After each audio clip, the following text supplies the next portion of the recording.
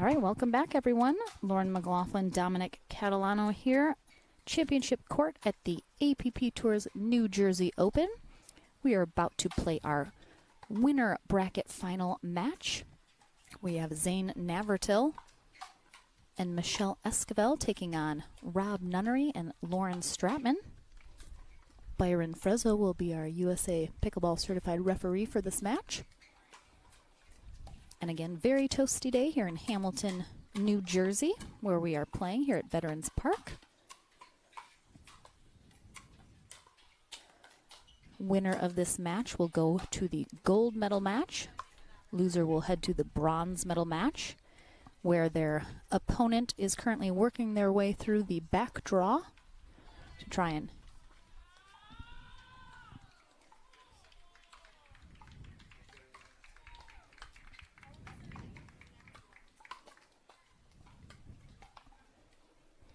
we will kick off here very quickly.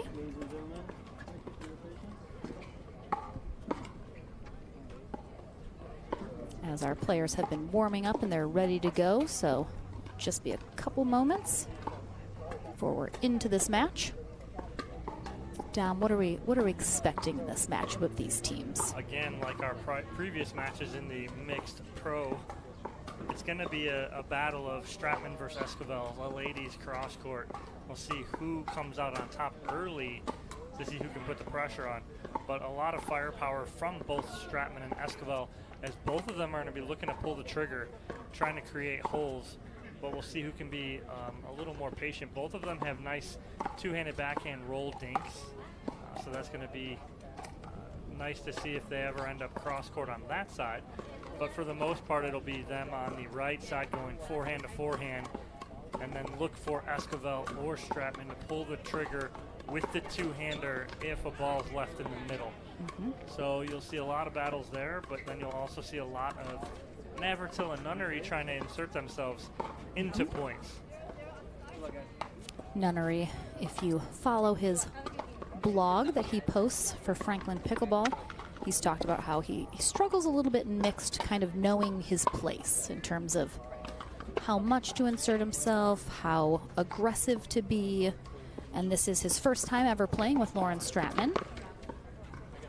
So far, obviously, they're in the winner bracket final, so it's going pretty well so far. We'll see what he kind of accepts as his role here or tries to make out of it. And we're into the action. Zane Navratil and Michelle Esquivel on the near end. Starting off, Lauren Stratman and Rob Nunnery on the far end. Yeah, for Nunnery, very easy to play with Lauren Stratman. She's an easy partner to play with, very positive, very fiery.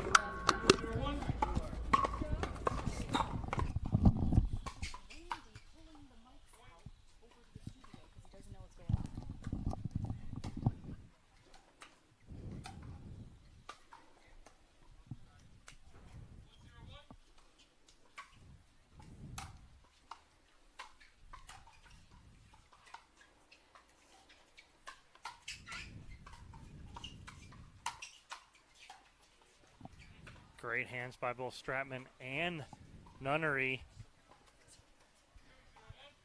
Able to get some low attacks from Esquivel and Navratil. Yeah, you'll see a lot of that from Stratman and Nunnery on the counters. They are not going to reset those balls more times than not. They're going to attack.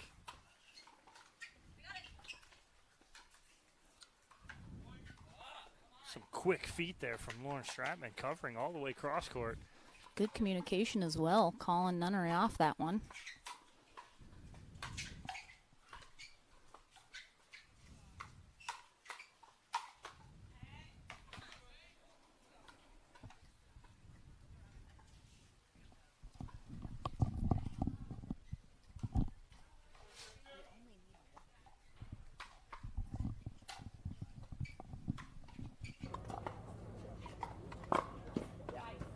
Nice around the post there from Rob Nunnery, waiting for that to the last moment to get that ball on the backhand side.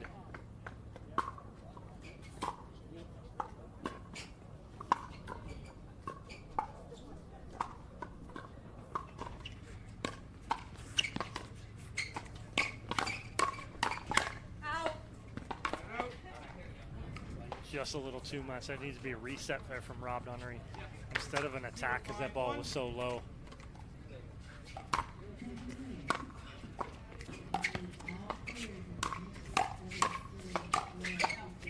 Wow, great chicken wing from Lauren Stratman right there.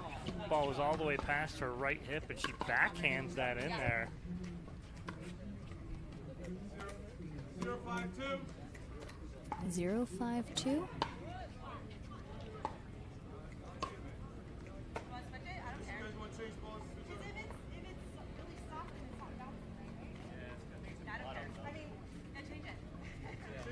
We're going to have a ball change here.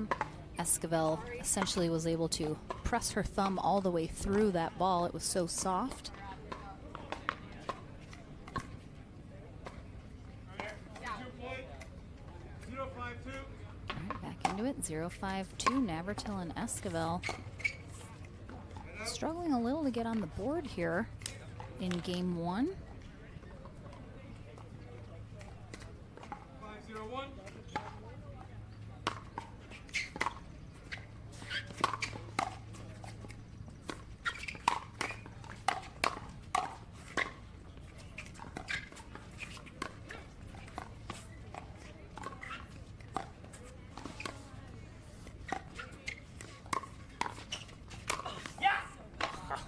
Some incredible resets there from Nunnery and Stratman just to stay in that point, let alone get a winner.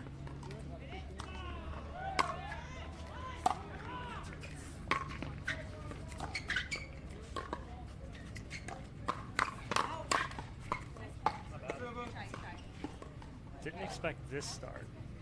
Expected more of an even start in this Indeed. match. Agreed. 6-0-2 here in game one of this winter bracket final.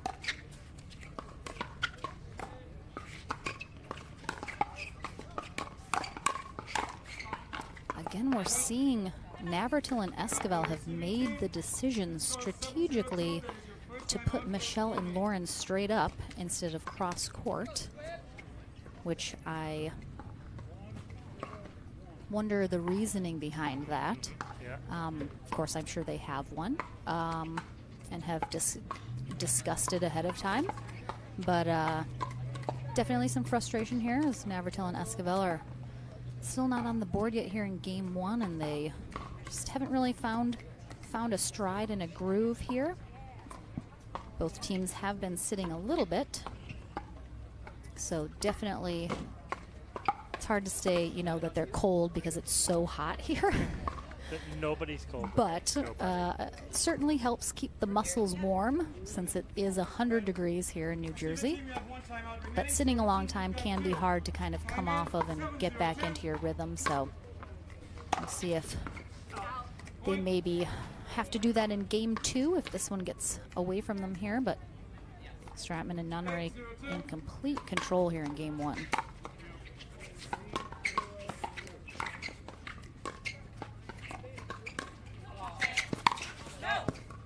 Navratil has that around the post. Now, instead of just trying to get that in, he tries to really rip it and hit a winner with it. And just doesn't control it as much as he wants and overhits it.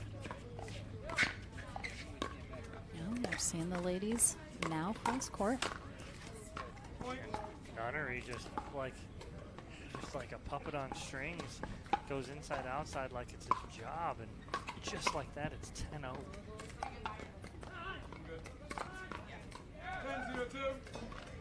It's game point here for Stratman and Nunnery. And I think just tried to force too much to happen from Navratil and Esquivel. They will certainly discuss here before going into game two what they need to change, try and stay in this. Either way, both teams headed to a medal match after this, but we're going to take a short break and be right back for game number two.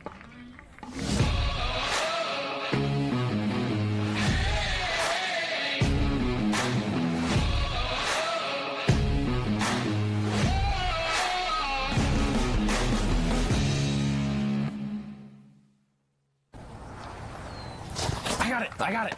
Thanks, Ben. I got it. Thanks, Ben. I got it. Hello, this is Jigsaw Health. Thanks, Ben. I'm on a call.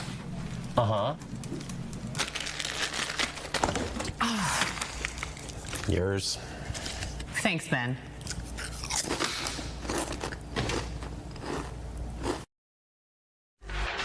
The HD5 is the green of ivy. It represents hope, tenacity, the spirit of life and growth. It also reminds us of the Ivy League. The HD5 features a good rotation, an excellent sweet spot, thicker core, and super power.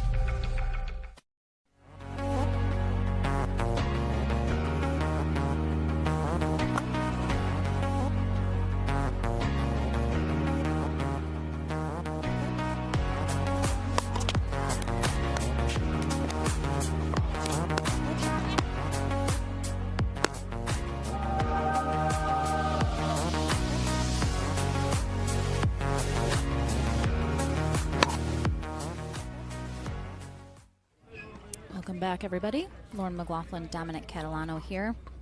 We're about to kick off game number 2 here in our winner bracket final in our pro mixed doubles division. Lauren Stratman and Rob Nunnery taking game 1 11-0. They are serving on the near end here for game 2. Michelle Esquivel and Zane Navratil on the far end. Hoping to definitely have a different outcome here in game 2. Try and force that game 3 and have a chance at that gold medal match.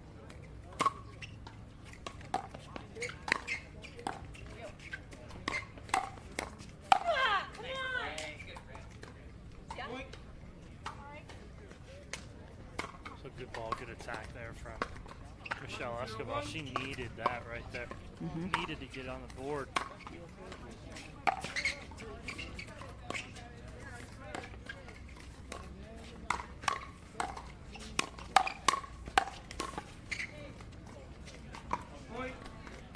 All right, definitely a different Michelle Esquivel right now.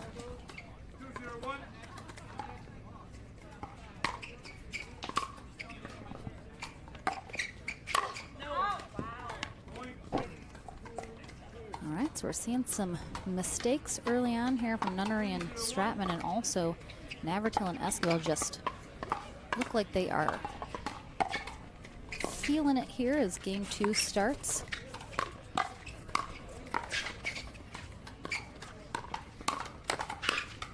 Wow. Nunnery had an around the post that Esquivel blocked. He came back in and hits a rip that I thought was going to be a winner. Is not. And just like the hot start from Nunnery and Stratman in game 1, it is the complete opposite as Esquivel and Navratil are out to a 4-0 lead here in game 2. I mean, this is 100% a different team than we saw in game 1 from Esquivel and Navratil. They're playing super confidently. They're getting the balls they want, quick hands, getting those winners, those putaways, and it's firing up real fast. So they definitely, whatever they talked about or needed to do after game 1, they've done it. Let's see if they can maintain that energy here for game 2. Absolutely, it needs to keep up right here because Nunnery and Stratman have no answer for it here early in the second game.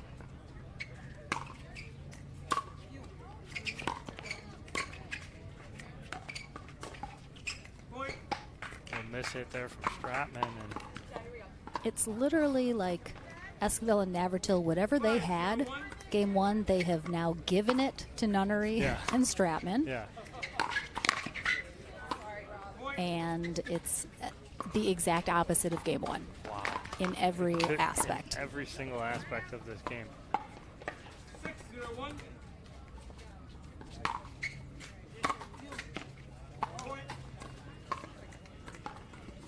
I really don't expect it, but if we had an 11-0, 0-11 game 1 and 2, I wouldn't even know what to do with myself.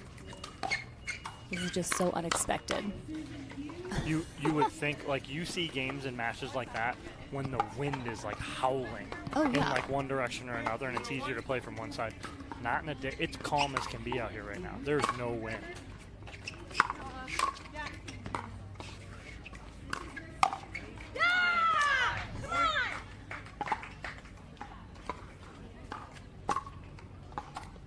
course, this is like 4 of the top pros in the game right now.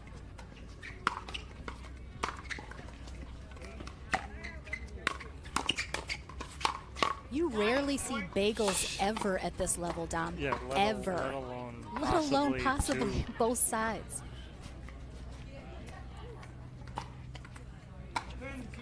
This is an unexpected. This is a game point. This is game point at 10-0.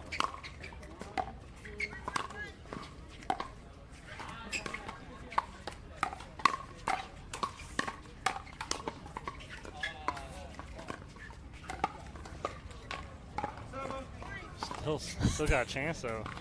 Only on second server here. I feel like they've been serving for an hour.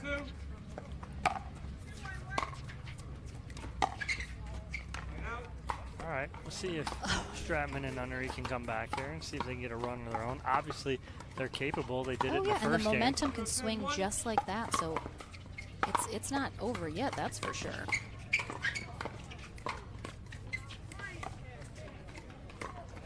Nice, nice pull from Nunnery. Beautiful. And it saves them from a big fat O there here in game 2. 1-10-1.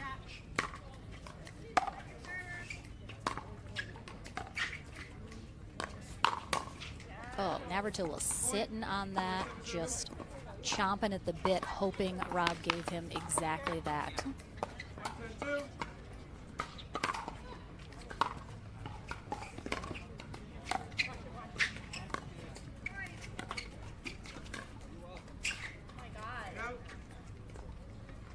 All right, so they got 1. That might be all they're going to get, though, if Michelle Esquivel and Zane Navratil here with 2 chances to close out game 2 again.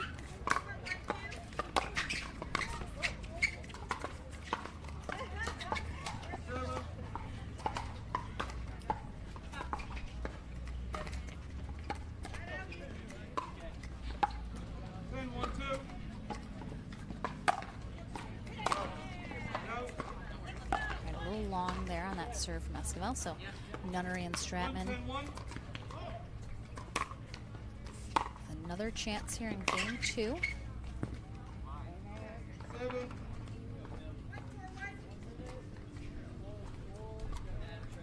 The wind is picking up a little bit here now in game 2. A bit at the back of Nunnery and Stratman.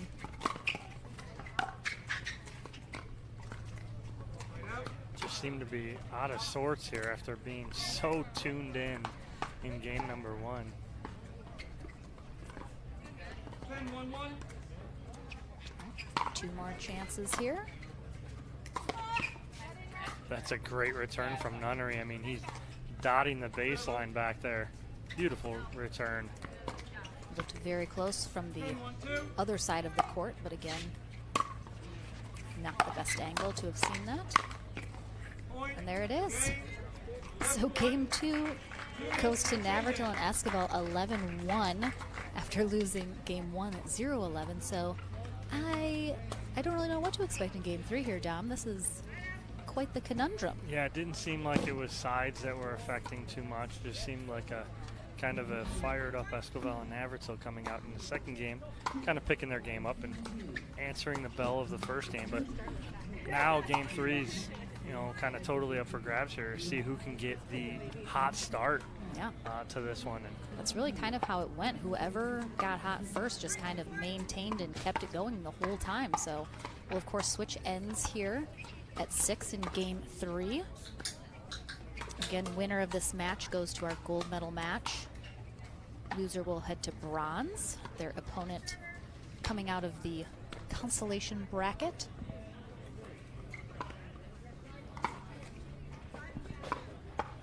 Navratil and Esquivel getting as much shade as they possibly can right now.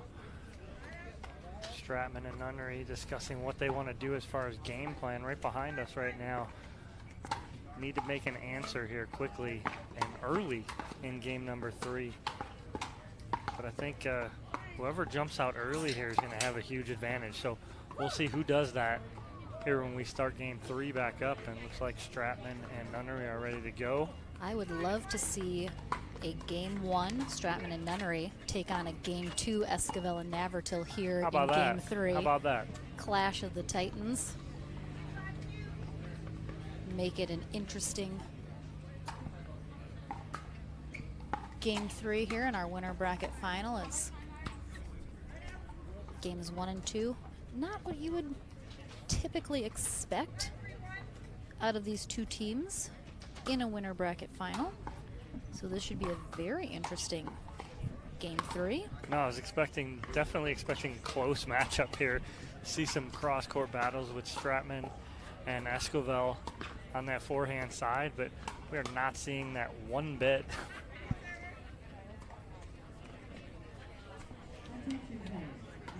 So yes, I agree with you, Lauren. Let's see a game 1 Stratman and Nunnery versus a game 2 Esquivel and Navertil, and we'll have a much tighter third game. And I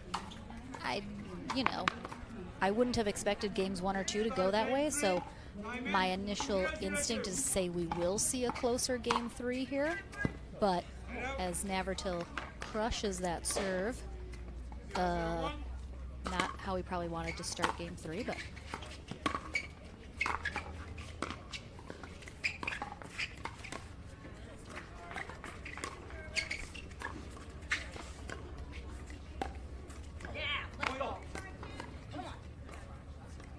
so it's Stratman and Nunnery on the board first. And to be fair, while we've said sides didn't seem to make a difference, both teams on the near end are the ones that did not make anything happen. So we'll see if that rings true for game 3 here.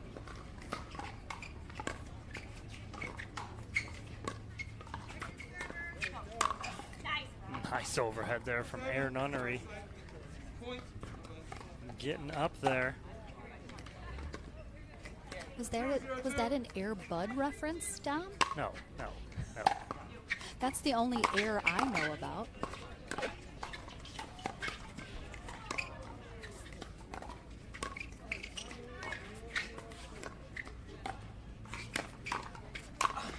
Good step in from Nunnery where they're taking that. Stratman was ready to put that away, but Nunnery had a much better angle on that. She gives way.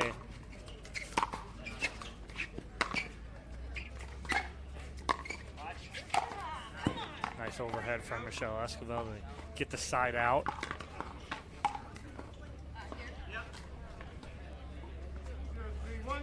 Zero, 3-1.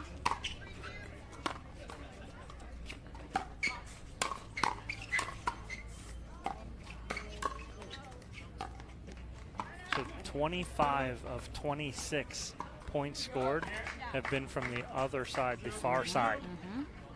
So the side of Stratman and Nunnery. Oh my gosh.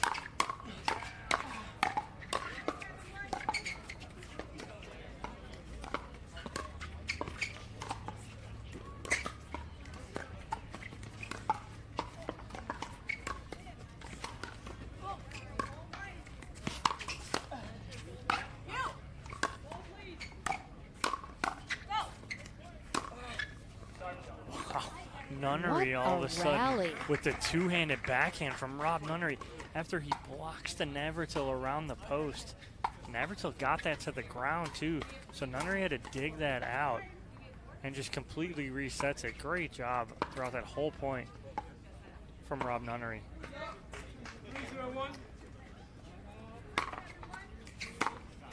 We will switch ends at 6.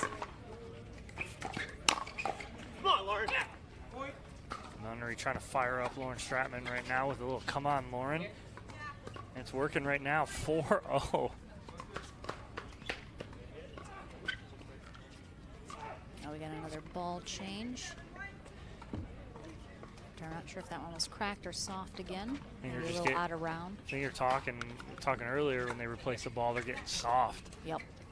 It is very hot, as we have mentioned. It's about 100 degrees here in Hamilton, New Jersey, so. New ball. Back into the action here.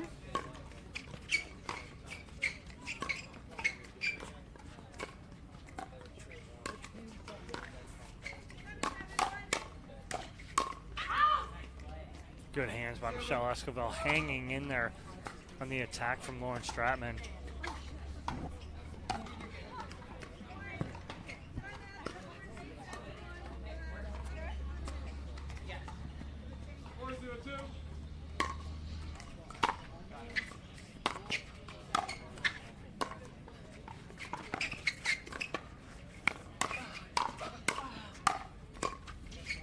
Oh.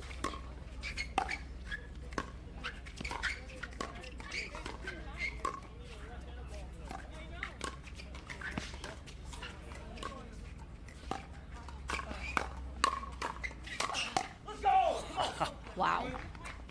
Just some incredible digs and just everything on that whole point right there. I mean, some incredible digs from Michelle Esquivel on the attacks from Nunnery, but unfortunately can't get anything right there. And I mean, Lauren, we have 28 points scored in this match. That's why I'm very interested to see Stratman and Nunnery are, you know, looking like they'll probably force the end change as if they get to 6 first. And then it'll be very interesting to see if then Navratil and Esquivel get real hot on the far end as well, and then end up, you know, making this a very close game at the end. Yeah, I mean, so like you said, there's 26, 22 plus 5, carry the 1, minus divided 28 points. 27 of those points scored on the far side that Nunnery and Stratman are on. Wow. You'll definitely have to ask about Oh gosh, yeah. the ends. First question. Because it didn't seem to be an issue earlier. Nunnery Nice with a deep around the post. I mean, that was way back. 0-5-1.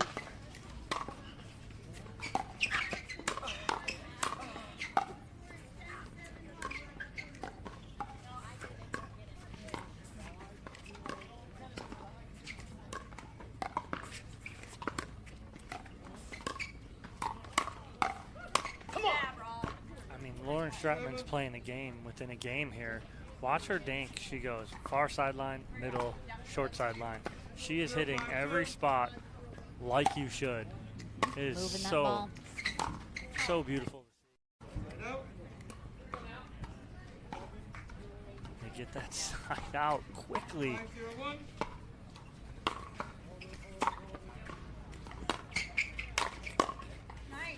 Oh, Stratman almost digs that out. She almost got that. 5-0-2.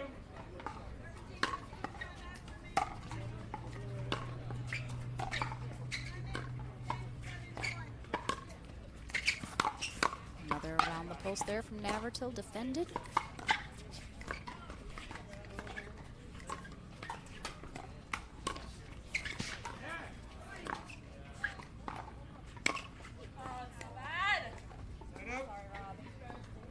So again, Navratil and Esquivel hold there, but it's all about answering on this side. Yeah, they got to, I mean, they got to put some points on the board.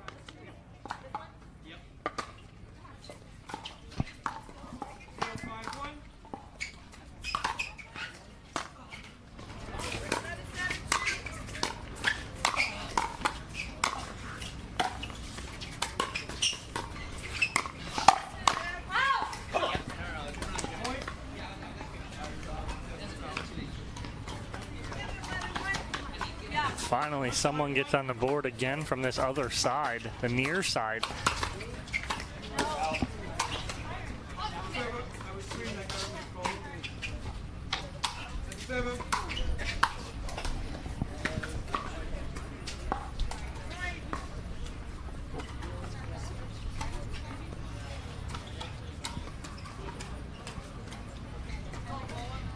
Are we?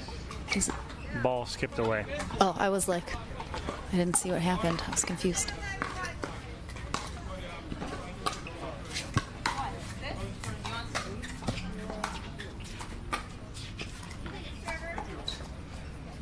All right, we've got the ball back.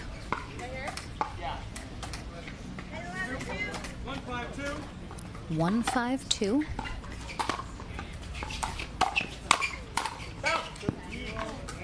Again, Navratil just not getting on on top of that ball.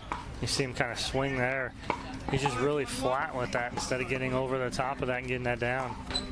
5-1-1.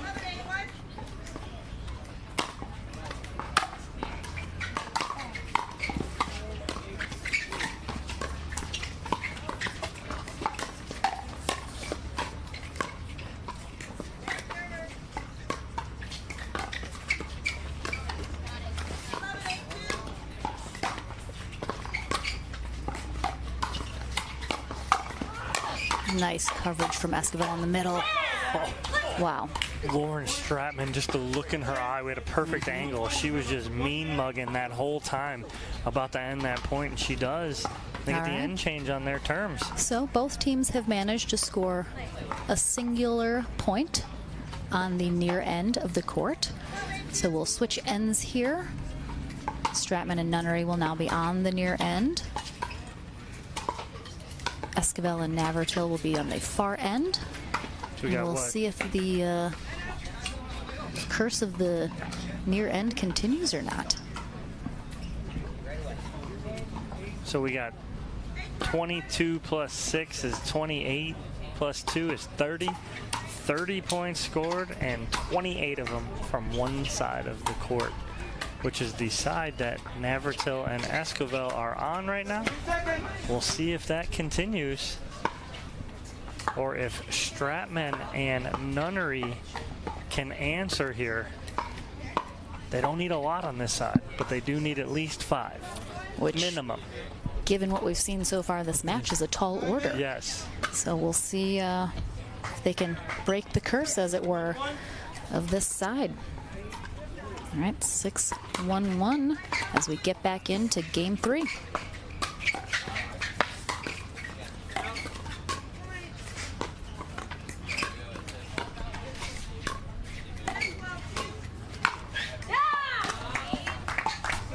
Good job by Navratil right there. Setting himself up for that winner.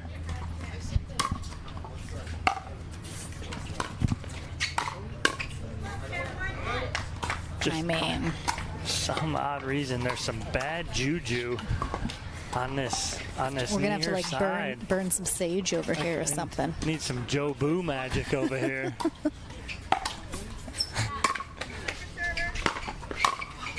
Can anyone give me the reference that Lauren and I are referring to with the Joe Boo?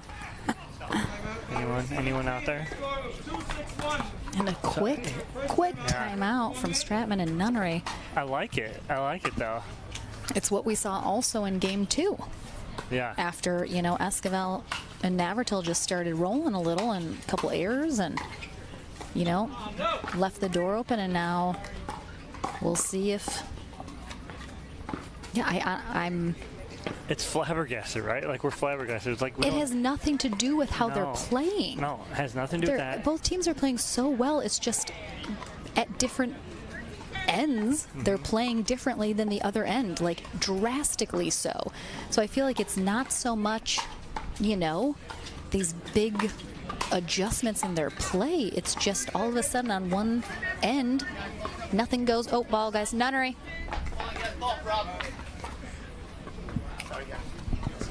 John Sperling over here just getting balls on other. Get out of here. Unforced errors so far in this game. Esquivel and Navratil with 6. Ooh, we got a couple people that guessed right, Dom. Dropping some Major League in there. Sure are. And just like that, the far end is in control. This is just one of the oddest things I have seen. 3-6-1.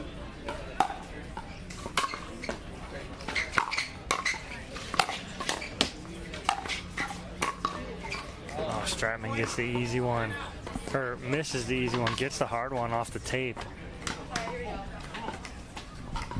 4-6-1.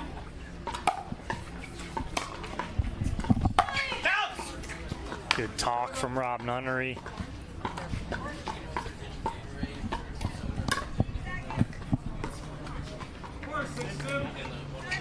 Four, 6-2.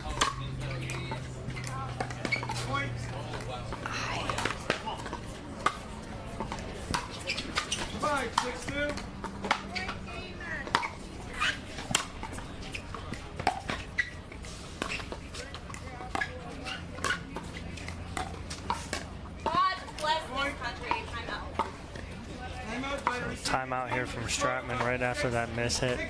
And we are all tied here at 6 in game 3. And the issue is they just burned their final timeout, and we're only at, 6-6 here in game 3, so still a lot of pickleball to be played. Yeah, game's not going to get too far ahead of them here at 6-6. So again, Stratman talking to Nunnery, almost apologizing for calling that timeout. Nunnery shaking his head going, no, don't worry about it. That's good. The last do thing, what you gotta do. Right, the last thing you need to do is combat one error with 2 with 3. And then get sucked into that. Right, and then all of a sudden you're down. Instead, you stop it while you're tied, get this side out. Maybe you can come back and answer, but answers aren't coming on this side of the net. 15 seconds. And I did just hear that we are going to be having Juan Araya and Annika Cooper playing Rafa Hewitt and Sarah Ansbury coming up next here on Championship Court. Very excited for that match. That was a heated match earlier on a far court between those 4 players, so it's going to be an interesting matchup. Rematch.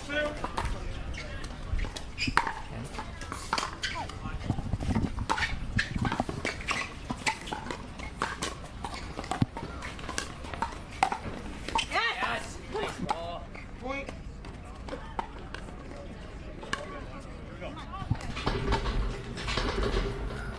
Esquivel finding the sideline and an 8-6 lead here, Lauren. And Stratman switching out her paddle. Byron giving it a quick check there. We'll see if maybe that does anything.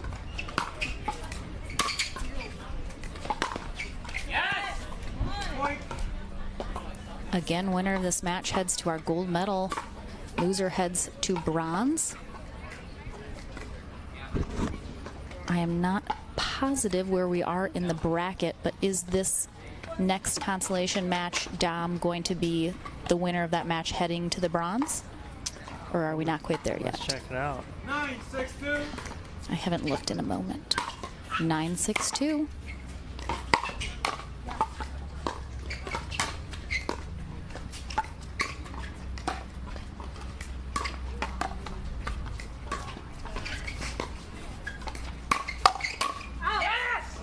Michelle was waiting for that. She knew it was coming. She was there. Beautiful coverage. And this is it. This is it's that side. That side has just dominated, unbeknownst to us why.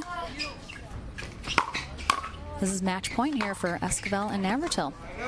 Nice side out there. And yes, Lauren, Ansbury Hewitt, Cooper Araya, winner of that game to 15, will face the loser of this match in a bronze medal match. Excellent. So our bracket is winding down here.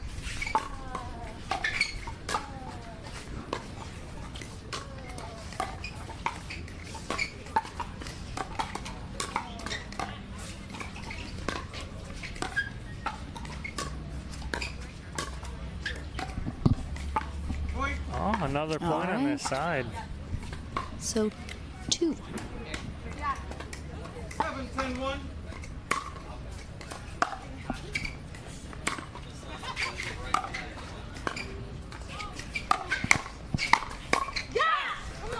Good spot there from Navratil at the outside shoe of Stratman, meaning the right shoe. She almost tried to chicken wing it back over, couldn't get enough paddle on it.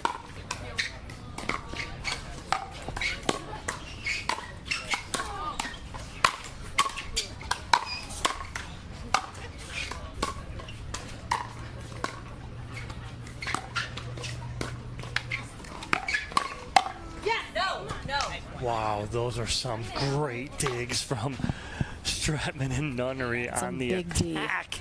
Big D. Wow.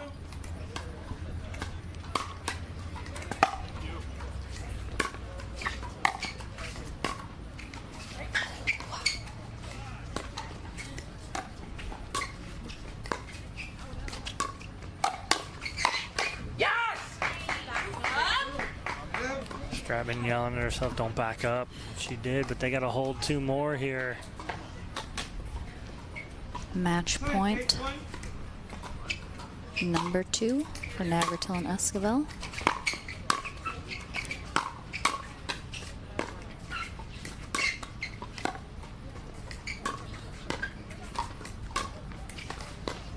Esquivel hanging off the line a little bit there. And ooh.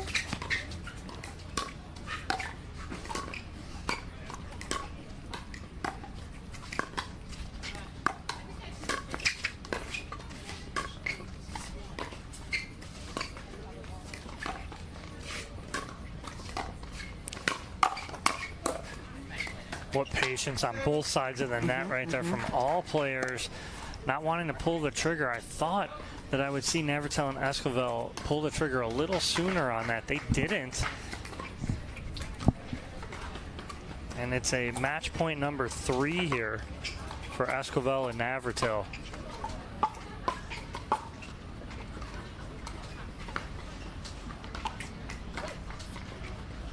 Ten, 8-2. 10-8-2.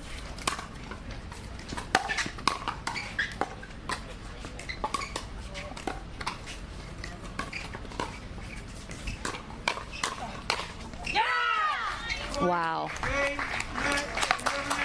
An unexpected, not outcome per se, but, you know, journey that we went on, Dom. An unexpected journey for that winner's bracket final. Michelle Esquivel and Zane Navratil head to our gold medal match. Lauren Stratman and Rob Nunnery to our bronze.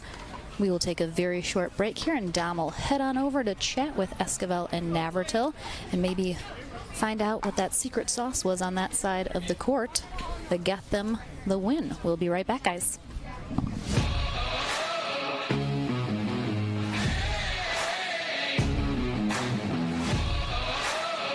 So this is one of my favorite paddle, the V530 Power. It's a great paddle. It's perfect for the transition when you're a tennis player.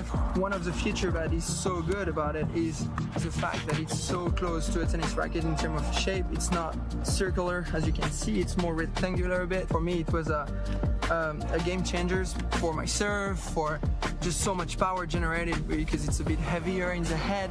And then when I go to the net, I have a good balance here and I can be aggressive. It's so good as well for resets and for dinking, but mostly to put away the ball, you know, to create a lot of power. So it's just a perfect product.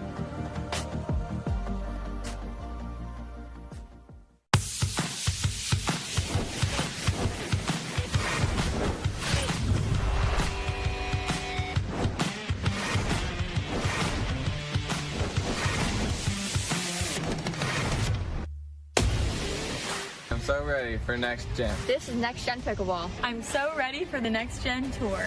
Super excited about Next Gen. I can't wait for the APP Next Gen Tour. I'm super excited for next gen. PPR is proud to be a partner with the APP Tour, which features 18 tournaments and more than $750,000 in prize money. Several PPR members play in APP tournaments throughout the year. Are you at least a 3.5 pickleball player? Then become certified to teach with PPR. Check out our website at www.pprpickleball.org. And as the saying goes, do what you love and you never have to work a day in your life. So give us a call at 843-842-9777. We look forward to hearing from you.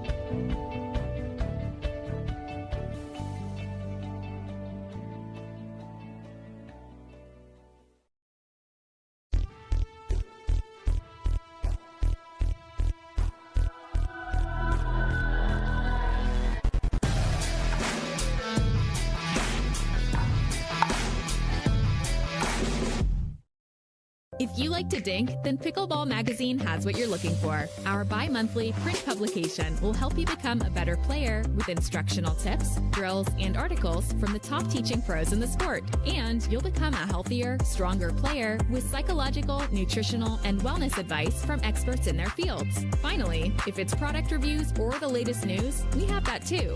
To learn more or to subscribe today, go to pickleballmagazine.com.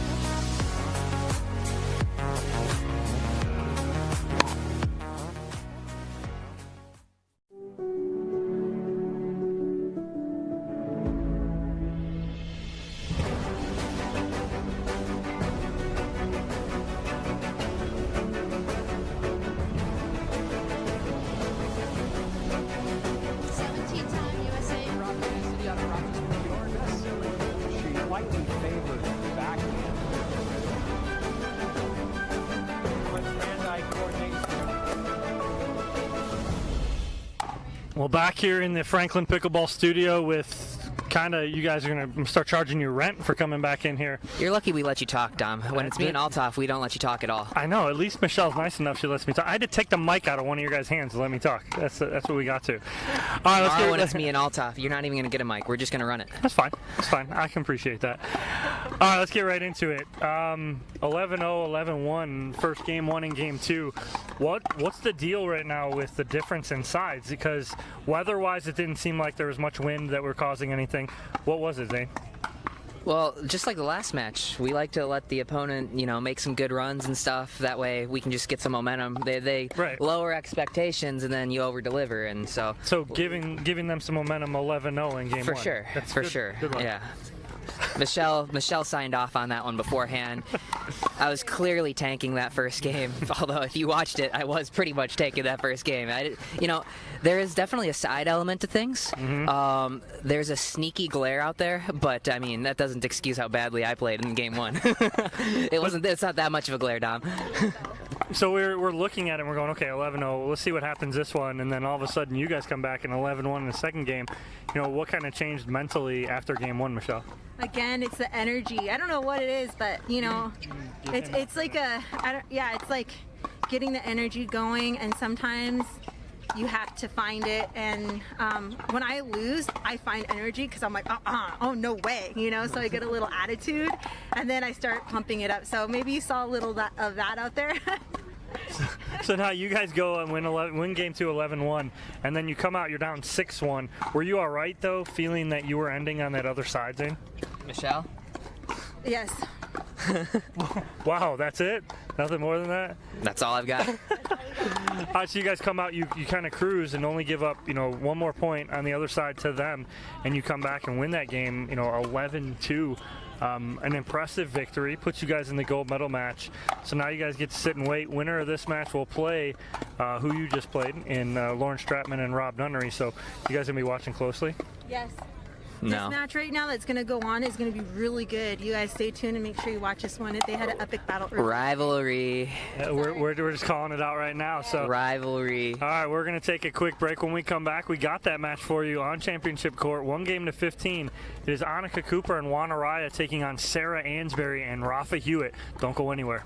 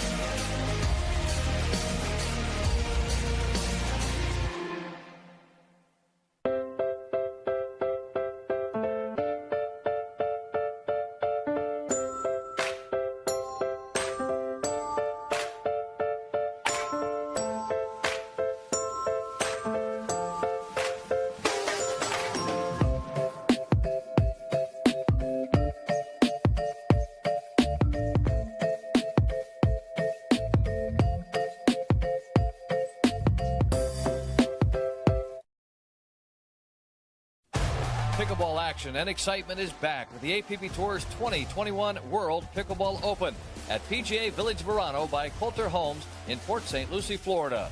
75-plus divisional events, men's, women's, singles, doubles, and mixed doubles. And the pro divisions with over $25,000 prize money on the line. Learn from the engaging pros at the Pickleball Strategy Clinics. For more information, go to worldpickleballopen.com or call 561-330-6000.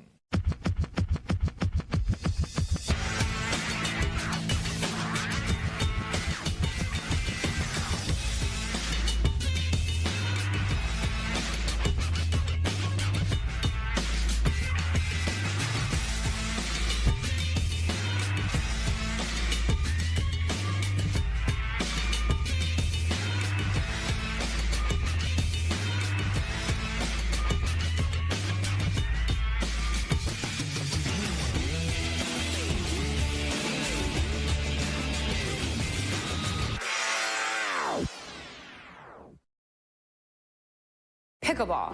P-I-C-K-L-E space B-A-L-L. Pickleball. I'm sorry, that's incorrect. Next contestant, please. P-I-C-K-L-E dash B-A-L-L? Incorrect. Next, please. Can you use it in a sentence? I was inducted into the Pickleball Hall of Fame. Can I have the definition?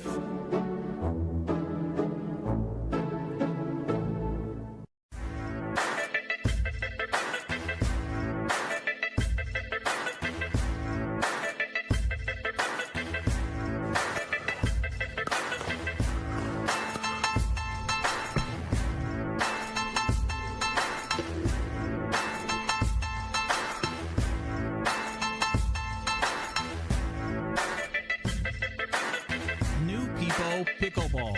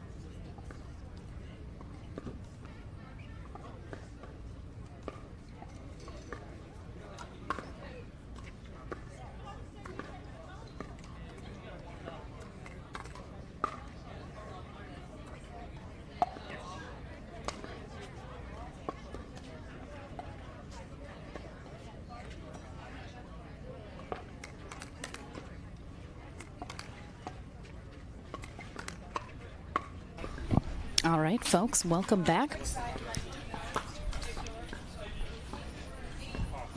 We have our last consolation bracket match about to be played here on Championship Court. The winner of this match will go to our bronze medal match. Well, they will take on Lauren Stratman and Rob Nunnery. So we have two teams who we have not seen yet on Championship Court, but I'm extremely excited to have them. Rafa Hewitt and Sarah Ansbury will be starting on the near end. In white, Annika Cooper and Juan Araya will be on the far end. This is one match to 15. We will switch ends at 8. Marcia Frezzo is our USA Pickleball certified referee, and we're off and running.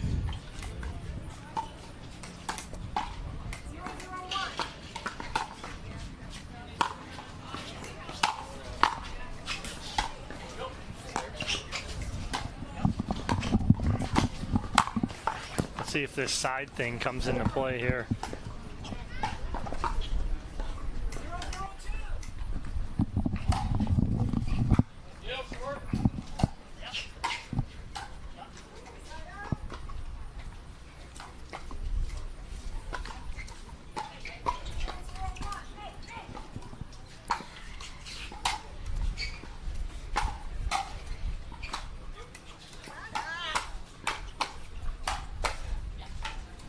Rafa Hewitt and Sarah Ansbury play together quite often in mix, both on team head.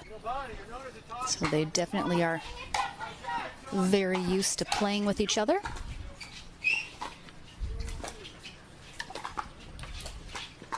We'll see if that partnership can get them through the back draw and back into our bronze medal match.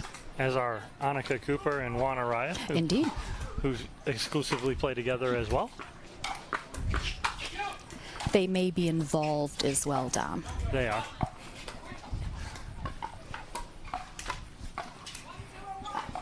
Sometimes it doesn't work well, sometimes it does. Ooh, that's a nice forehand there from Annika Cooper.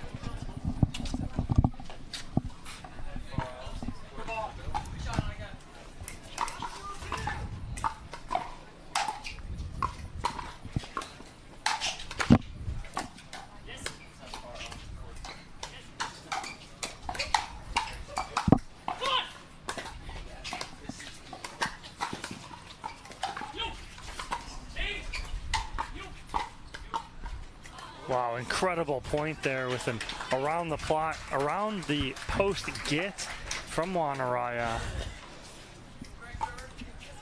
And some great digs there on the other side from Annika Cooper as well.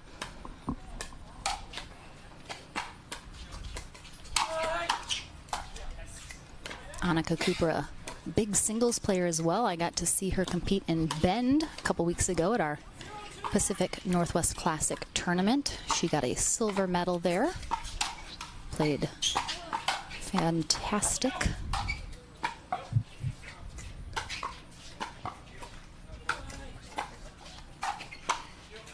Again with that forehand from Annika Cooper. You'll notice Rafa Hewitt is our lefty on the court right now. 1-2-1 here in this match to 15.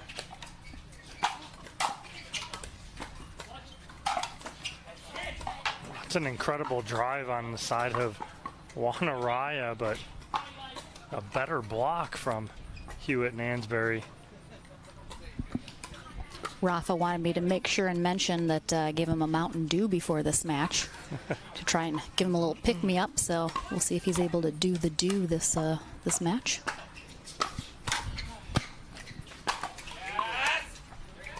Still looking for that Mountain Dew sponsorship, aren't you, Lauren? I know, right? Where are they? Just what else do I need to do? Oh, really? Really? What else do I need to do? I didn't even hear it, Dom. Right. Okay. Thank you for giving me the benefit of the doubt and how amazing that ended up, but a happy accident. Wow, Annika Cooper scrambling and getting 2 out of those 3.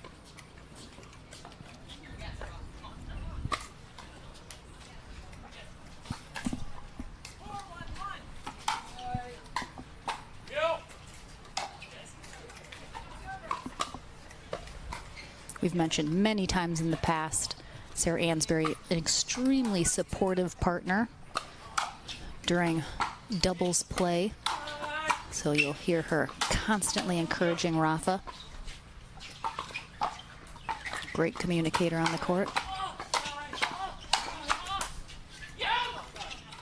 Wow, great job by Ansbury. I literally was like, I was confused for a second what happened because it was so last minute and I thought she was going to try and hit it and then she didn't. And I was like, oh, it's out. And Juan dropped it, come on. And then he was like, I know. He was like, no, it was out. He was trying to sell it.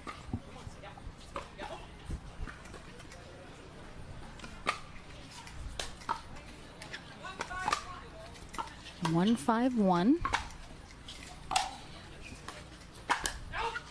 That's a great return from Sarah Ansbury. Low, hard, deep. All the things you want. That's it, right there. Able to get to the kitchen line in time. Perfect.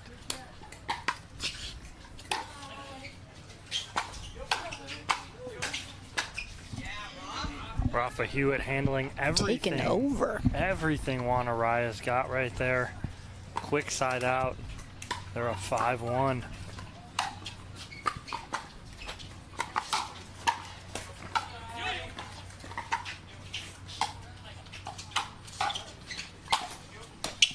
That's a big forehand there from Juan Araya. Not many bigger than that. We always mention, you can tell how big it is because of how high the ball bounced after it hit the ground, which is hard to do with the pickleball. Great effort by Rafa.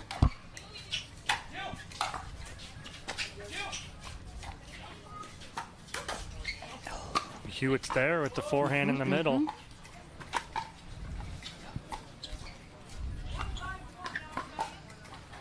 1-5-1.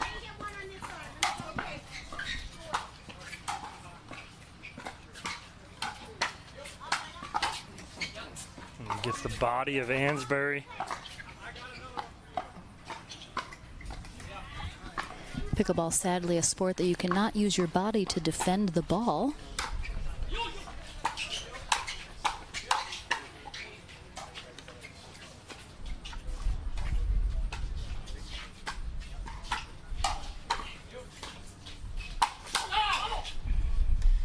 Great job, though, from Ansbury and Hewitt as they saw that that ball was up. They backed off the kitchen line a little bit. Those of you guys out there, don't be hard-headed. You hit a ball up, back up. Give yourself some space. Don't think that you need to hang around the kitchen line for pride reasons. But back up with a purpose, I think, Dom. It's not just, you know, don't be jumping or kind of away, but like back up with a purpose of still wanting to be engaged in the point, but understanding that awareness.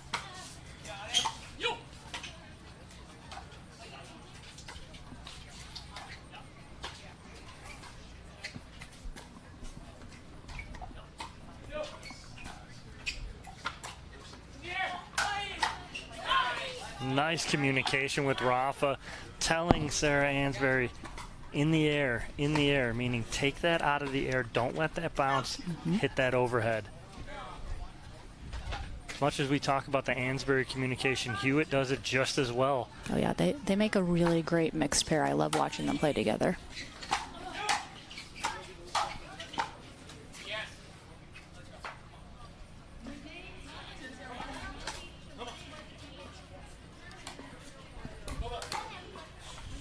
We did have a foot fault there called on Annika Cooper. I thought there was one. Marcia very quietly called it over there, but she called it nonetheless. Oh, almost there. Almost, yeah, almost there to get that. We do see that out of Hewitt. We haven't seen it yet so far this match, but he does like that poach over there.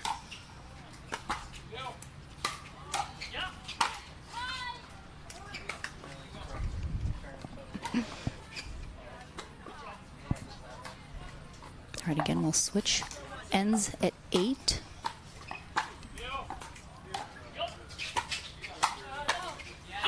Nice attack there from Rafa Hewitt. Again, he'll attack a lot of balls from a low position that not many people will attack from. Just like that, they're 1 point away from the end change. Wow. How many times are we going to see that Annika Cooper forehand right there, Lauren? I mean, as many times as she needs to put that ball away, that's for sure. I love that she is making a name for herself in the pro circuit, not only in singles, but doubles as well.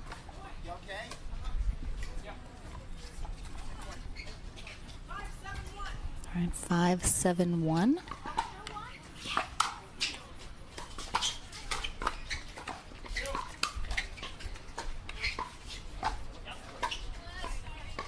Cooper now, again, they talk about backing up. She backed up right there at the wrong time. She took a step back and should have been leaning on her front, on her toes to hit that ball. She steps back and hits that in the net.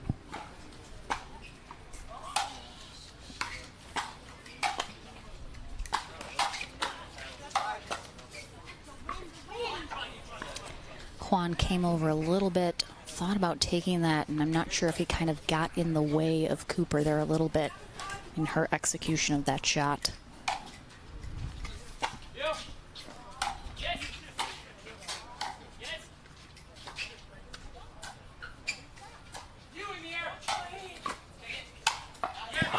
Again, Hewitt, you in the air. Take that out of the air. Very clear, decisive instructions for his partner, and it gets him the end change as we are at 8 here in this match to 15, so we'll switch ends. Rafa, make sure to grab that Mountain Dew as he heads over. Oh, there's an updated weather conditions. That's more like it. Yep, 97 degrees here in Hamilton, New Jersey. No clouds, unfortunately. Little 7-mile-an-hour winds that kind of come and go. That's more realistic. Yes, indeed. The truck all over. I support this weather. We support. Brought to you by Head Pickleball. I don't support how hot it is. Yeah, but here we got the unforced errors for this game so far. Halfway through, Cooper and Araya with 10 unforced errors to Ansbury and Hewitt 6. And you do see that reflected in the score, I would say. Yep, right there. Pretty even. Winner of this match heads to the bronze medal match to take on Lauren Stratman and Rob Nunnery. Referee timeout.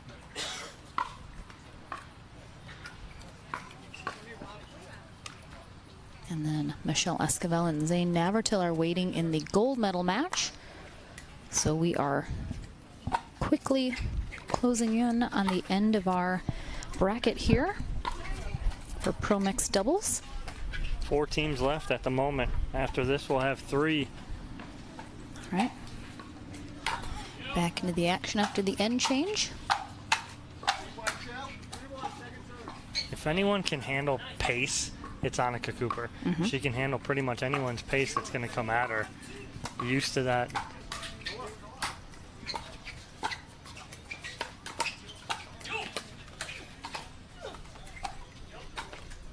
So that's the answer right there. Don't give her the pace. Take it off. Force her to play a slower game that Ansbury can sit in and play for hours. Oh, yeah. I mean, Rafa Hewitt, clearly the flashy partner in their duo.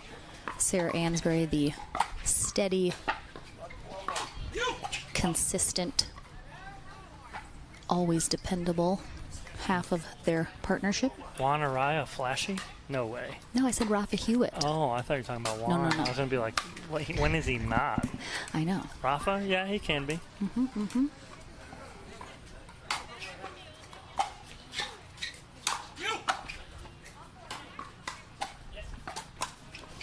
There it is, and Annika not all the way up at the kitchen line.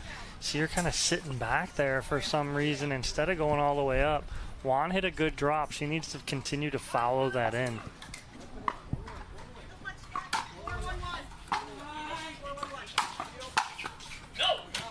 Good leave, good talk there from Araya.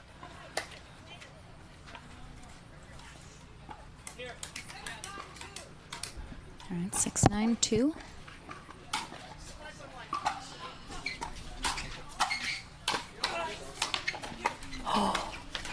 Oh, the windmill. What was the windmill. that? It's the absolute windmill from Rafa Hewitt.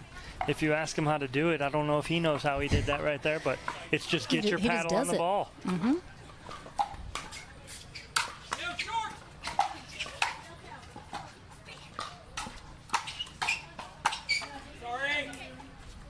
Little I formation there from Ansbury and Hewitt as Hewitt goes to work at the kitchen line.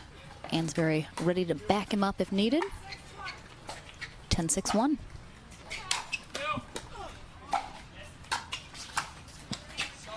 Great shake and bake there on the Ansbury third shot drop, and Hewitt stepping in with the old school Respetsky Evans shake and bake.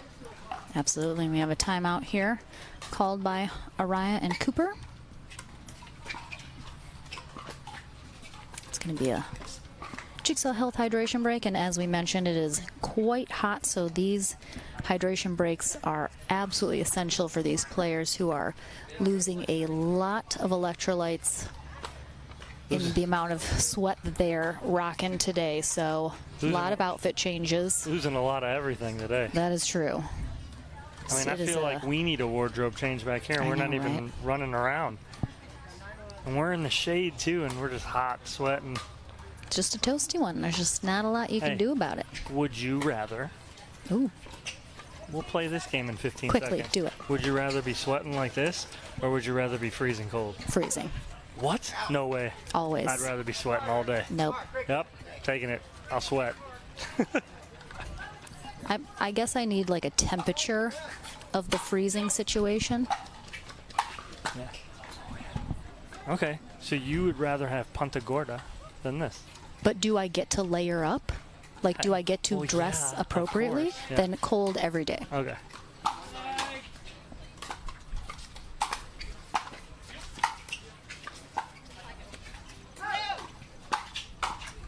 Wow, Rafa Hewitt just stepping in the middle there with that big lefty forehand. He's feeling good right now. They've doubled up. Yep. Cooper and Araya. 12-6-2 in this match to 15. Oh, a little. Almost, I'm not sure if he thought it was going to go out and then he decided to play it. Just a little uncharacteristic there from Rafa Hewitt. We have a side out as a result, 6-12-1.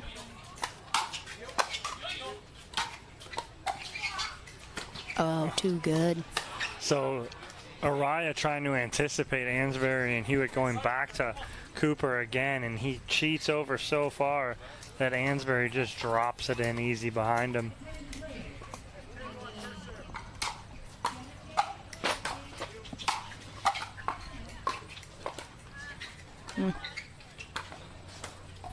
We have a couple questions out there. Yes, we are indeed in Hamilton, New Jersey, here at the New Jersey Open.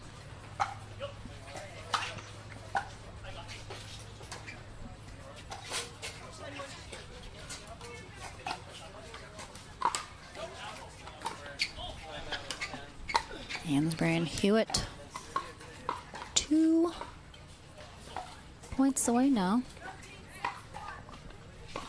from heading to the bronze medal match.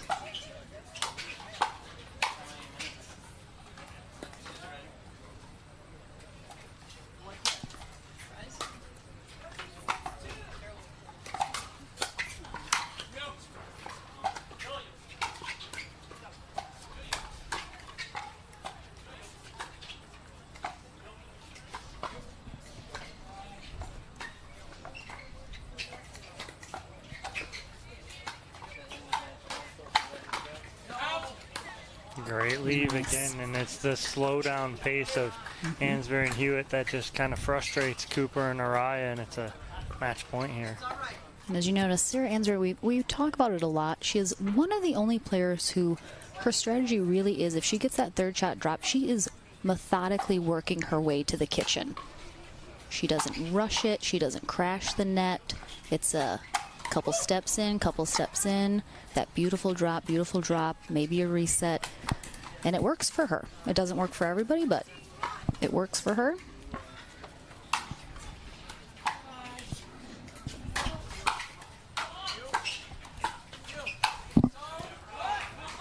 Wow, Ansbury just looking at Hewitt going, so good. Just take over to Rafa Hewitt and end it.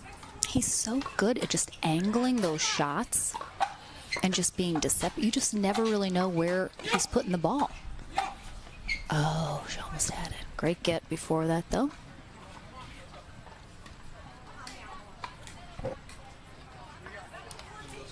Seven, 14-2.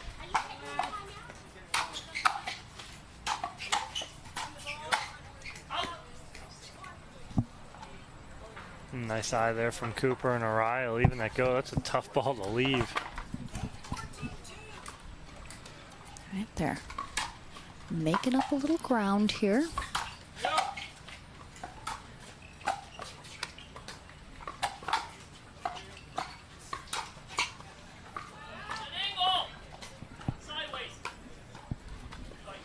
All right, 2 more match point opportunities here for Ansbury and Hewitt.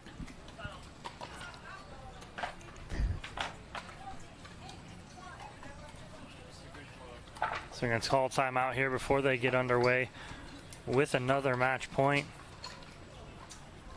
I think it's smart, you know, they're on match point, possibly about to get it, and you have a timeout to burn, use it now, you know? No refunds for them.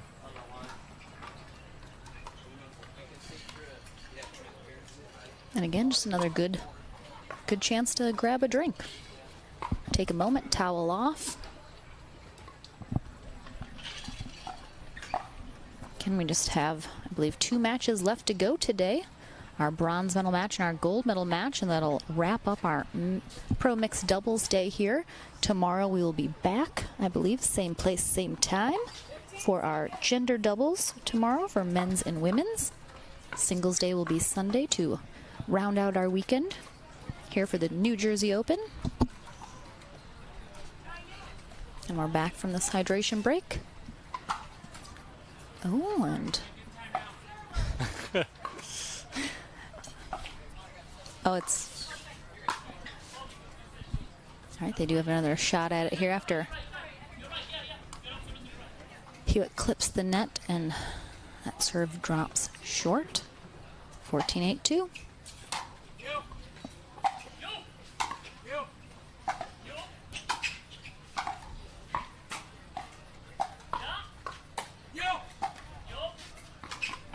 Look, they're just slow and steady.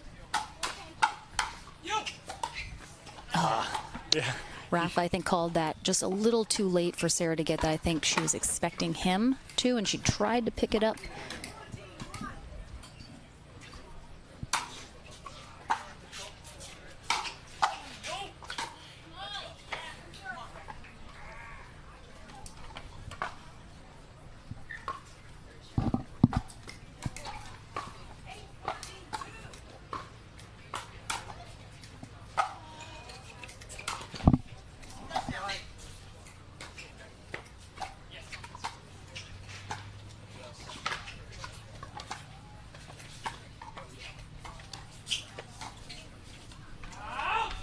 Good leave there from Hewitt. He thought about it for a second. Ball that was floated right at his head. More times than not, you're going to see him play that ball. All right, 14-8-1, 2 more match point opportunities. Let's see if Cooper and Araya can hold it off one more time.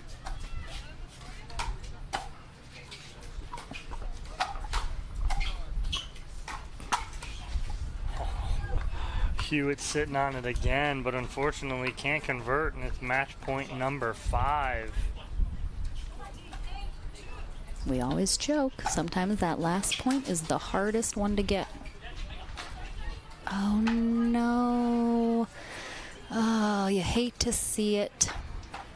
Some confusion in the middle there, miscommunication, and it leads to that error. And anticlimactically, Sarah Ansbury and Rafa Hewitt are our winners. They head to our bronze medal match to take on Lauren Stratman and Rob Nunnery.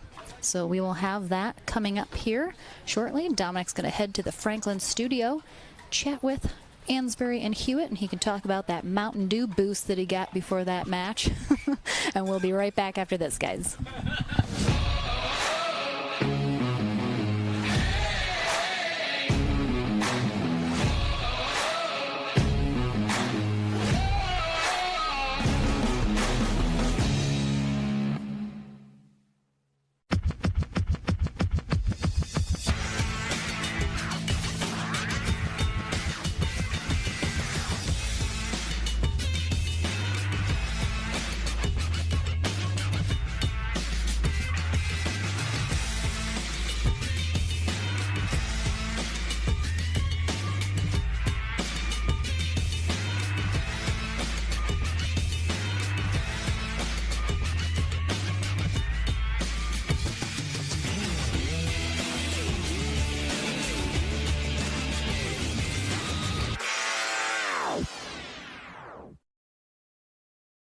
I've been playing professional pickleball for a little over 4 years now. Throughout the day, I would take salt tablets, I would take electrolyte tablets, and when it was hot and it was a long day, I just feel my energy drop. I started taking Electrolyte Supreme in the fall of last year. I played great, and I recovered perfectly. I was like surprised. I know I played a lot over those 3 days or 4 days, and afterwards I wasn't even sore. If you're not drinking electrolytes yet, then you probably haven't tried them.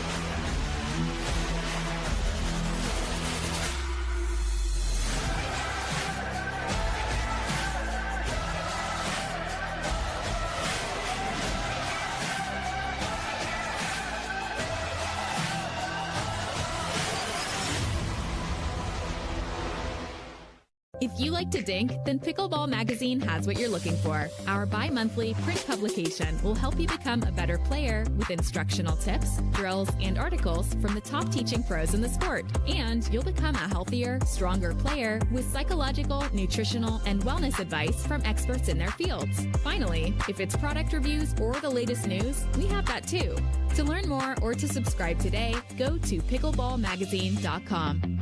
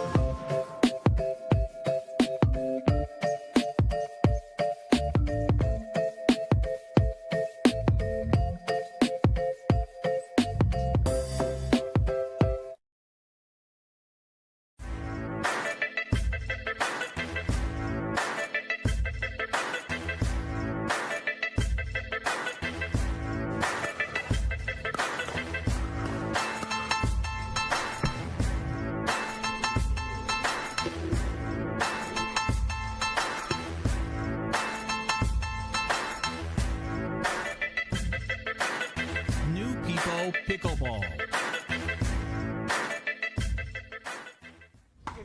Back in the Franklin Pickleball studio, I am with Sarah Ansbury and Rafi Hewitt after their play-in match to the bronze medal match against Annika Cooper and Juan Araya.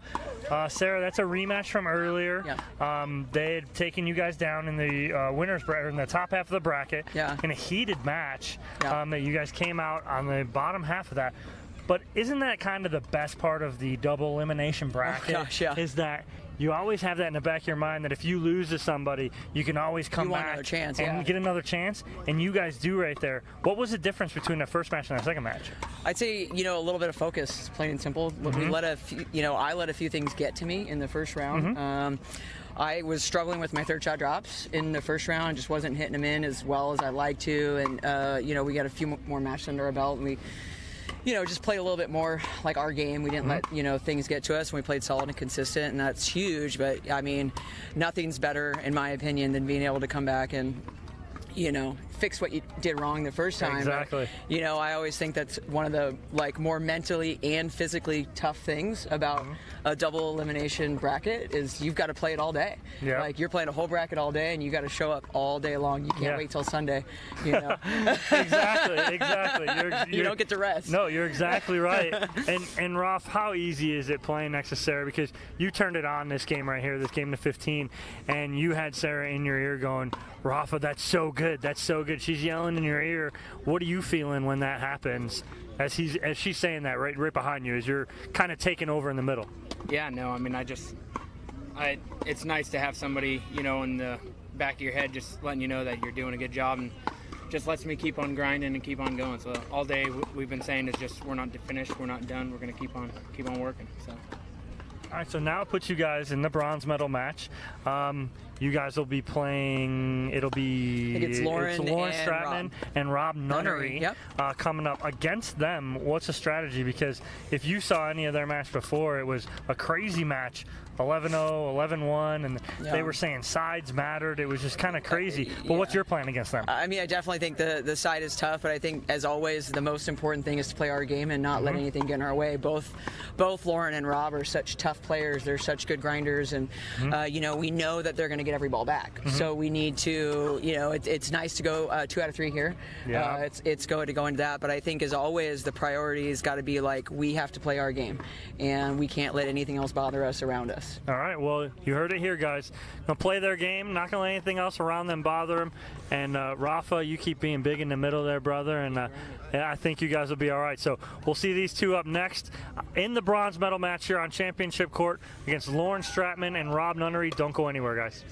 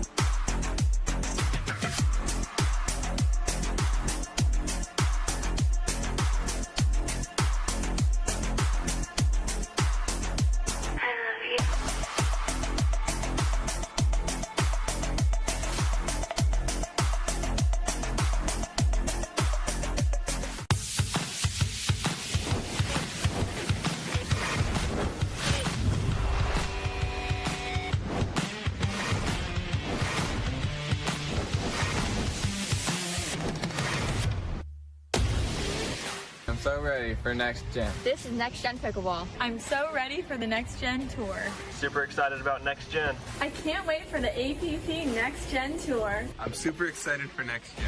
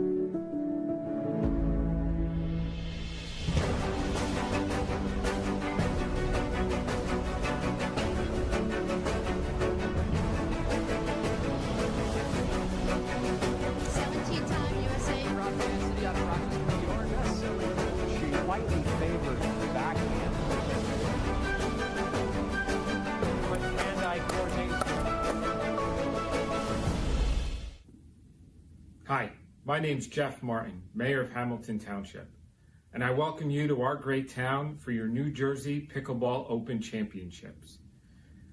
While you're not playing or watching friends, I hope you have the opportunity to visit our Grounds for Sculpture, a world-renowned outdoor art sculpture studio, and our many restaurants and eating establishments. I wish you the best of luck in your tournament. I hope you enjoy playing on our brand new pickleball courts and look forward to seeing you again in the future. PPR is proud to be a partner with the APP Tour, which features 18 tournaments and more than $750,000 in prize money. Several PPR members play in APP tournaments throughout the year. Are you at least a 3.5 pickleball player? Then become certified to teach with PPR. Check out our website at www.pprpickleball.org. And as the saying goes, do what you love and you never have to work a day in your life. So give us a call at 843-842-9777. We look forward to hearing from you.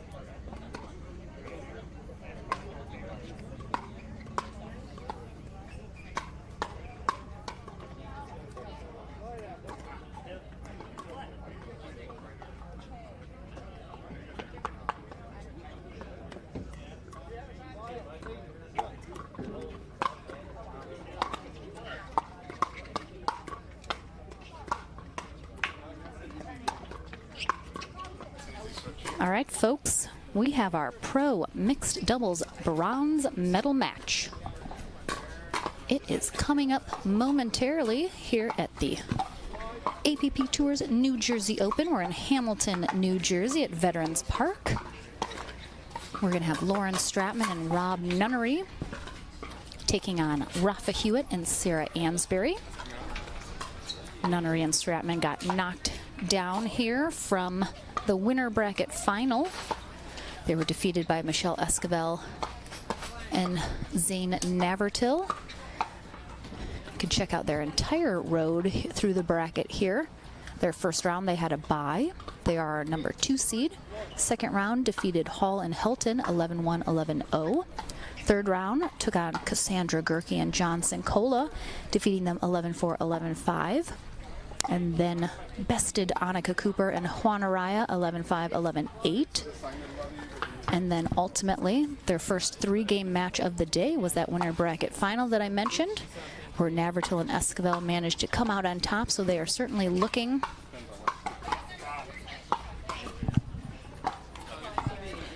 to have a rematch in the gold medal match if they can get there. Let's take a quick look at Rafa Hewitt and Sarah Ansbury's road through the bracket as well. Today they were our number 3 seed, also had a bye their first round. Second round defeated Kelly and Phillips 11-1, 11-8.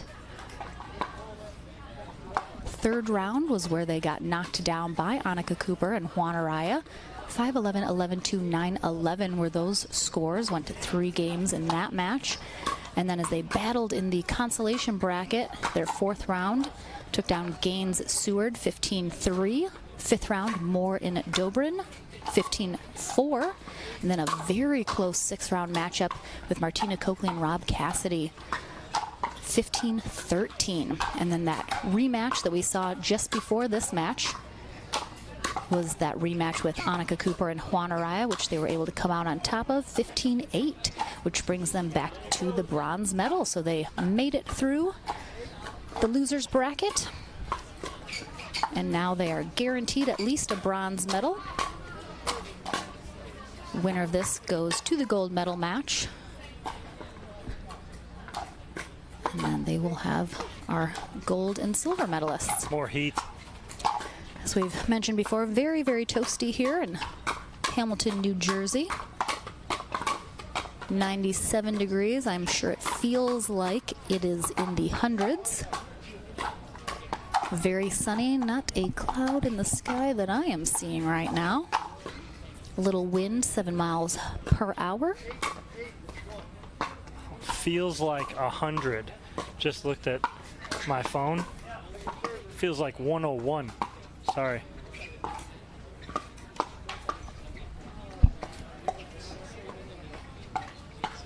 And it says excessive heat warning. Well, yeah, I could feel that just sitting here doing nothing. I mean, I'm sitting in a puddle of sweat, so there's that if everyone wanted to know that. Just in case.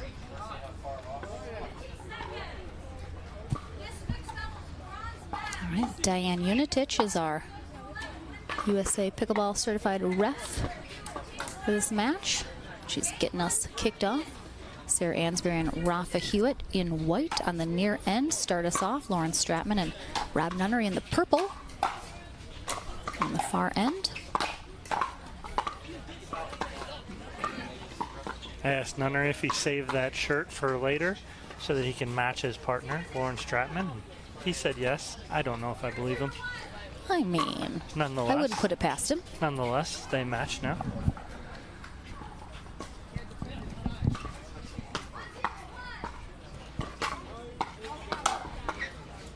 Just getting into game 1 here of our bronze medal match.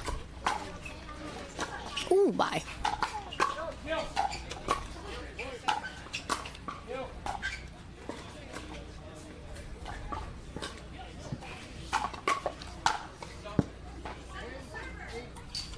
Rafa Hewitt just taking over there. Nice reset on an awkward ball from Lauren Stratman.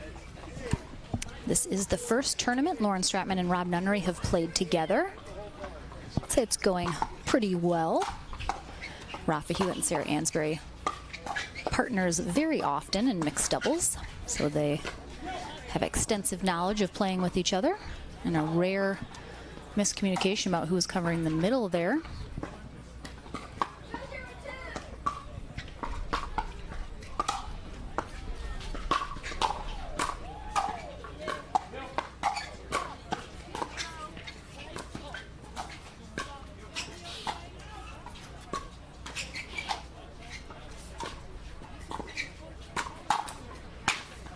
Yeah, Hewitt's on that right there. He's mad at himself that he didn't finish that one. Sitting on the attack from Nunnery.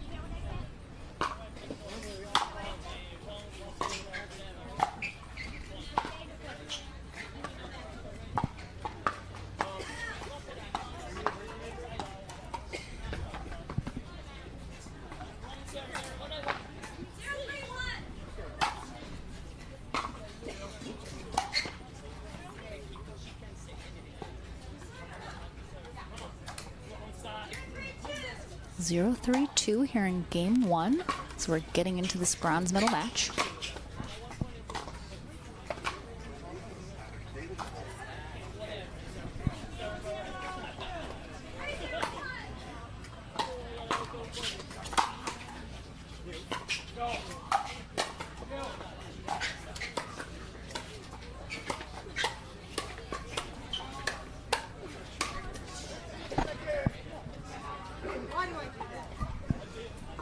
Again, Lauren McLaughlin and Dominic Catalano are the voices you're hearing in the booth this weekend. So thank you so much for joining us. We appreciate your viewership.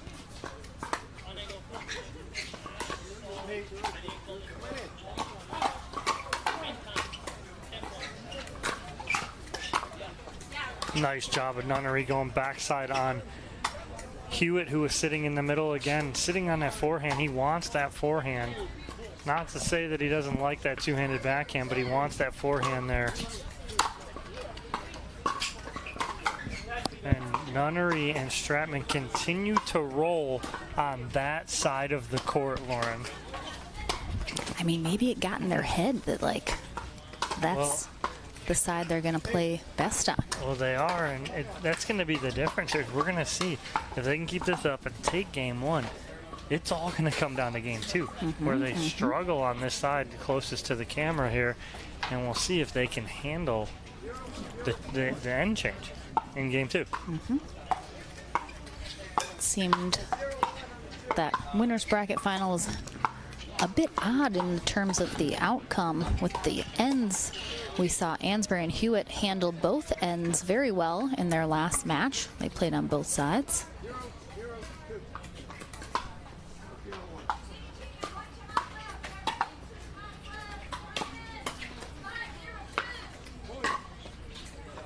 All right, 5-0-2.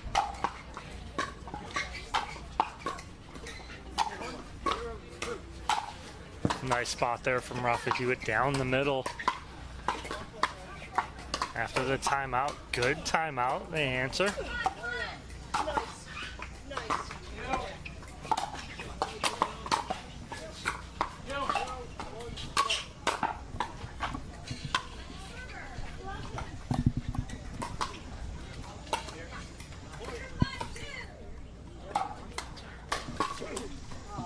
Ansbury and Hewitt still looking to get on the board here in game one.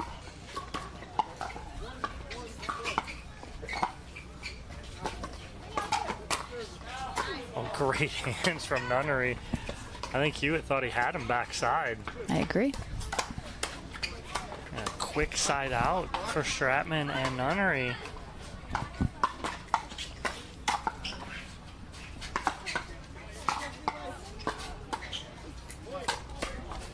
Again, your 2 and 3 seeds here in the bronze medal match. Your 1 seed sitting in the gold medal match. So all is well as far as seeding goes today.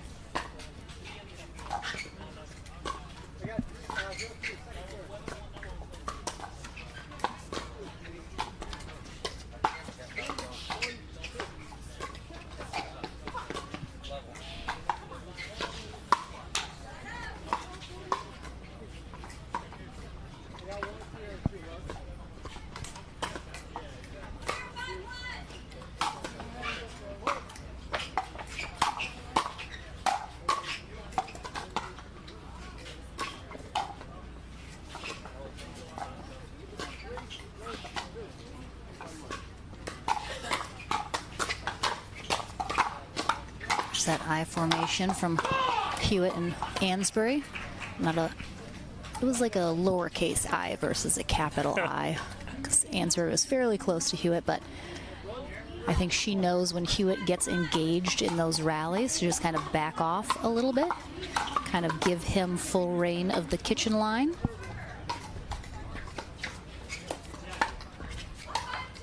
And they're on the board.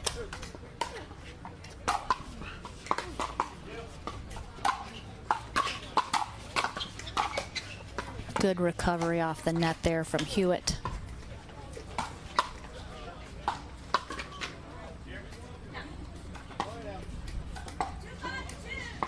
Two 5-2.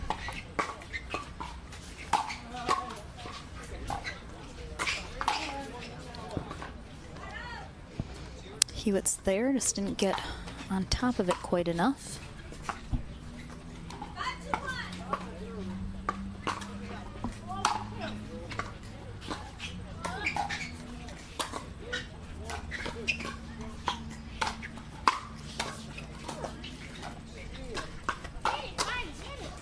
Nice counter there from Nunnery. Hewitt has been caught a few times now from Nunnery trying to get that flip that Nunnery is just ready for, and then he has no answer. So either he maybe should stop trying to do that or expect it to come back and come back quickly.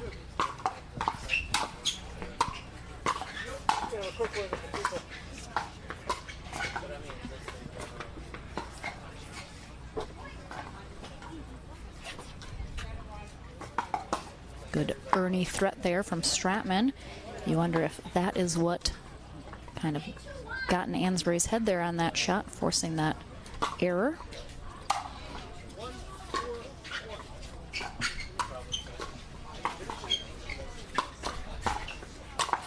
Wow, too good there. Nunnery known for that shot. He'll hit that little kind of roll backhand at about 50–60%. Force you to hit that ball. If not, if he doesn't get it by you, but if you do block it, you're almost shocked that it's coming at you, and he gets an easy overhead.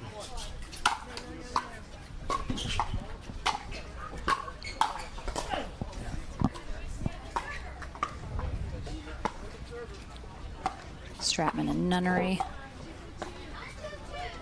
in control here in game one, 9-2-2. Oh, ooh, Flying Rafa Hewitt. Flying Rafa. Two-handed airborne backhand. Impressive from Papa Rafa.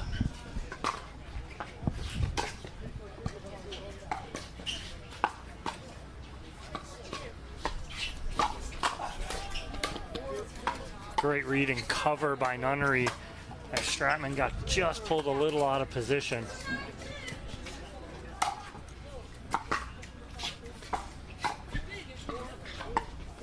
Ansbury and Hewitt just not able to really get anything going here in game one.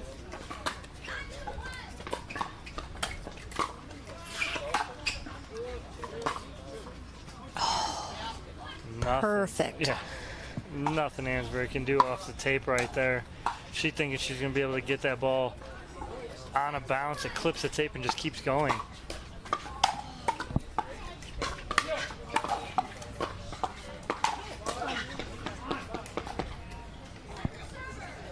I think, of course, Ansbury and Hewitt very happy to be back in the 2 out of 3 game format here for this match.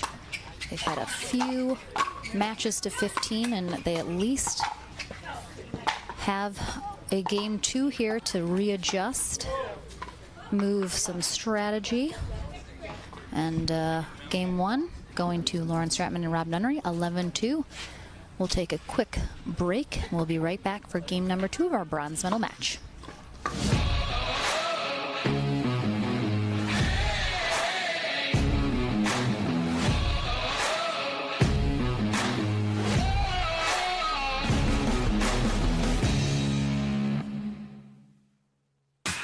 It's Pickleball cocktail.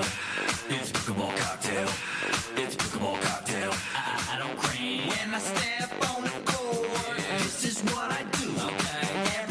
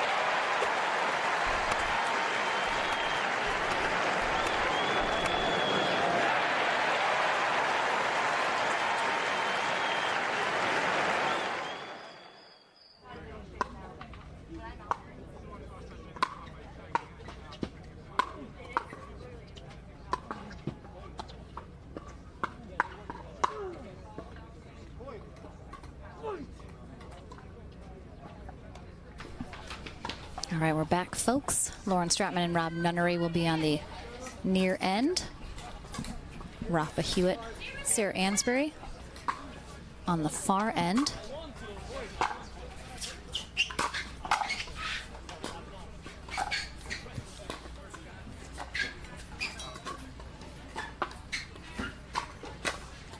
In between games 1 and 2, we were just talking about how hot it is. A couple of players had some bags of ice on the back of their necks. Lauren Stratman talking about how hot her black paddle is getting in the sun.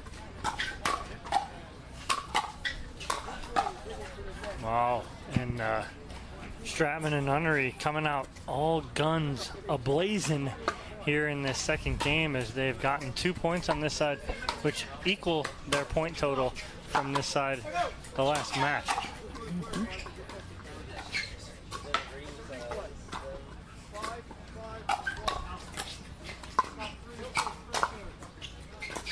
Oh, great reset from Lauren Stratman right there.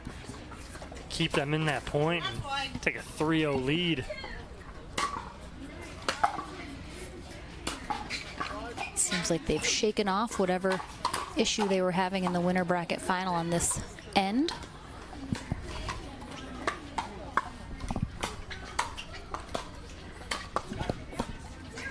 Let's see if Ansbury and Hewitt can answer here, though, in game 2 and try and force a game 3.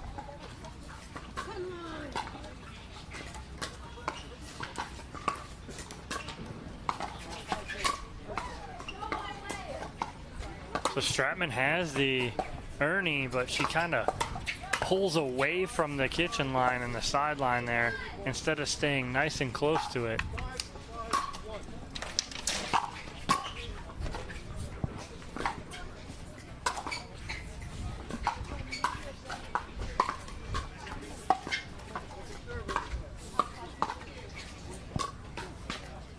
Oh, just kind of yanks that dink out of bounds, does Stratman.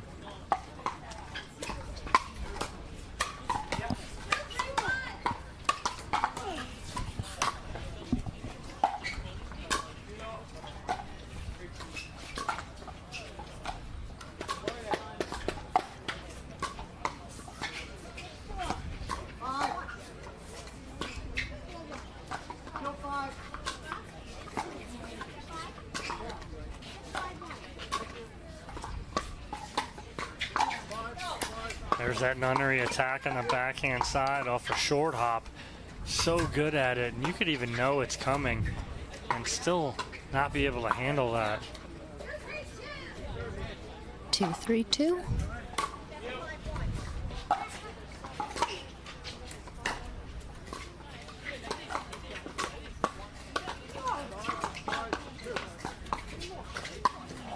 Nunnery just not moving his feet enough. Need to take one more step over to get that. If he does, he's in great position.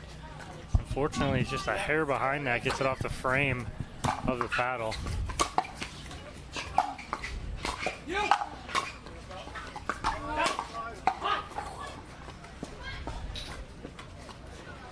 Hewitt getting a little fired up over there. Trying to fire up his team. Nice big lofting serve from Ansbury, and Hewitt with the attack you knew was coming the second you saw that return going short.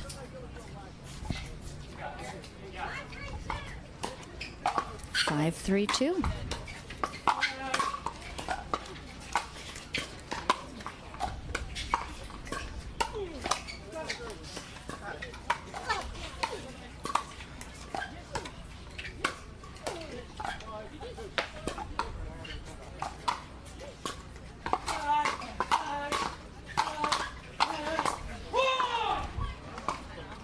I mean, there it is. That's that. And Ansbury knows it. The second, it's like she can just sense when Rafa just clicks into that other gear where it doesn't matter where the ball goes, he's going to get it. And she just kind of takes that step back. And you just saw it there. I mean, he's so good at it. And we have a timeout here called from Nunnery and Stratman as Ansbury and Hewitt are out in front here, 6-3 in game 2, looking to force a game 3. Yeah, Ansbury will totally step back when Hewitt's in that mode right there of kind of taking over the middle. Doesn't matter where the ball's at, he's going to go after it. And again, we've talked with her about that, and when he's in that mode, it's go time for him. And she just steps off and lets him go. And you're seeing the result right there, and it's a 6-3 lead here for Ansbury and Hewitt here in game number 2.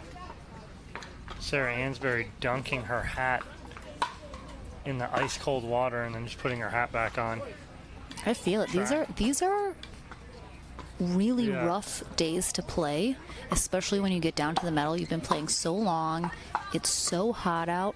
You got to really take care of yourself and watch that you don't let that heat exhaustion or, you know, kind of get the best of you. You got to stay out in front of it, or it'll catch up to you, and it is not fun when it does.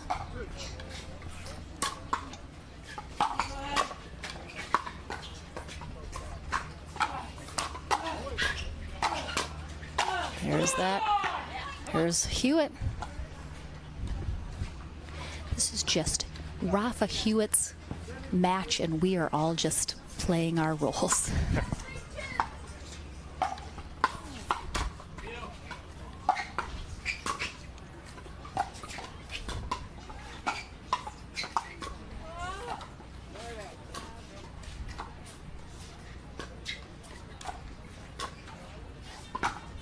Oh, he is engaged.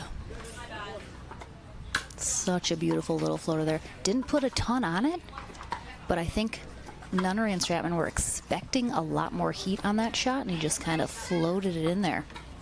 So good. 8-3-2.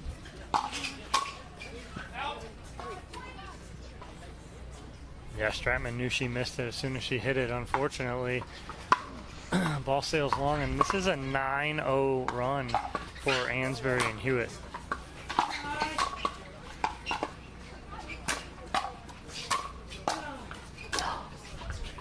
Wow. Oh, good get from Stratman. Twice. Oh, he tried to do too much with it. She got the first one, too, that was off the tape, right at her body, and then gets the second one, too. And Hewitt tried to get cute. He had it, he was there, and he tried to do too much with it.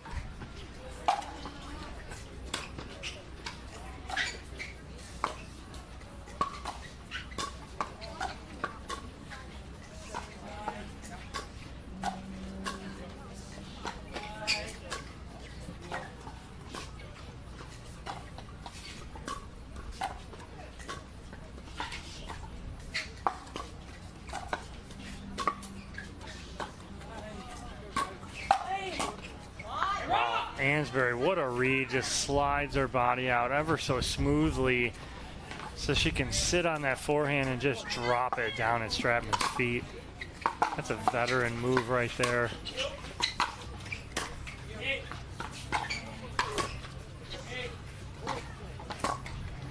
Nice job. Hewitt trying to keep Stratman back. She was trying to get back up to that net. He was able to come out on top of that exchange. 9-3-1 here in game 2 of this bronze medal match. Oh, Stratman with authority right there. Beautiful put away. Need one more of those, and then need to get on a run here to get back here in this second game, or else we're looking at game 3 in the bronze medal match.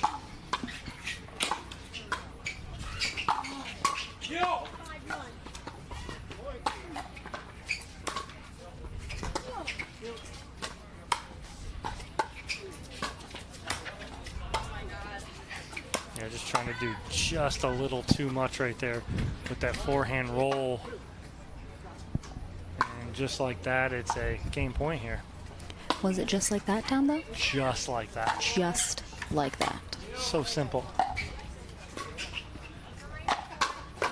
Oh, Ansbury pulling the trigger there. Stratman ready, though. So Sarah asks Lauren, "Did you see that okay?" Did I put that in the perfect placement for you? Sarah goes, "As soon as I hit that, I knew it was wrong."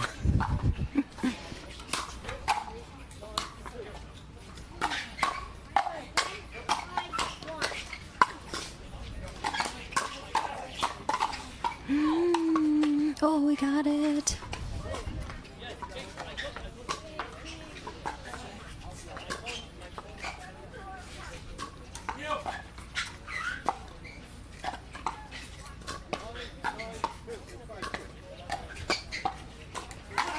Oh!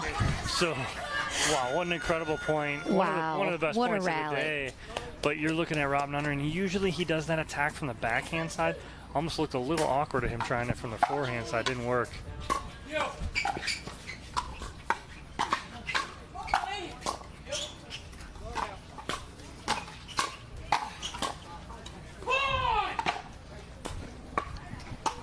I mean, I don't want to speak too soon, Dom, but I also gave Rafa Mountain Dew before this game as well. Yeah, So I don't want to say that it's the Mountain Dew. It's almost like we need to start testing for Mountain Dew. Is that what you're trying to make us do here, Lauren? Ban Mountain Dew. Yeah, to ban substances. All right, another game point opportunity here.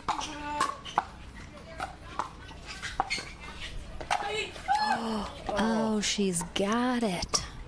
What a setup for Sarah Ansberry off of miscommunication in the middle. She reads it so well, goes for the Ernie, but can't get over the top. She keeps that wrist kind of stiff, doesn't snap it down to hit that winner, and Stratman and Nunnery fight off 2 more game points.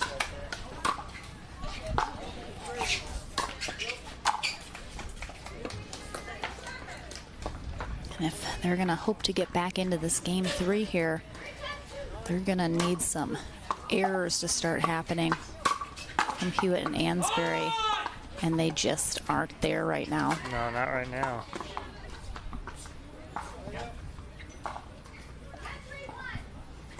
Ten, 3-1.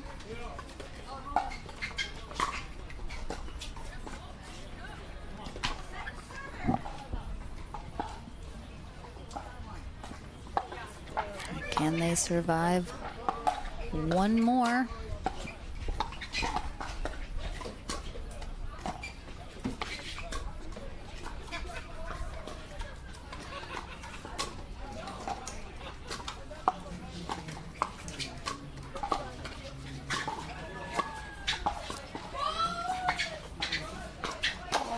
There's that backhand attack from Nunnery we like right there.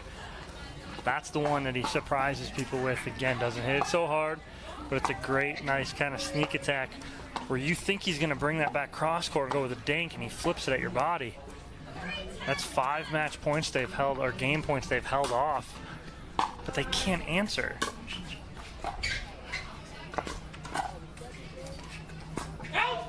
I think what's really unfortunate too is I was watching Ansberry after that previous sort of miscommunication in the middle. She looked over into the crowd. I think somebody in the crowd kind of yelled or did something right as they were going to hit that, and I think it distracted her. And I think she was kind of upset about that. But they have gotten the serve back, no damage done.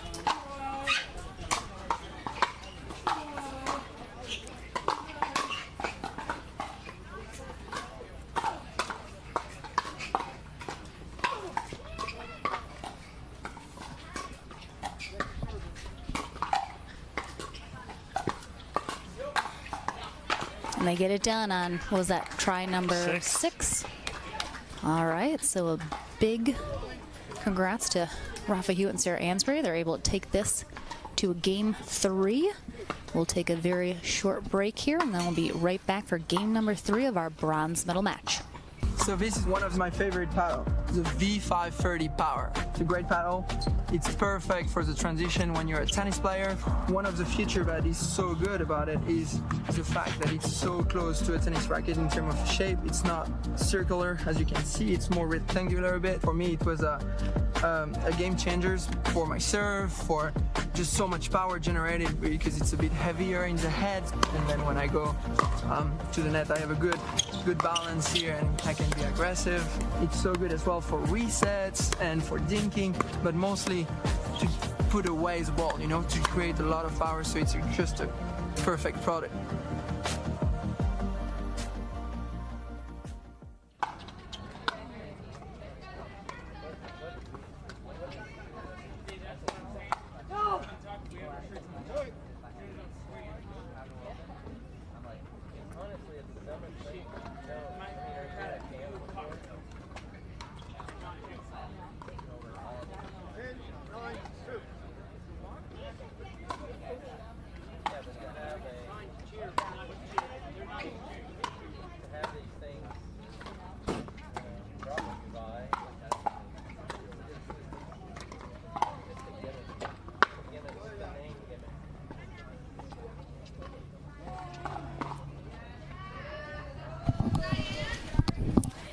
pickleball lovers, game 3 about to kick off here in our bronze medal match here in pro mixed doubles. Sarah Ansberry and Rafa Hewitt are taking on Lauren Stratman and Rob Nunnery.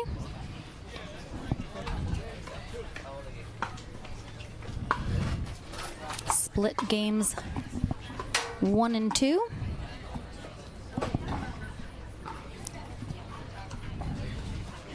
Game 3 about to kick off. Lauren McLaughlin and Dominic Catalano here in the booth. We'll switch ends at 6 here in this tie-breaking game 3.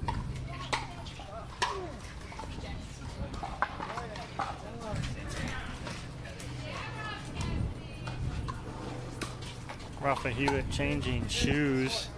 Well, socks, I think. Yeah. Yep. Just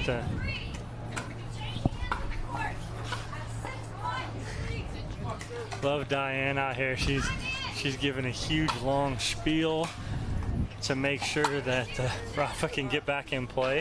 Love that. That is a veteran referee right there. I love that from Diane, and I know the players appreciate that too. So Lauren Stratman and Rob Nunnery back on the far end. Rafa Hewitt, Sarah Ansberry on the near end. Again, we'll switch ends at 6. Winner of this heads to the gold medal match to take on Michelle Esquivel and Zane Navertil. Loser of this match will be our bronze medalist.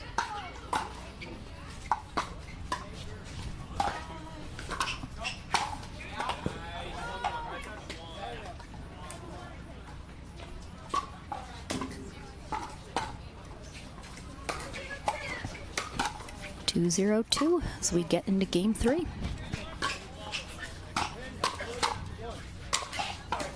Check that ball. That is a huge overhead there from Rob Nunnery to get the side out.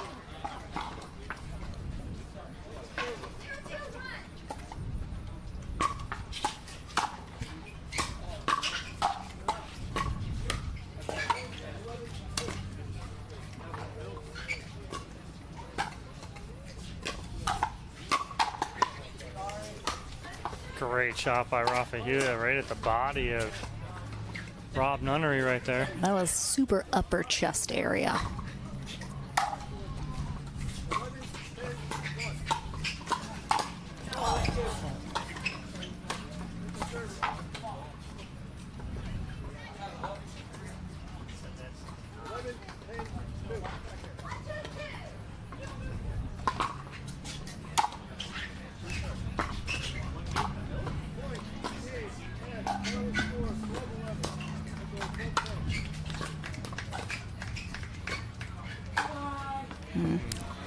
Little miscommunication there from Stratman and Nunnery about who was taking that. Stratman does get a paddle on it, but pops it up a little high.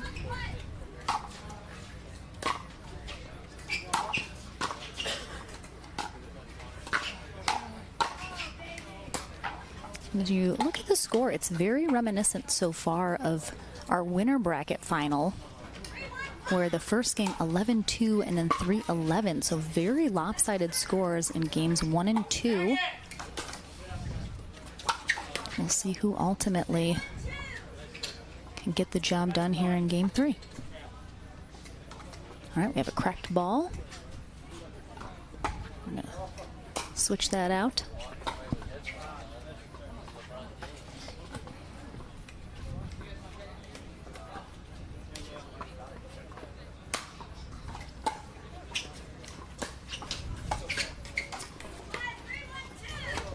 Three, 1-2 after we swapped that ball out.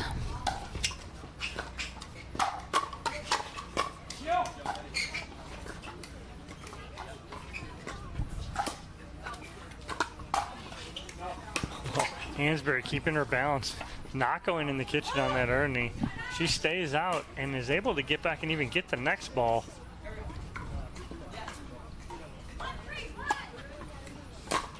One, 3-1.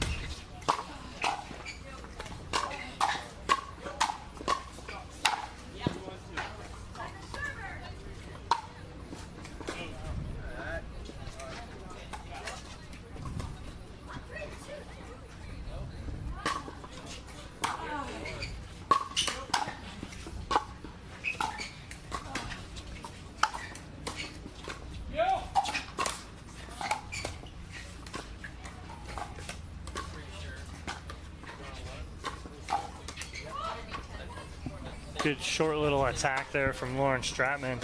Hansberry not able to reset that. Which is surprising. She is one of, if not the best resetters in the game.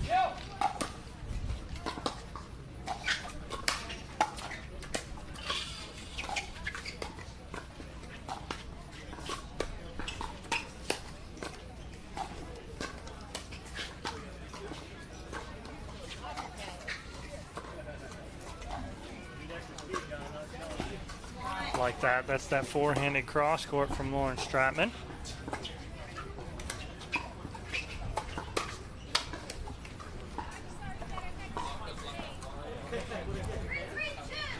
All right, tied here at 3s in game 3 of this bronze medal match in pro mixed doubles.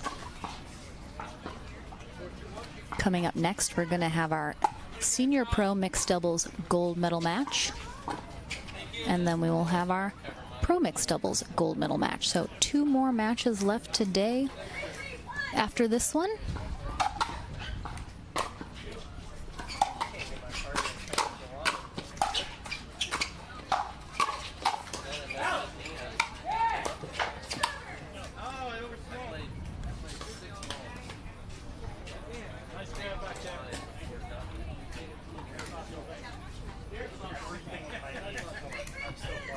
Three, 3-2.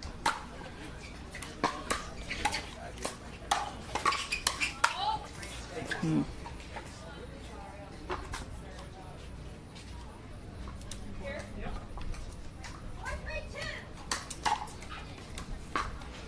right, Hewitt and Ansbury take the lead here in game 3.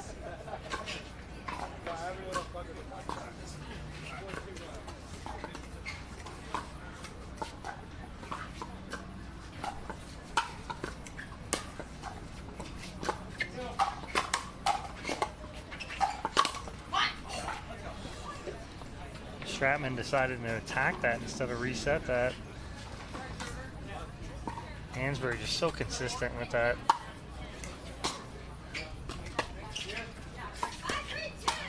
All right, Ansbury and Hewitt hoping to get that 6th point in the end change here in game 3.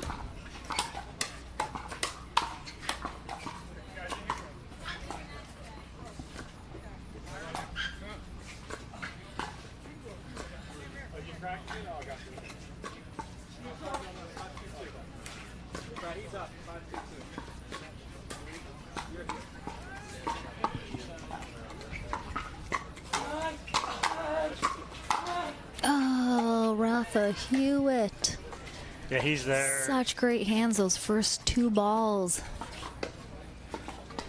And then, just as you said, he's there, he just puts it in the net.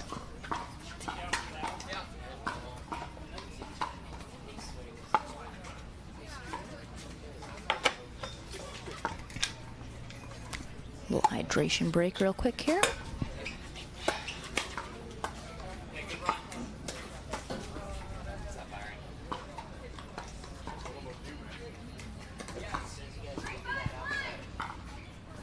Three, 5-1.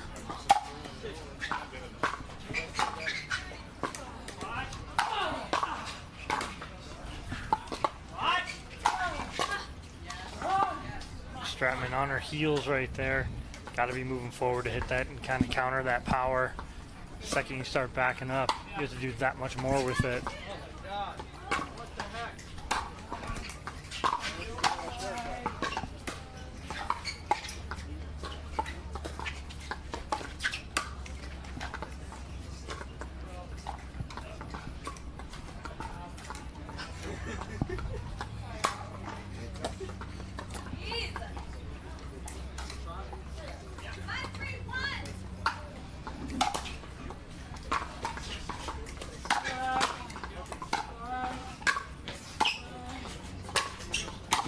Oh my gosh, he bounced off the fence to get that.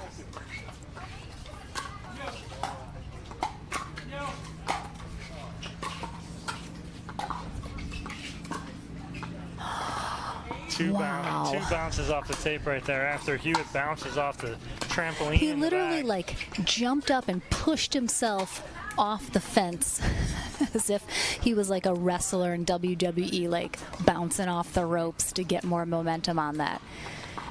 And ultimately it works out. They get that number 6, and we'll have a built-in timeout while we have an end change here in game 3. Looking at those unforced errors so far in this game 3, you can see Ansbury and Hewitt with 7, Stratman and Nunnery with 5, even though Ansbury and Hewitt are out in front. So you don't see that too often, which means they're making up for it in other ways. But Sarah Ansbury and Rafi Hewitt will be on the far end to finish off game 3 here of our bronze medal match. Lauren Stratman and Rob Nunnery will be on the near end to finish it off. Yep. Whoever wins this match heading to the gold to take on Michelle Esquivel and Zane Napertil.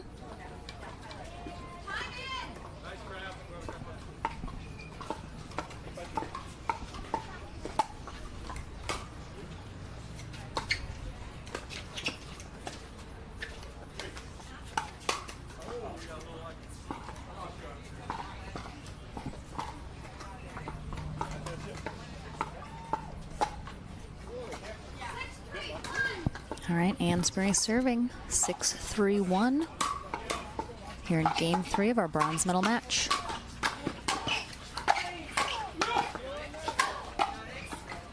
Wow, Lauren Stratman was just dialed in there. But what movement from Ansbury and Hewitt, just fluidly sliding in and out behind each other. Good coverage. Very in tune. Yeah, good partnership. Coverage.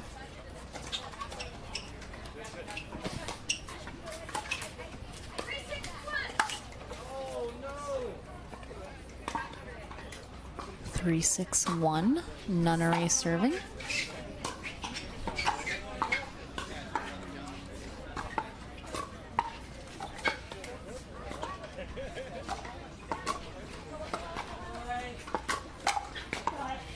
Oh, it's in. Oh no.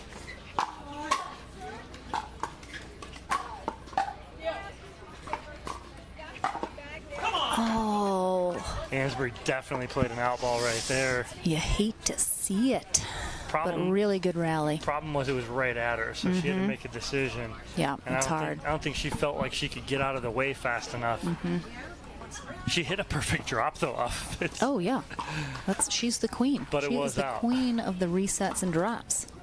That's a much needed point from Stratman and Nunnery right there. Much needed.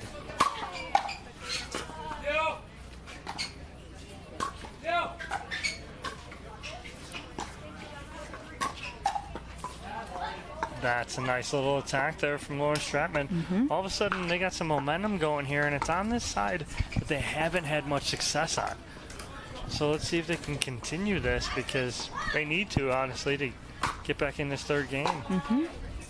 It's a great drop from Rob Nunnery.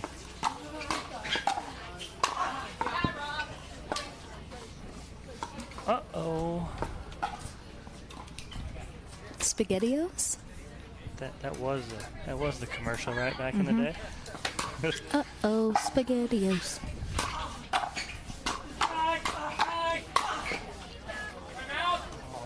Oh, a quick timeout from Rafa Hewitt. And just like that, Stratman and Nunnery take the lead, Lauren. What happens when it's not just like that, though, Don? Then you're in trouble. What's When the it's not- alternative? When it is not just like that, that's bad. Bad news. But it's all good news here for Nunnery and Stratman right now. They seem to have figured out the issue with this side.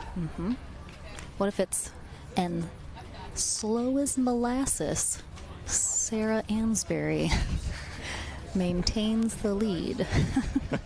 Is that the alternative of just like that? That could work.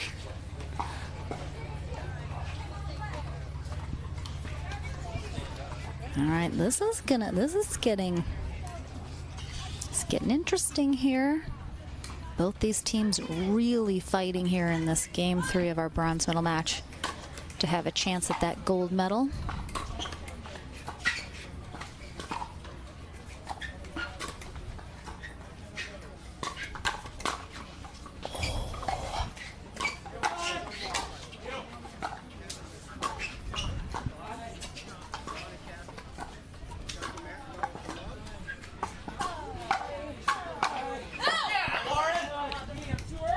Nunnery all over Lauren going, come on, Lauren.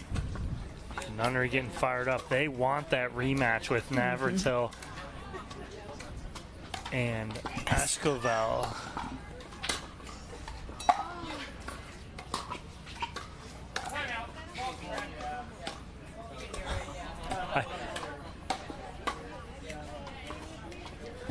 I thought I saw something that might have been a new rule that I didn't know about. You were allowed to call a timeout in the middle of a point. I was like, oh, that's different. When you feel like you're at a disadvantage. You're like, nope, this is not going my way, timeout. But note, we have a cracked ball called in the middle of that rally. All 4 players agree upon it. As soon as Rafa stopped play, you saw Nunnery nodding his head going, like, yep, it was. I honestly didn't know that you could stop play in the middle, though, even for a cracked ball.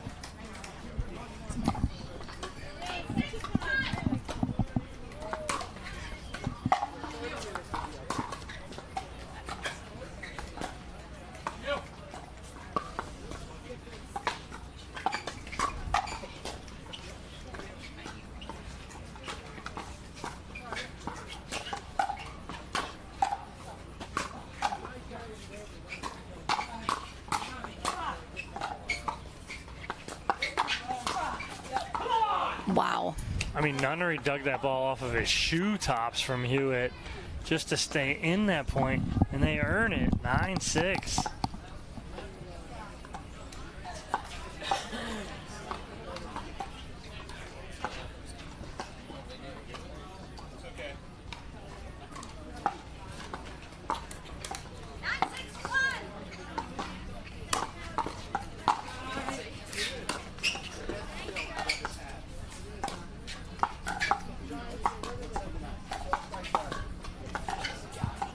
Unforced error from Ansbury, and just like that, again, it's going to be game point here for Stratman and Nunnery. Match point. Yep.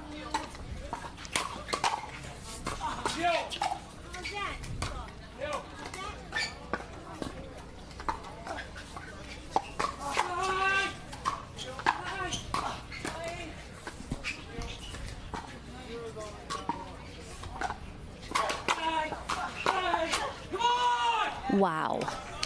The hands of Rafa Hewitt. He is pulling out all the stops right now to try and stay in this match. Single-handedly kept them in that point right there.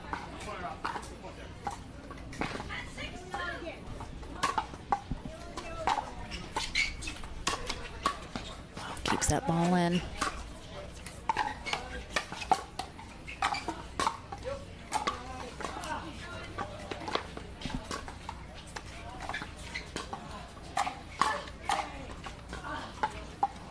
It's almost like she put so little on it. Nunnery is expecting a lot more to be able to short hop that. Look where Hewitt has Ansbury playing right now. He has Ansbury playing with her left foot on the sideline. He's literally taking over 75–80% of the court right now. And Ansbury's comfortable with that because of the zone that he's in right at this moment.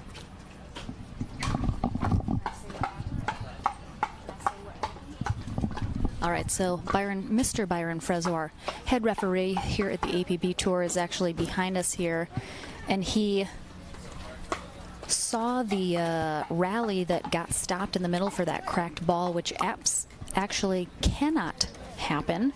So technically, Rafa Hewitt called a timeout for a cracked ball in the middle of a rally, which you're not allowed to do.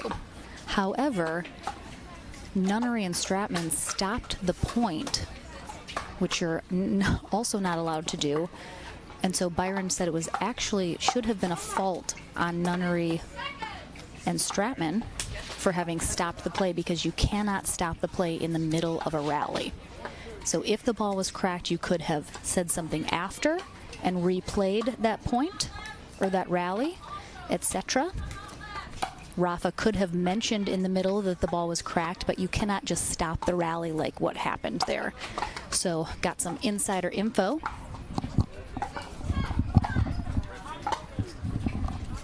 A referee has to stop a rally in the middle of it. So hopefully everyone learned some fun rules right there.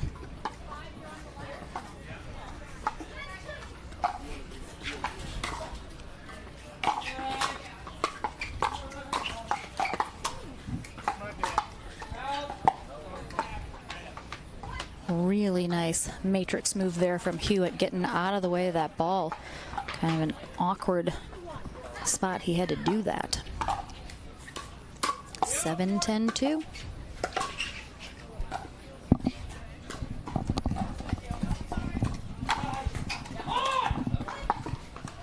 All right, Hewitt is digging deep here.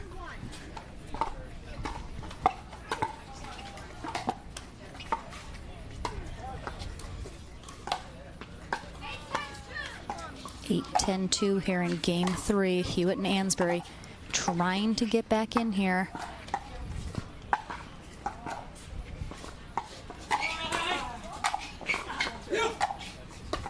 What a pickup from Nunnery. Oh, the angle is just too much for Stratman to handle. Such a good angle, like you said. I mean, and not too hard, but to the right spot. Exactly. So we have a jigsaw hydration break here called from Nunnery and Stratman. A good time out here again with, you know, you're up 1 still, you have control. Trying to stop that potential tying up of this game, because then you lose your match point opportunity, and now you got to get 2 more points instead of just the 1 that they are waiting to try and get right now. They do just have 1 stop they need to make, as Hewitt and Ansbury are on their second server.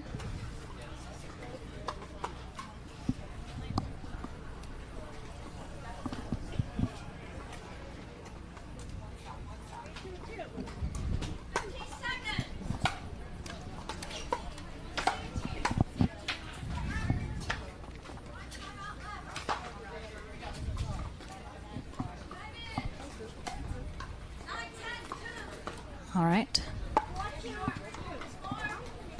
Sarah Ansbury about to serve here. 9-10-2.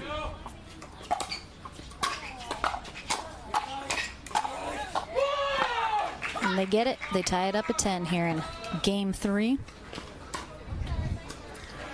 And this is a different outcome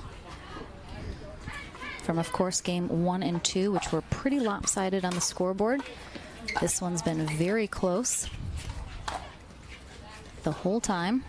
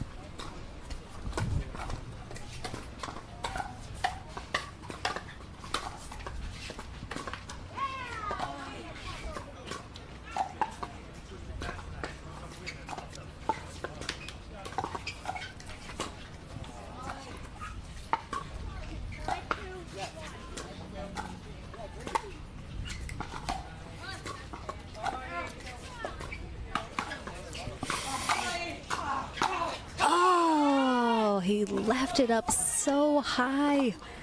I knew that was going to be the start of something right there, but what a rally. Yeah, what a great battle there. Ansbury got pushed back off the kitchen line a couple times right there. What a point. able to get back up. No one does it better than Sarah Ansbury, but Lauren Stratman had a lot of pressure put on there, and then cross court. And Hewitt leaves the ball up just a little bit, and none are able to put the pressure on and get that side out. I think it is. Sorry, dude. Oh, you're good. You want to throw two? I can give you the I'm close. I'm close. You get it warm enough for me. So we're going to take a timeout here. Might be a bit of a medical timeout here. Yeah, players not feeling well right now. It is warm, like we've been saying all day. So we're going to take a little minute here and let the players regroup. And Diane is setting her timer. Sarah Ansbury is suffering a little bit of some heat-related issues.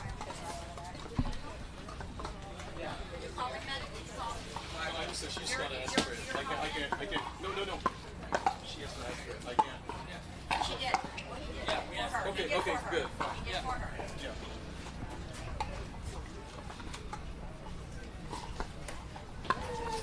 This is where we should be all getting paid every round. This is why people are going to break out and die out here. All right, we're going to take a very short break here while our players just get a little bit of a rest, cool off, grab a drink, and try to be able to finish out this game 3 here of our bronze medal match. So don't go anywhere, guys. I don't believe we'll be taking the full 15 minutes, but stay with us.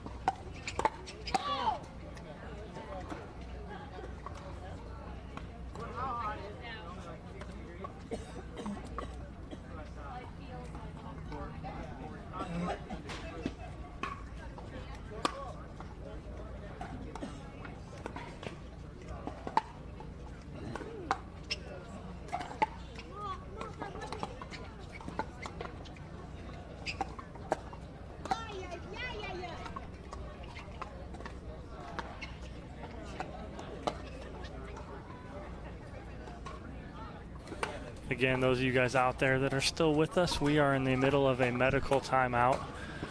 After that last point, it was a very long rally. All 4 players were asking for a hydration break and had one player come over and not feeling so good in the stomach. And so we are taking a medical timeout. We're about 6 or 7 minutes into that medical timeout as we speak. All players have ice bags on their neck, water in their hand, and trying to just sit and relax, other than Lauren Stratman. You can see her on court. But we are in the middle of a medical timeout, probably about halfway through at this point.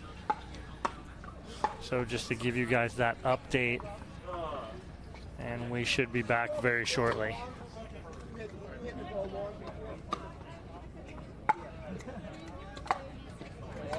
They always say I made a better score than I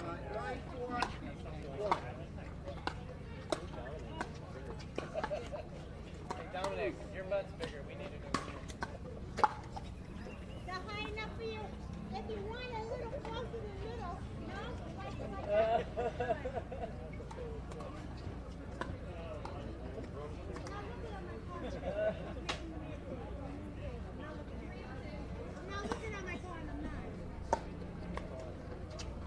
Can I make a substitution?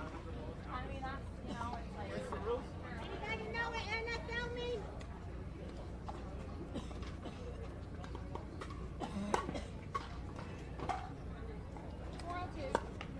Stop moving, you! I see you in the corner of my eye.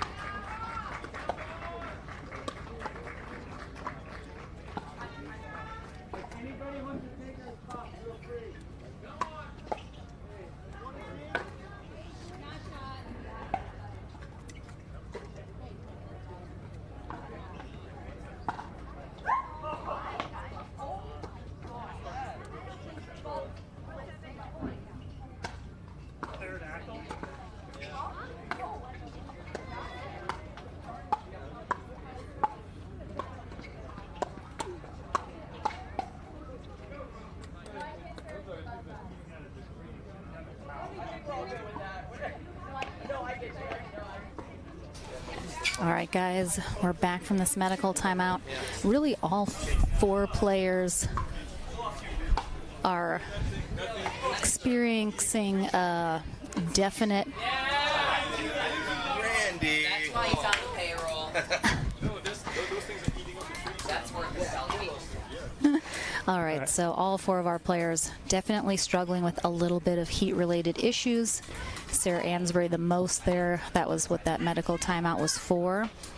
So we're back into our third game here. Hopefully these four players can finish it out. It's 10-10-1. Stratman and Nunnery serving.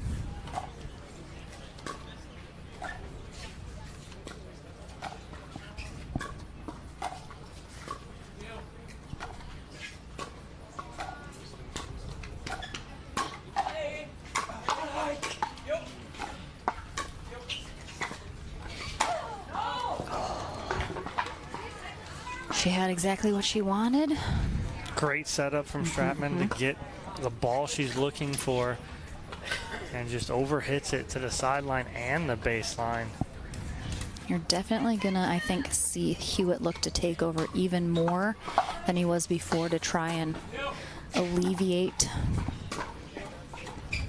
more strain on Sarah if he can.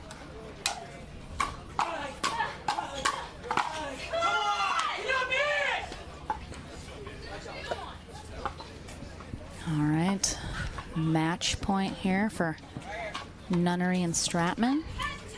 Their third one.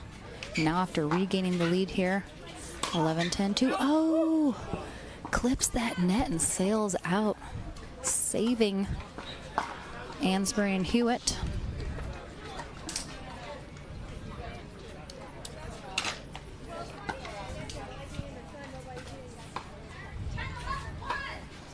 Ten, 11-1.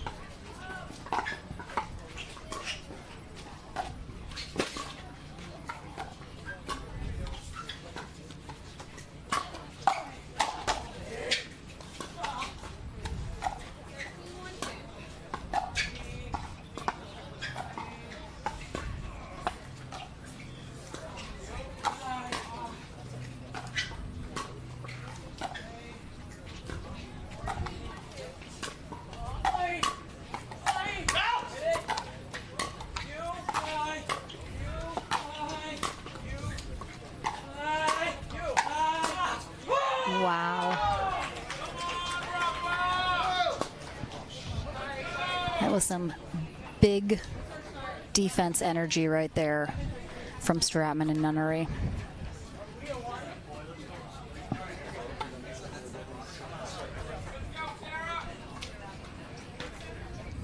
All right, tied back at 11s here.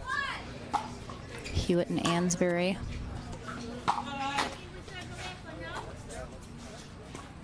With 2 chances here to possibly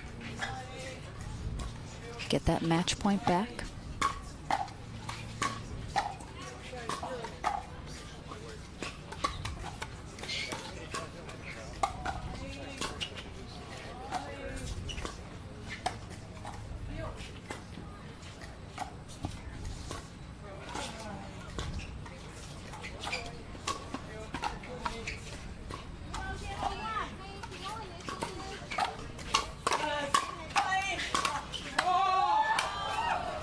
Wow. It's like a sigh from everybody watching. No one knows what to do or say. But it's a match point here now. All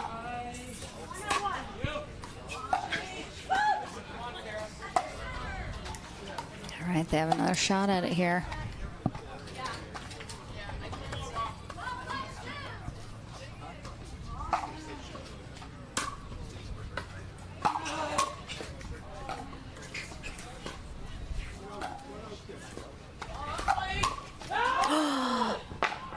Wow. Really, really amazing third game there. What an effort from Sarah Ansbury and Rafa Hewitt. Oh no, I think Rafa's cramping. He's walking like a Tyrannosaurus Rex right now. So that doesn't bode well for our gold medal match, but congrats to them. And congrats to our bronze medalists, Lauren Stratman and Rob Nunnery. We are gonna, I think, forego the studio and let our players have all the time and rest that they can get. We're gonna be back with our senior pro mixed doubles gold medal match coming up next. Don't go anywhere.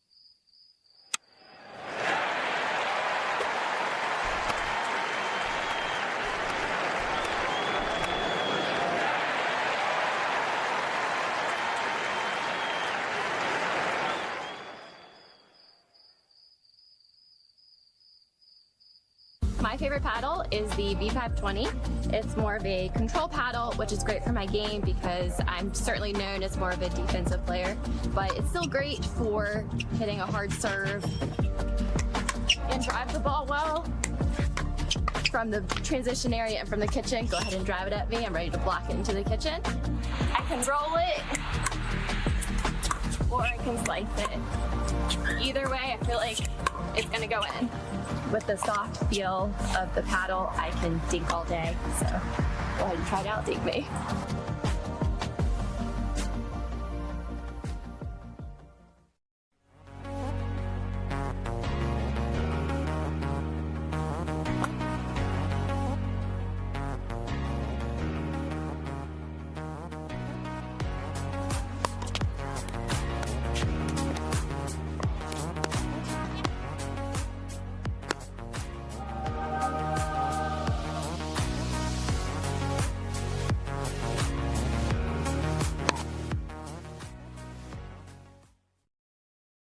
The HD5 is the green of Ivy.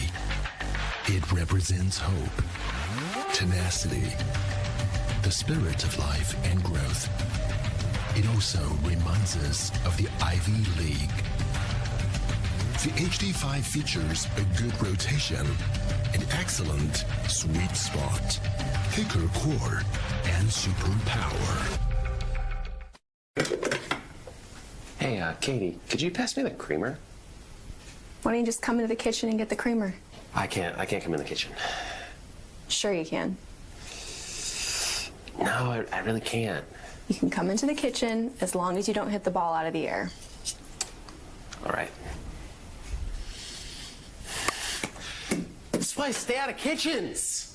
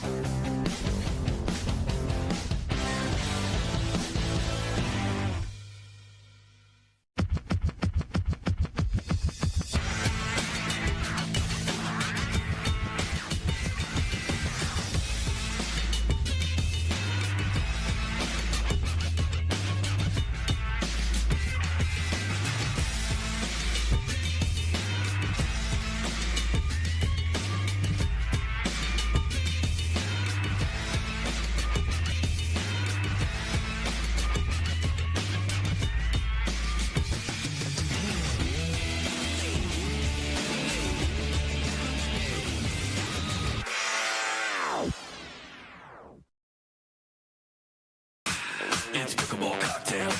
It's pickleball cocktail. It's pickleball cocktail. I don't cream when I step on the court. This is what I do. Okay.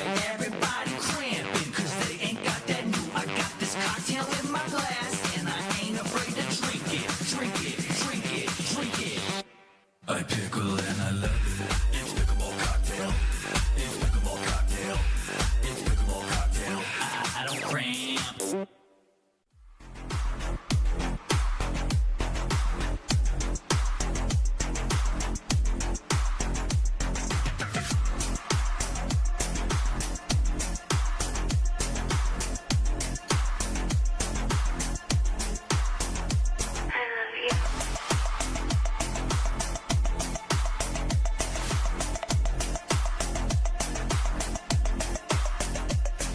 So this is one of my favorite paddle, the V530 Power. It's a great paddle. It's perfect for the transition when you're a tennis player.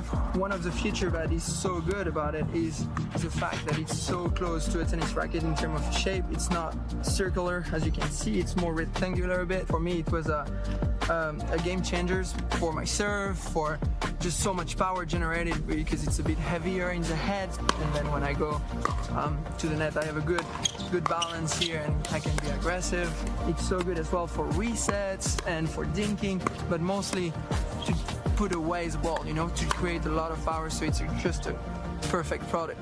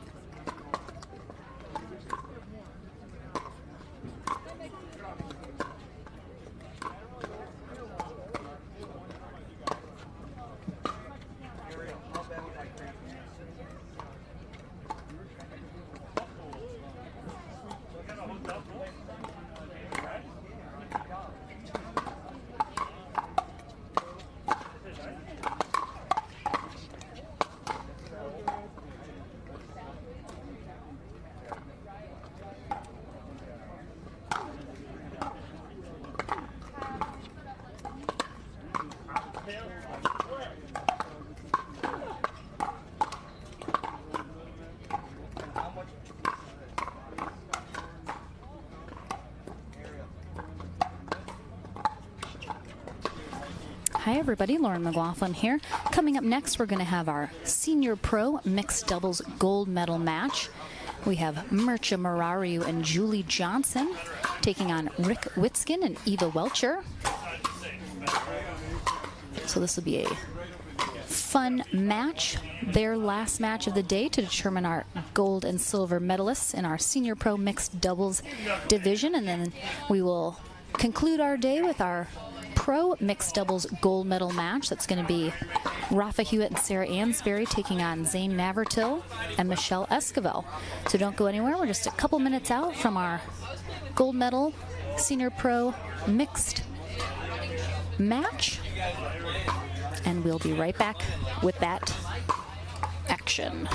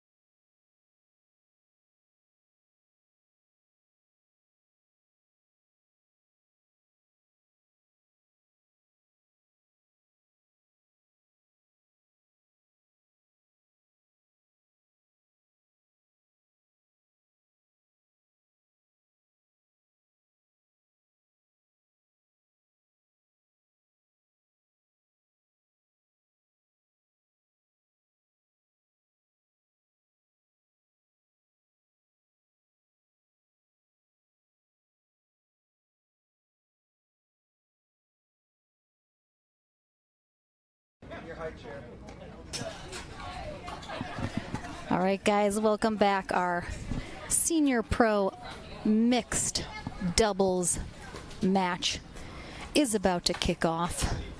We have Julie Johnson and Mircea Marariu taking on Rick Witskin and Eva Welcher. Andy Jones will be our USA Pickleball certified referee for this match. That's the spirit. We'll be getting underway very soon, as all of these players want to be able to get done and get out of this heat and recover as much as possible before they play tomorrow.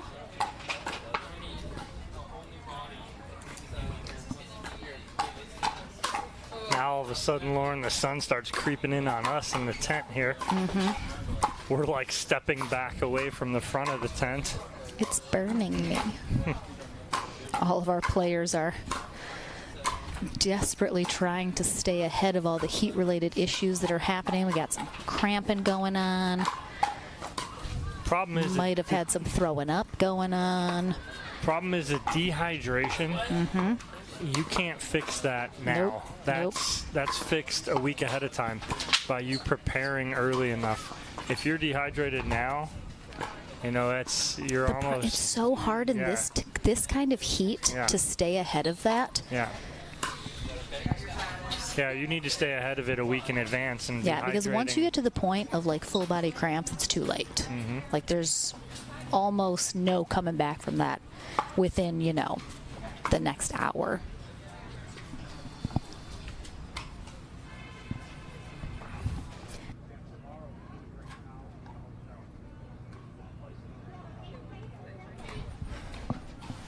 Lauren McLaughlin and Dominic Catalano with you here. Courtside for these final two matches.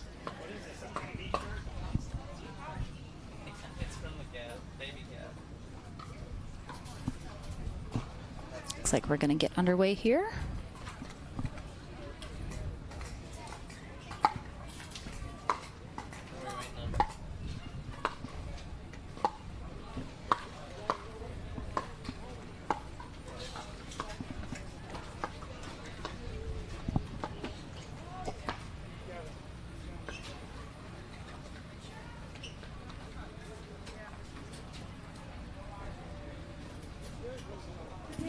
Did you mention Andy Jones already, Lauren?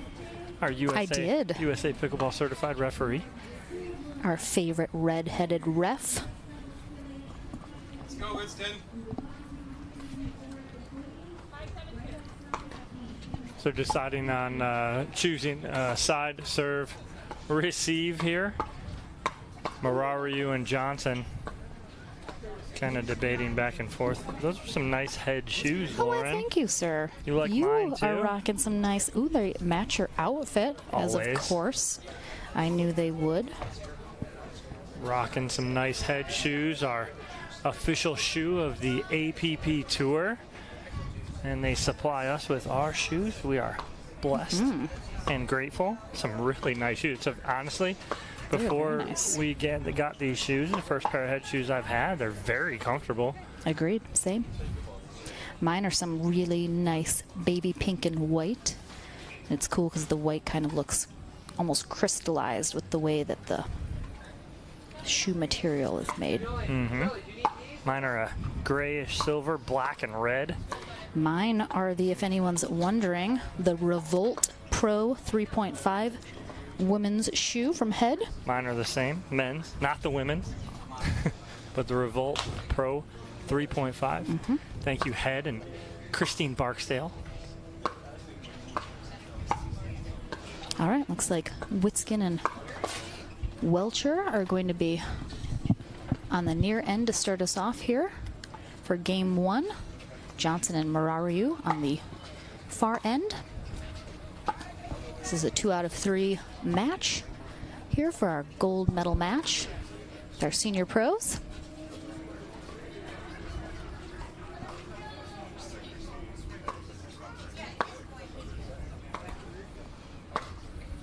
Then, as I mentioned, we'll have our final match, hopefully our gold medal match for the pros, if all of our athletes are feeling good enough to compete.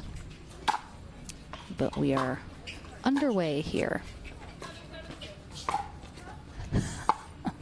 Interesting point right there. Mararu committed and had no chance of getting that ball. Julie was there to get it and pick it up, but nobody home on the backside.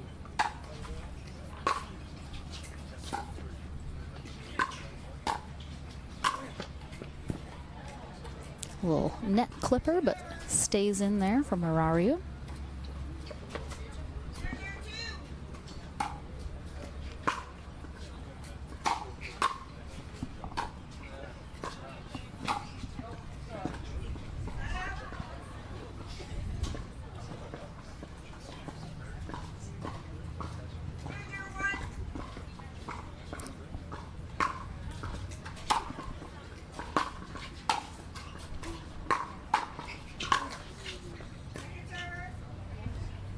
You're not going to miss many of those. He gets that ball up. That's exactly what he wants. He wants to play that hard, fast game right there. Witskin also a very aggressive, attacking player. So we'll see that out of him as well.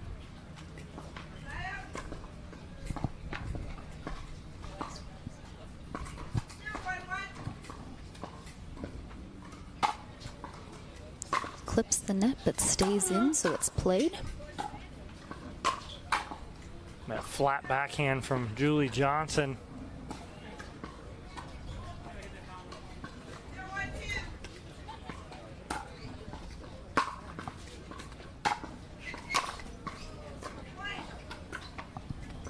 Again, that's one each for Johnson and Mararu. Balls that they will typically not miss. Oh, just wide, but I like the idea. We'll probably see some more of those out of Julie Johnson, I believe, as this match continues. 2-1-2 here in game one of this gold medal match.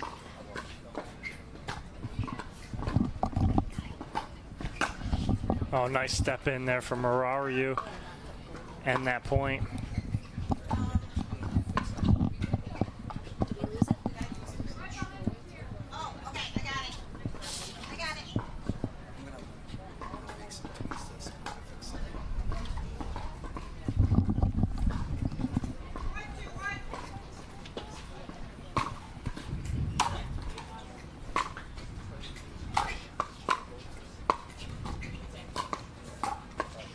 Nice inside out from Witskin, and he will do that a lot. He likes to hide where he's going with the ball and kind of deceive you to thinking he's going one way and go another.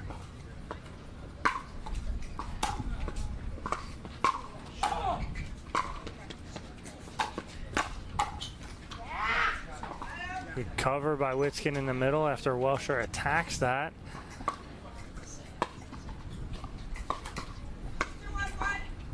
2-1-1.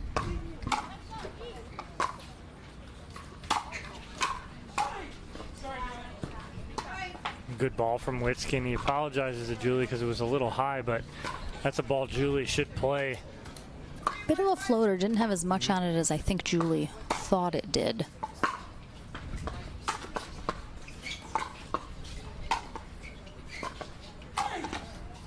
Yeah, that's problems right there. If Julie gets really flat on that backhand cross court, Witskin's going to step in. Her answer's got to be go flat down the sideline there when she sees him stepping into the middle. But she's got to recognize that soon.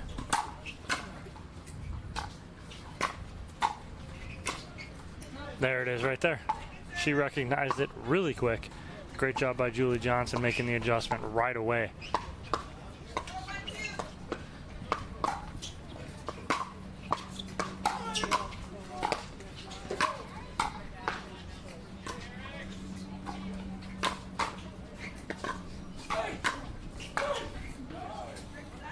All right, so all four players, 3 of them have missed overheads that they typically wouldn't. Welsher's the only one that hasn't missed one yet. We'll see if she feels left out of the group or not. Yeah.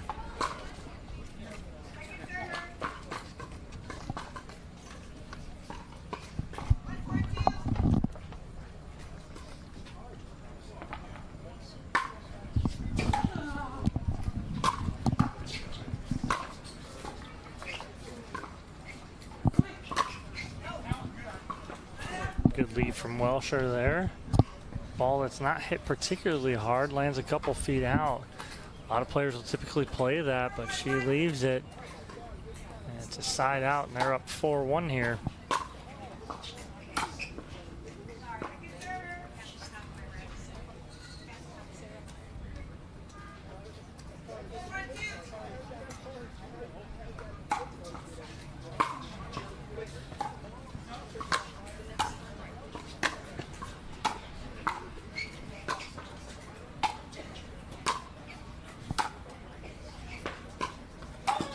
Good read by Rick Witskin there again.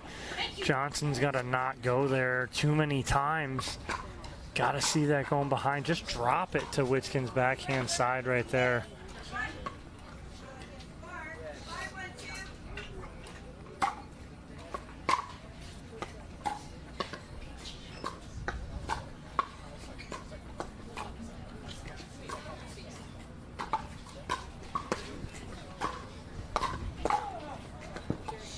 Take that opportunity from Witskin over anything on his forehand side. So Johnson's got to do is keep going to that backhand side.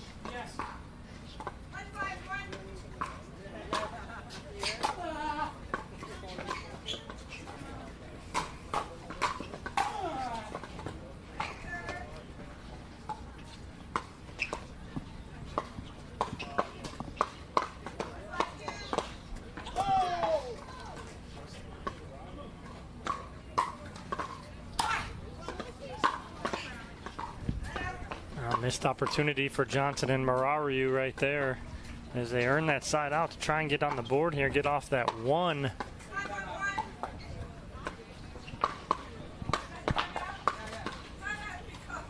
All right, we have a timeout here called from Johnson and Marariu as Welsher and Witskin up 5-1 here when we come back from this jigsaw hydration break.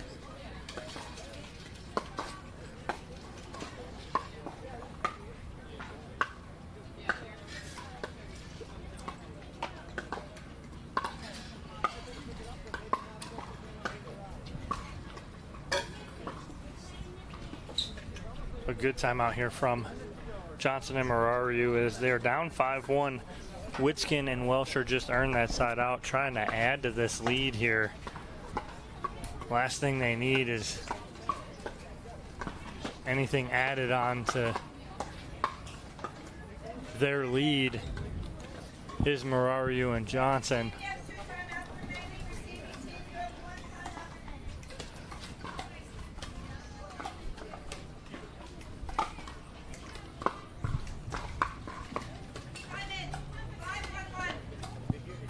Back from this jigsaw hydration break, 5-1-1. And here Witskin telling Welsher good setup, and that's all on her on a good drop right there. And they keep rolling here after the timeout from Johnson and Marariu. Good example too of the overhead there for Witskin. He didn't need to crush that by any means. Got popped up plenty high. He just needed to place it well, and sometimes that's all it takes.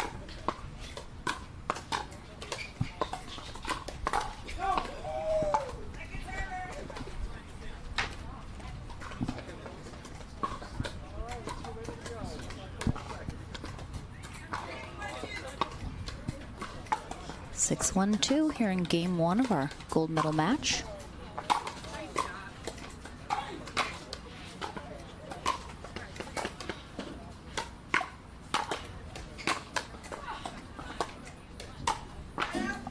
And that's exactly what Johnson and Marariu need to do, is try and single out Welsher. Not that she can't handle any bit of it, but Witskin's taking over too much right now, and they need to get that ball to Welsher and make her beat them.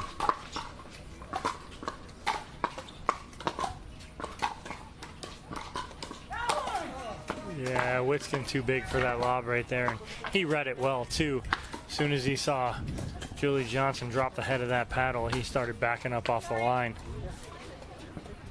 Johnson, a bit of a lob out of desperation as well, as she was kind of really reaching to get that. Couldn't do a lot with it, so tried to throw up that lob, which under different circumstances might have been better, but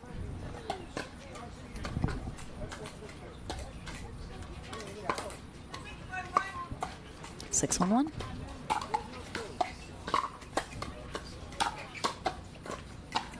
Another great drop from Welsher right there. And they continue to add on to their lead.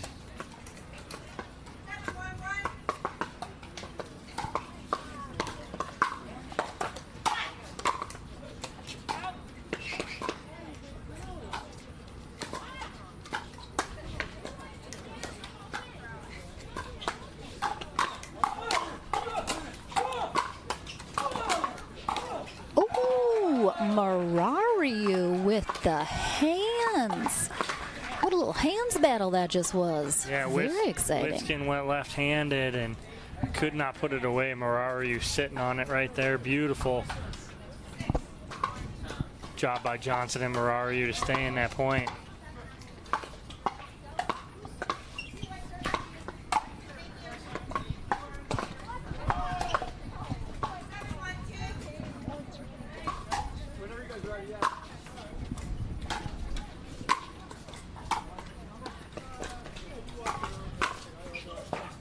Nice job there, Julie Johnson staying home. She pulled Witskin far enough that put him off balance. Big hole in the middle. Problem is they can't get off of one here, and they're stuck on one for a while.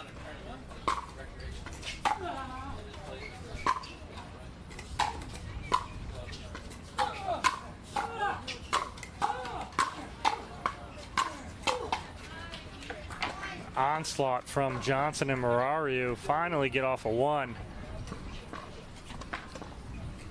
Can't win with only 1 point down. No. Need 10 more.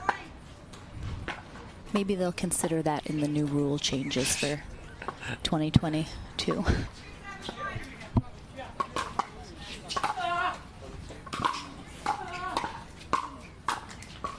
On here come Marariu and Johnson just like that. They can get streaky and they score points in bunches just like that from their hard game. And all of a sudden they're within 3 here in game 1. Wait, was it all of a sudden or just like that, Dom? All of a sudden. Oh, all right. of a sudden. Definitely not just like that. No, all of a sudden. Got it off guard. Came out of nowhere. Could be that. Just blindsided me. Could be that. Could be that. Ooh, I like that. I like that. It should be, oh, Johnson and Marariu came out of nowhere there. I like it. I like that. That's going to be mine. Dibs. Murcia doesn't come out of nowhere, though. You see him as soon as he's walking in. Oh, Murcia. He's a doctor. Yes, he is. I don't know if everybody is aware of that. It's Dr. Marariu to you, Dom. He is a brain doctor. That is his handle and his email, Brain Doc. So look him up, social media.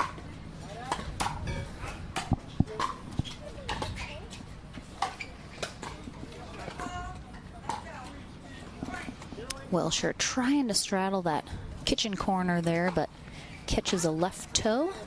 Andy Jones all over it.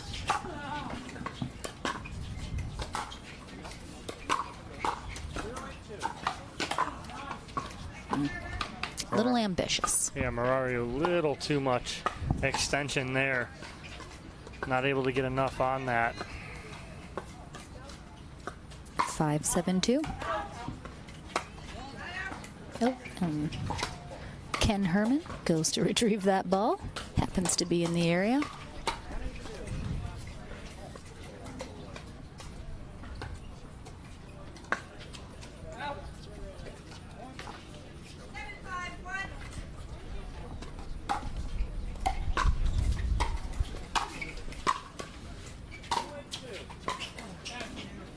Full extension for Johnson, too much. She needs to let that ball bounce because that was a great cross-court drop from Welsher. 8-5-1.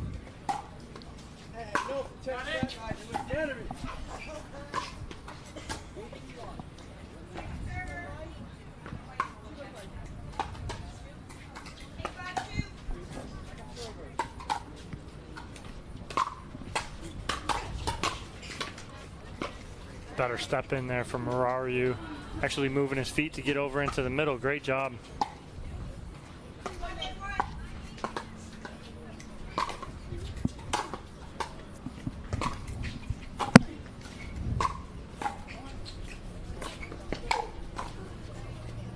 Marario almost thought he was going to have it around the post. Didn't have it. Had to flip that back up over the net.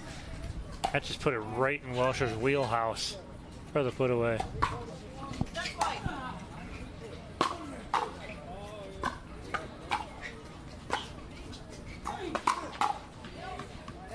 Good eye. I actually got to see Julie Johnson and Mircea Marario play together in Bend, Oregon as well a couple weeks ago. In that tournament, they played very well together. And they had a couple actual, like, full-on collisions. And I was talking to Julie after, and she said she is used to kind of being very alpha on the court, and so she needs to be able to tone that down, which she has a hard time doing sometimes. And so there's balls that they just both went for, and there was one time they like full-on collided because neither of them wanted to give it up. No one was hurt though. Witskin challenging that call. Andy Jones agreeing with the call made by Johnson and Marario that the ball was out.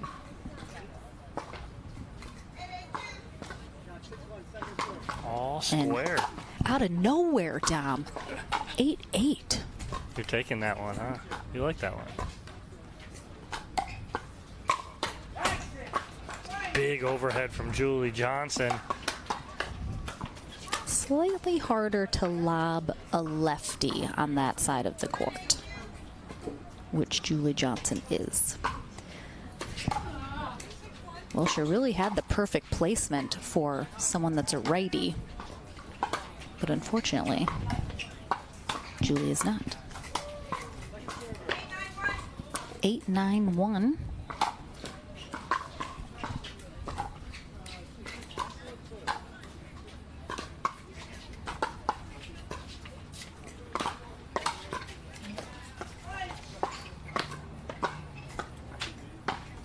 Tied again here at 9.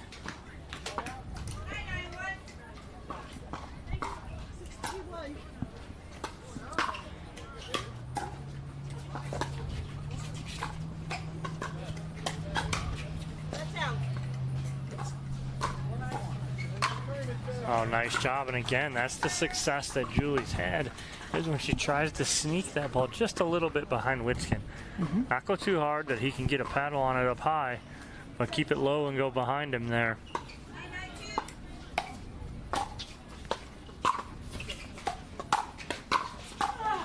Ooh.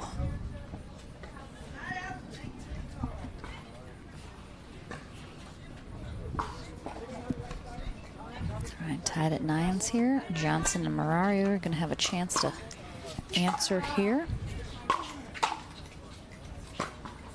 Great get from Johnson. Good, oh, good cover from Marario, but puts that one in the net. Yeah, tried to do too much. Slaps himself as a result. Try to do too much with it. Just get that ball back in play.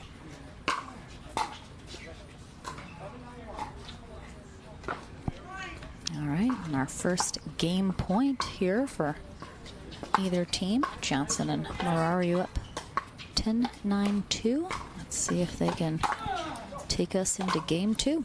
Oh, nice pickup.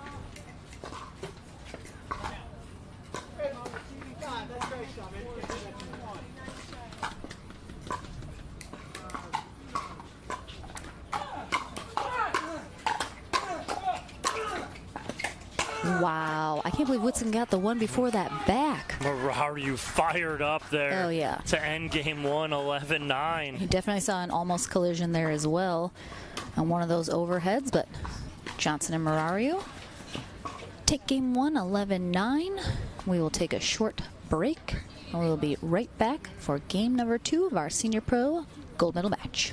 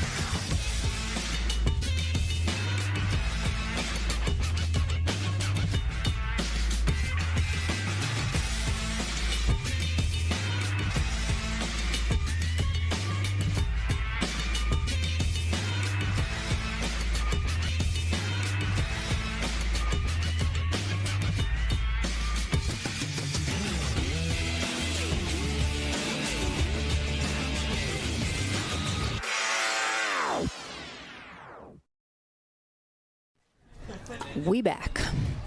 Game number 2, almost underway here in our Senior Pro Mixed Doubles Gold Medal match. Ava Welsher, Rick Witzkin.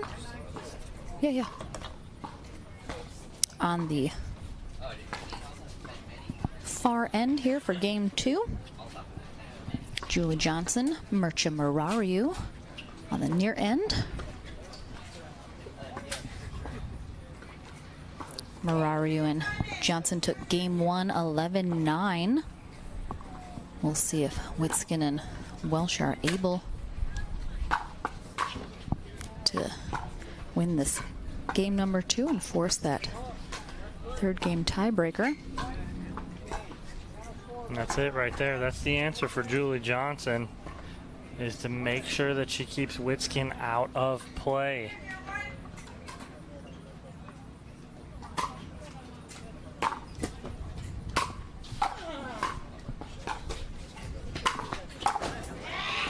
Nice job by Witzkin there.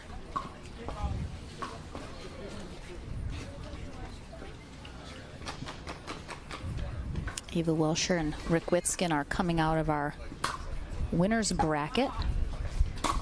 So if Mircea Murariu and Julie Johnson win this 2 out of 3 match portion of our gold medal match, it will force that tiebreaker match to 15, as this is a double elimination tournament.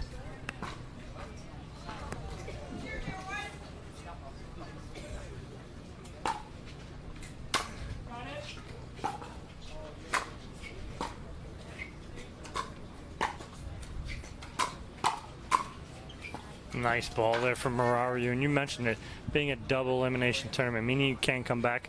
Talked about that with Hewitt and Ansbury. Again, that is what the great part of that double elimination tournament is it allows you to come back. They lost to Wanaraya and Annika Cooper earlier, but then they avenged that loss in the bottom half of the bracket.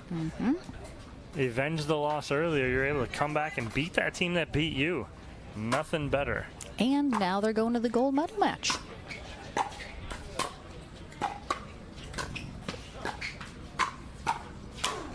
Great setup there by Julie Johnson. Or are you there to put it away?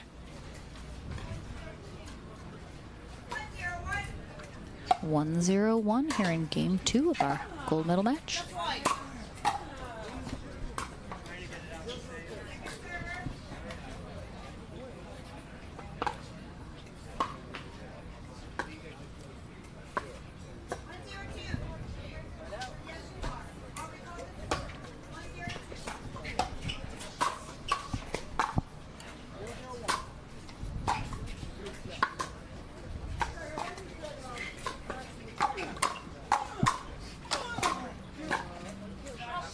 Wow. Good hands there from Johnson and Murariu.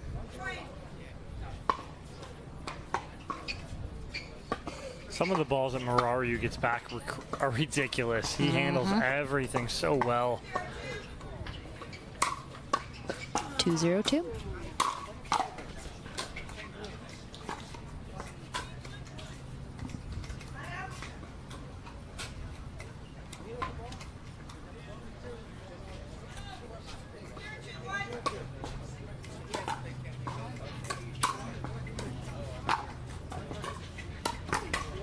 Oh, Welsher. Ball sitting up so high for her. Unfortunately, hits it off the frame. A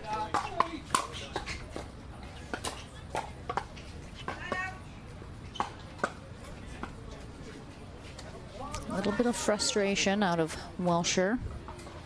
He's had a couple of errors over there that she is not happy about. If she can shake those off.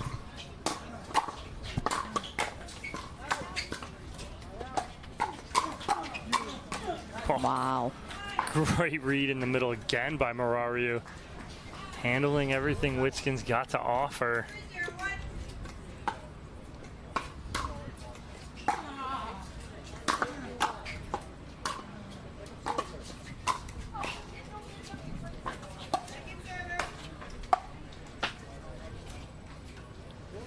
Because Johnson's a lefty, she went for that with a backhand, but she's at sort of an awkward angle to get that. Didn't, you know, put it where she wanted to. Oh, and we got a foot fault here, I believe, on Murario.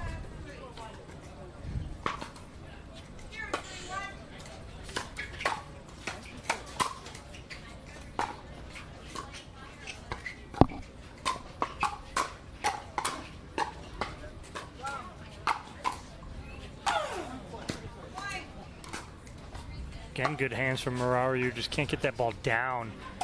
Leave any ball up to Witskin like that, he's going to punish that ball and put it away.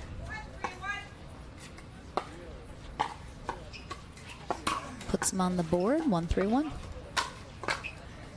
That flat pancake backhand there from Julie Johnson.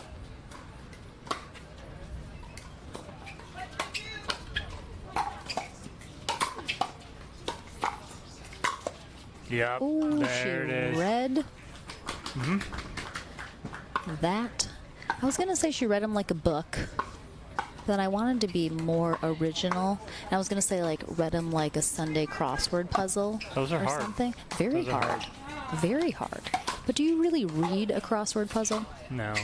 That's why I was hesitant. Oh, and Welsher says you can go behind my partner. I'll go right behind yours. Great shot by Ava Welsher there. 3-1-2.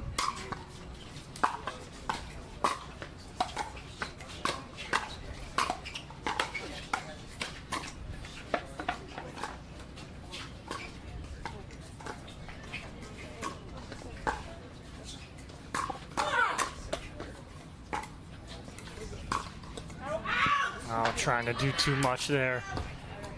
Had him leaning middle is Witskin. He was leaning middle. Welsher trying to fire herself up over there.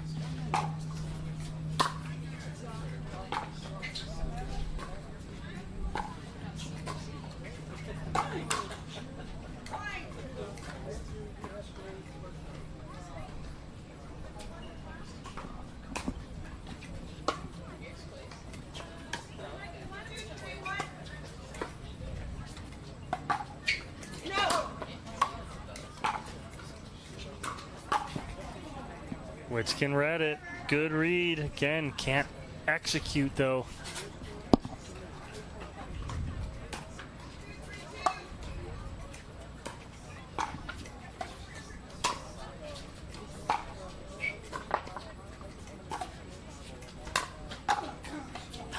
Good ball from Witskin there. Murario had nowhere to go. He thought that overhead from Johnson was going to be a little lower. Unfortunately, it wasn't.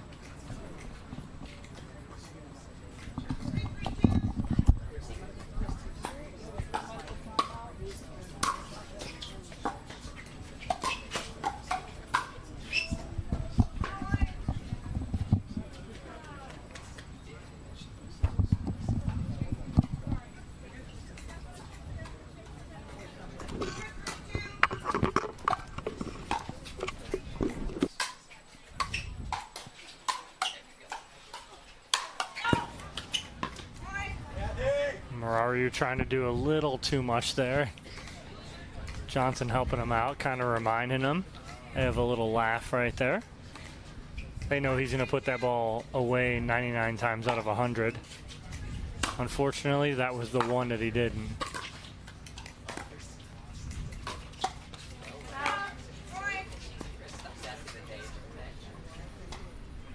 And Witskin and Welsher lengthen their lead here.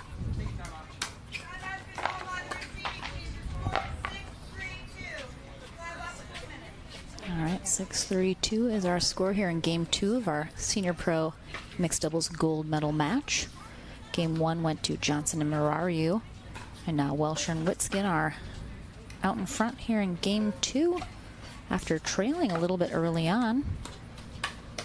They're hoping to force that Game 3. Yeah, they were down 2-3 on this side out, and they've rattled off 4 straight to take a 3-point lead here in the second game. Trying to force a third game here and end it in the 2 out of 3. But if Murario and Johnson can answer and win one of these second or third games, we will have the game to 15 here for the mixed senior pro gold medal. We have our final match of the day coming up after that, which will be our Open Pro mixed doubles gold medal match. Sarah Ansbury and Rafa Hewitt will be taking on Zane Navratil and Michelle Esquivel. Hopefully, I know Hewitt and Ansbury were both in sort of some bad shape after the bronze medal match. We'll see if they have had enough time to recover here, and if they're able to play in that gold medal match. We'll of course keep you guys updated on that. All right, back from this Jigsaw Health hydration break. 6-3-2, Welsher serving.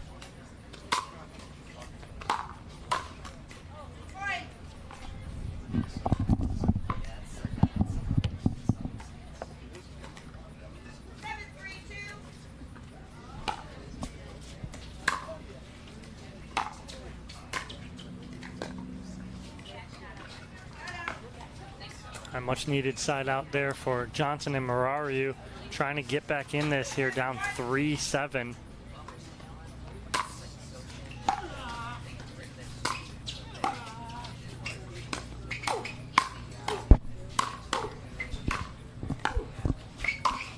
Wow, what work from Welsher just to stay in that point, but a little too much there for Witskin to handle at his feet. And Johnson and Marariu come back on the board here, 4-7.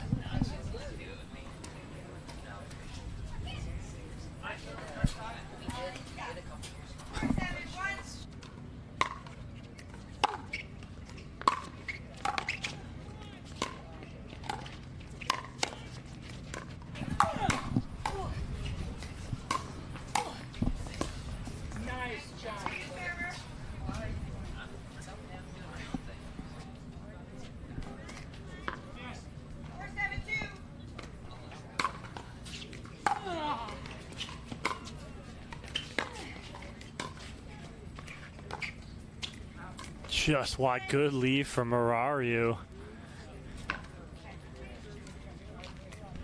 And one by one, they are getting right back in this second game to try and force the game to 15. Oh, Johnson just a little short right there. But they answer, get two more back.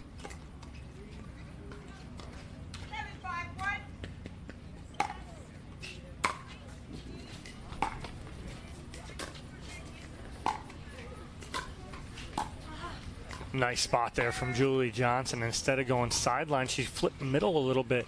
Usually Witskin's been there, but he's almost seemed to be leaning towards the sideline on that point. So a good shot there from Julie Johnson going middle, surprising Welsher.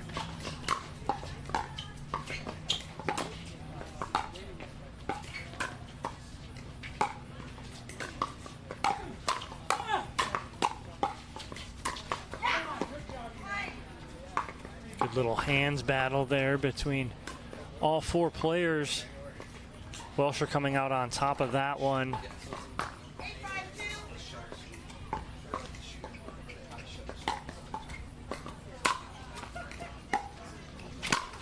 Oh, Julie Johnson jumping for the Ernie right there on that forehand side.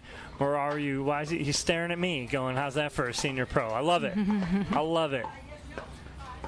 It's a great job and a great read by Julie Johnson.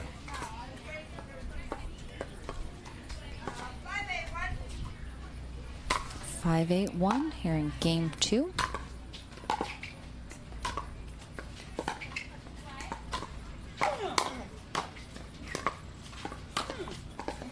A little confusion in the middle. Johnson actually thought that he was going to go sideline, so she leaned that way and it went away from her forehand.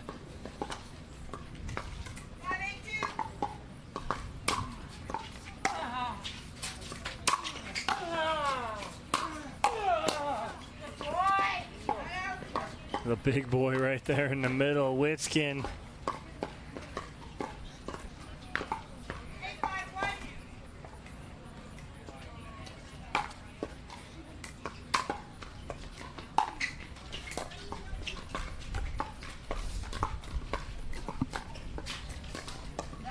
Good pressure dink there from Ava Welsher.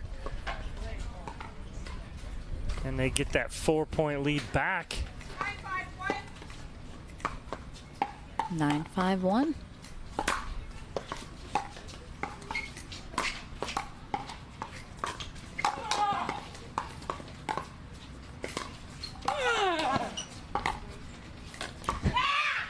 Witskin just off to that side, off to this side. Just side to side, sideline to sideline Witskin, and it's game point for Welsher and Witskin when we come back into play after this timeout. If Welsher and Witskin take this game 2, we'll go to a game 3 tiebreaker, and then if Johnson and Marario win, we will play another tiebreaker match to 15 as they're coming out of the bottom half of the bracket. If Welsher and Witskin manage to take game 3, if they take this game as well, they will be our gold medalists. So still a lot to be determined here and who will be our gold and silver medalists.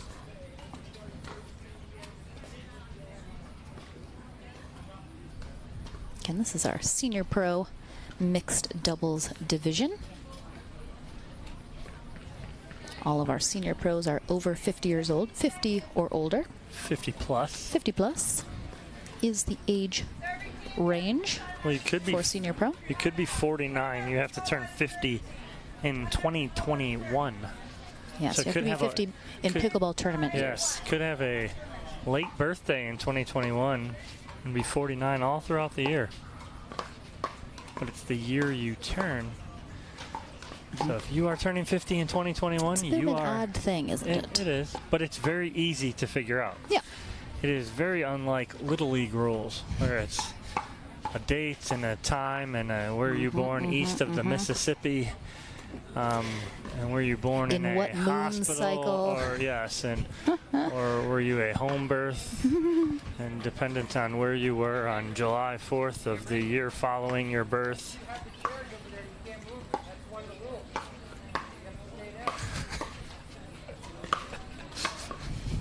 Are you joking with Witskin and Welsher going, well, once the chairs are in place, you can't move them. So he likes to have a good time. He does. I appreciate it. He has a lot of fun out here and still competes at the highest level for the senior pros here. Fairly new to pickleball as well is Merchant Marario. He's only been playing about a year and a half. So very impressive. Merchant was talking to me before this game going, Dom, I appreciate Moneyball. Gets me ready for long, hard, 100-degree days. Because when we started playing Moneyball a year and a half ago, we did it over the summer. And it was in the dead of heat, and we were playing long. In Florida. Yeah. So that's not fun. And Marario was like, this is nothing. He's barely breaking a sweat out there. Right. All right, game point here. And they get it. So we'll be going to a game 3 here in our senior pro gold medal match. Our teams will switch ends to start and then switch ends at 6 in that game 3.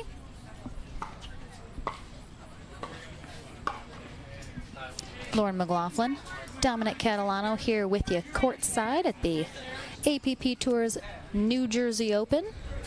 We're here in Hamilton, New Jersey at Veterans Park.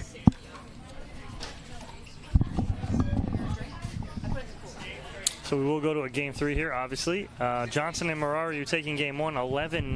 Welsher and Witskin answering with a game 2 victory, 11-5. So again, if Welsher and Witskin can pull off this third game, that'll do it. But if Johnson and Marario can take this third game, we will have that tiebreaker, 1 game to 15 for the gold medal. We'll be back tomorrow morning, I believe, at 10 a.m.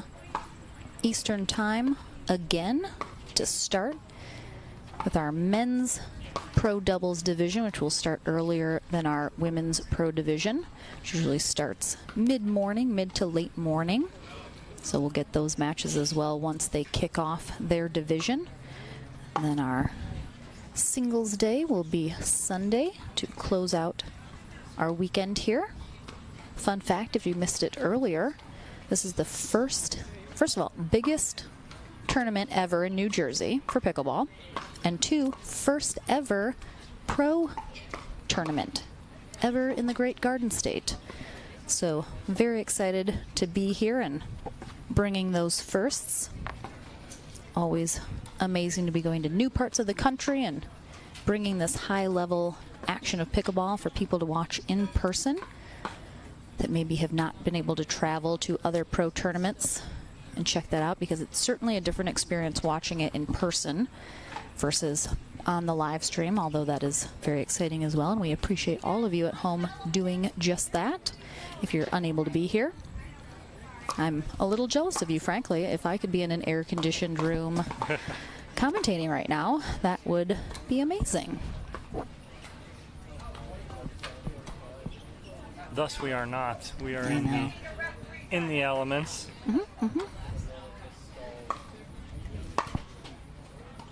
And a good answer there in game 2 from Witskin and Welsher is Johnson and Mararu pulling out that first game in a tight one, 11-9.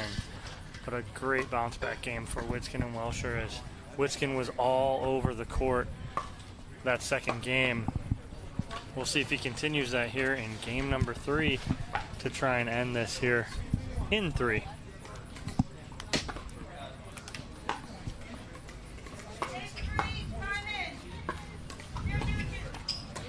All right, Johnson and Mararu start off serving on the far end here for game 3. Welsher and Witskin on the near end.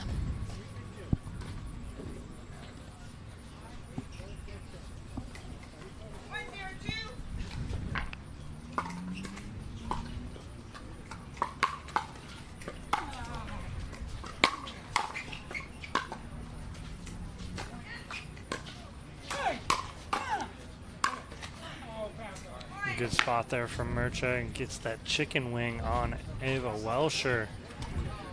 If he doesn't hit Welsher, that's going out of bounds. Oh, absolutely. So good awareness that he needed to hit her to make that happen.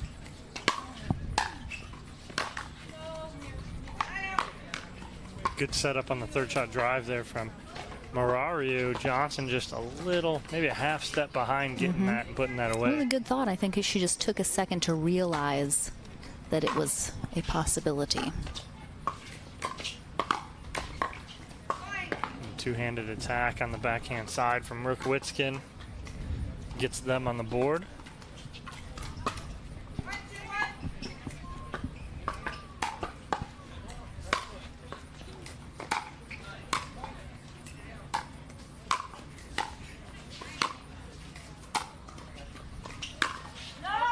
Awesome. Murcha tried to body up Witskin right there, but he got skinny sideways. I think we're definitely going to see Welsher and Witskin try and take this up a notch here in game 3, because they certainly are going to try to avoid that tiebreaker match to 15 at all costs.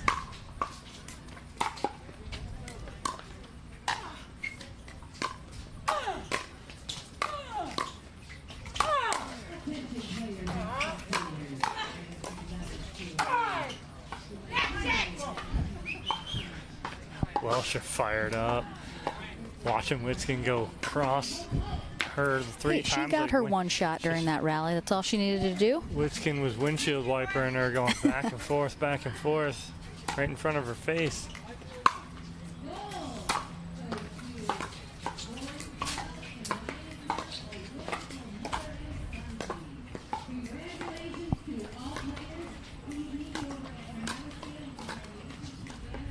Off the tape, just throws Welsher off a little bit.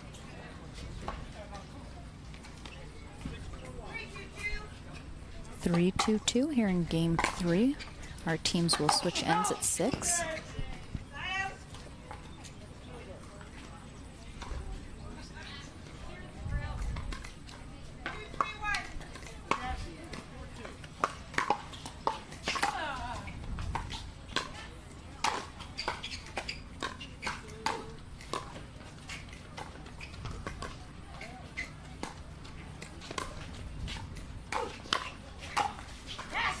Nice ball and step in from Witskin when he was on the I'd say wrong side, but he was on the opposite side he's usually on. He had to hit that with his backhand. Nice little punch volley with the backhand.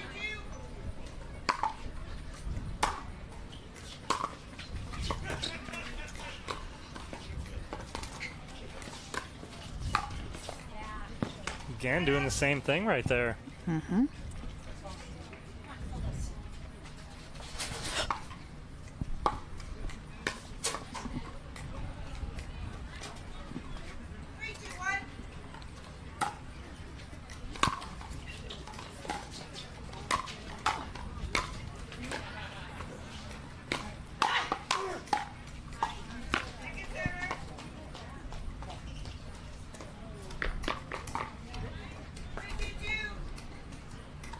Three, 2, 2. Good spot there from Welsher. She got Julie Johnson caught in transition as she was coming all the way over from the opposite side. Julie took the scenic route, She did. getting to the net.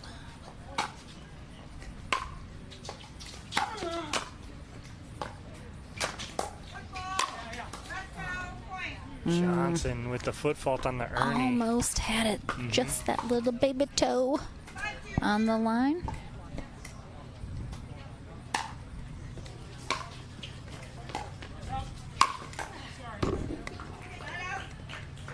But they add to that lead, up 5-2 here. Good side out there from Mararu and Johnson. They need to answer here.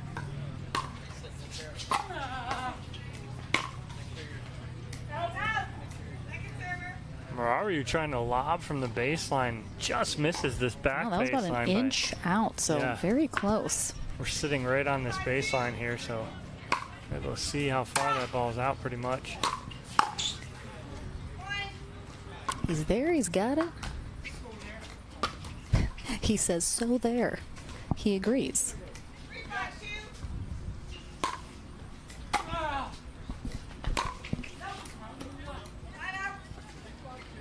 All right, they put 1 point on the board for that serve. Welsher and Witskin hoping to go on a little run here, put something together. 1 But they're point looking to away. get that end change. Yep. Mhm. First things first. Oh, gets the, oh my. All right. Nice put away there from Witskin, but some battling on the other side from Julie Johnson and Mararu, keeping that ball in play and forcing the left-handed put away from Rick Witskin.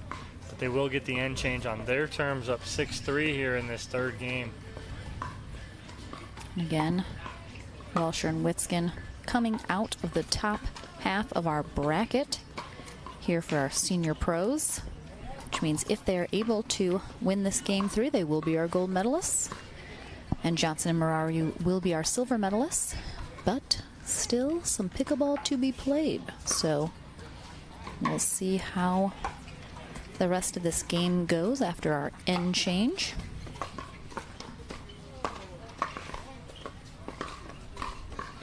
We'll see Mararu and Johnson kind of talking over their strategy and what they need to do. And biggest thing that gave them success in that 11-9 tight victory in game 1 was Julie Johnson staying in that dink battle cross court with Ava Welsher, but kind of sneaking a couple balls in behind Witskin to keep him honest.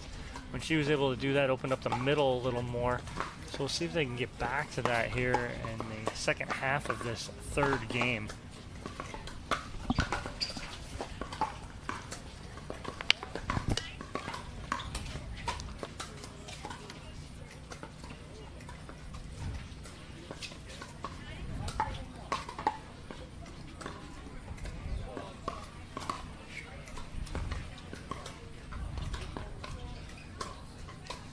So Andy Jones giving a little extra time here. Again, referees have been very nice with how hot it's been today, giving hydration breaks. Again, it's been over 100 degrees today as far as how it feels on the court.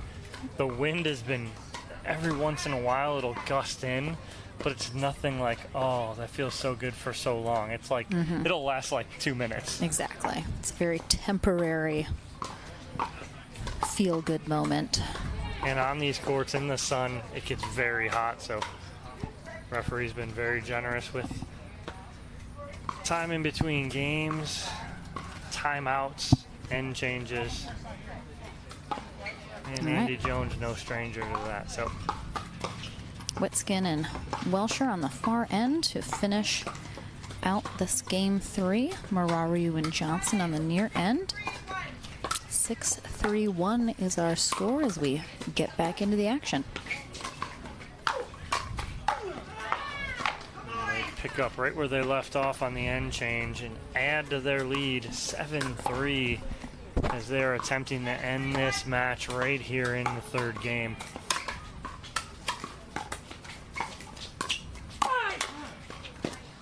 Wow. That was a defend your life situation for Marariu. The fact that he got his paddle on that ball and almost kept it in, very impressive. But a 5-point lead here for Welsher and Witskin. And we have a timeout called from Johnson and Marariu as they feel it kind of getting away from them, I think, here in game 3. Gonna try and see what they can do to squash that momentum and possibly get back into this third game. Yeah, it's all Witskin and Welsher right now as far as momentum goes. Even on the end change, they've continued that momentum and continued that push. So we'll see if they can keep this going here in this third game and end it right now.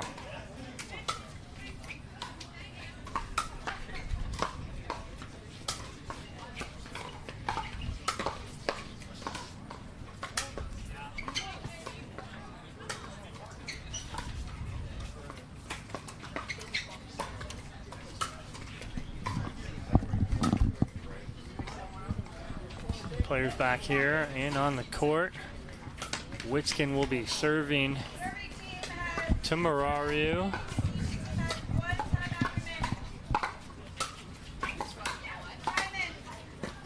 All right, time is called back in from our Jigsaw Health Hydration break. 8-3-1.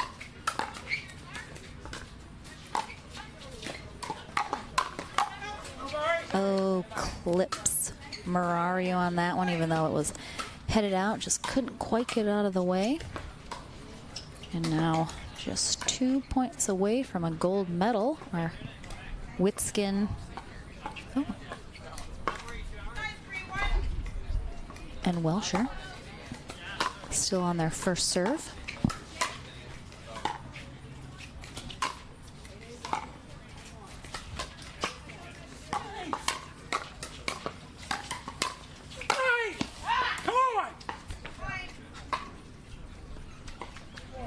That'll give Witskin and Welsher their first match point here in this mixed senior pro gold medal match. They'll have 2 chances at it here.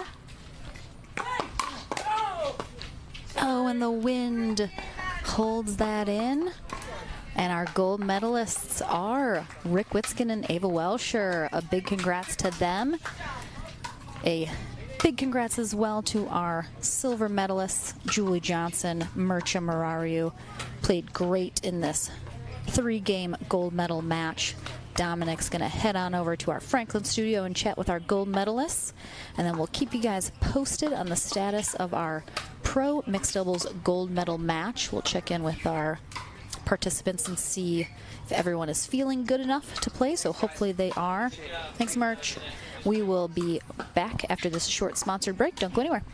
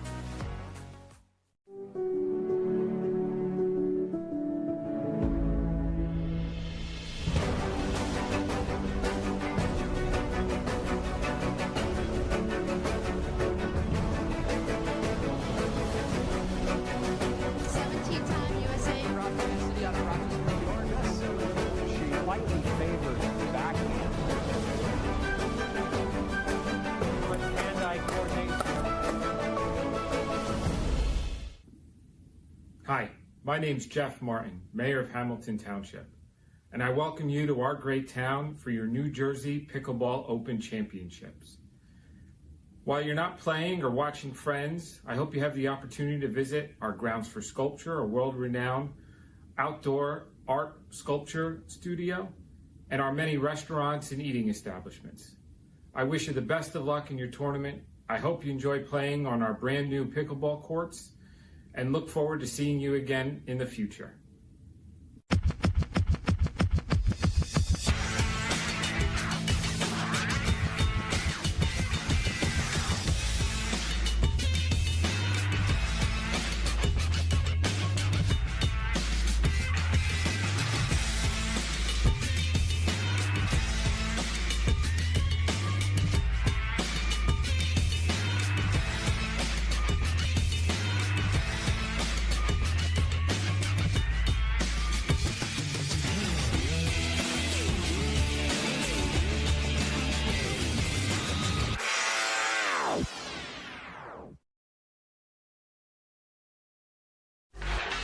The HD5 is the green of ivy. It represents hope, tenacity, the spirit of life and growth. It also reminds us of the Ivy League. The HD5 features a good rotation, an excellent sweet spot, thicker core, and super power. At Coulter Homes, the rules are simple. Grab your paddle and always dink in the kitchen. Remember where you are. Coulter Homes is the home of pickling. Smash and poach on dedicated courts in resort-style and active adult new home communities across the Southeast, including PGA Village Verano and Port St. Lucie, home of the World Pickleball Open. Learn more at CoulterPickleball.com.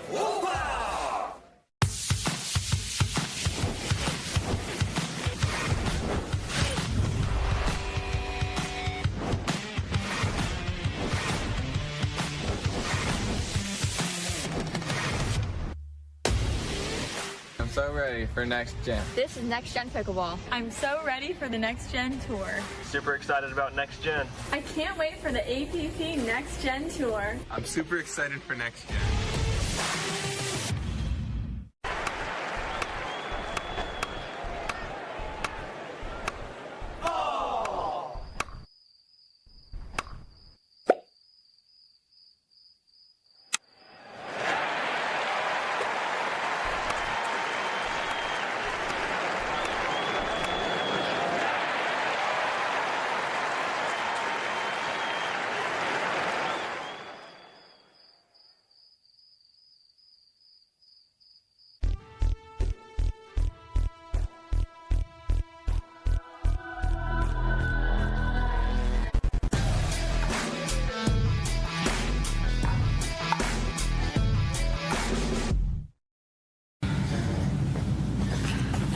Dang, thirsty.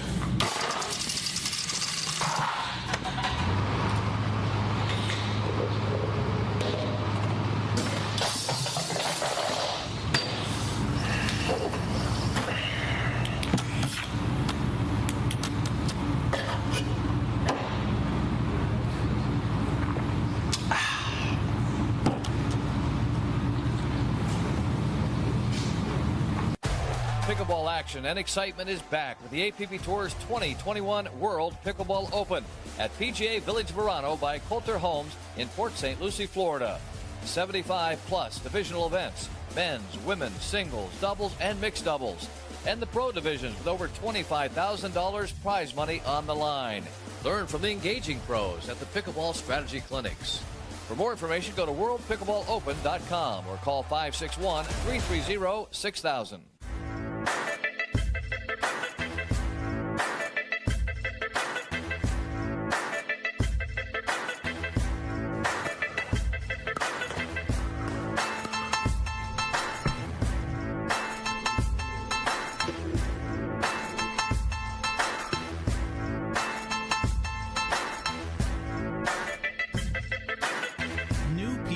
Pickleball.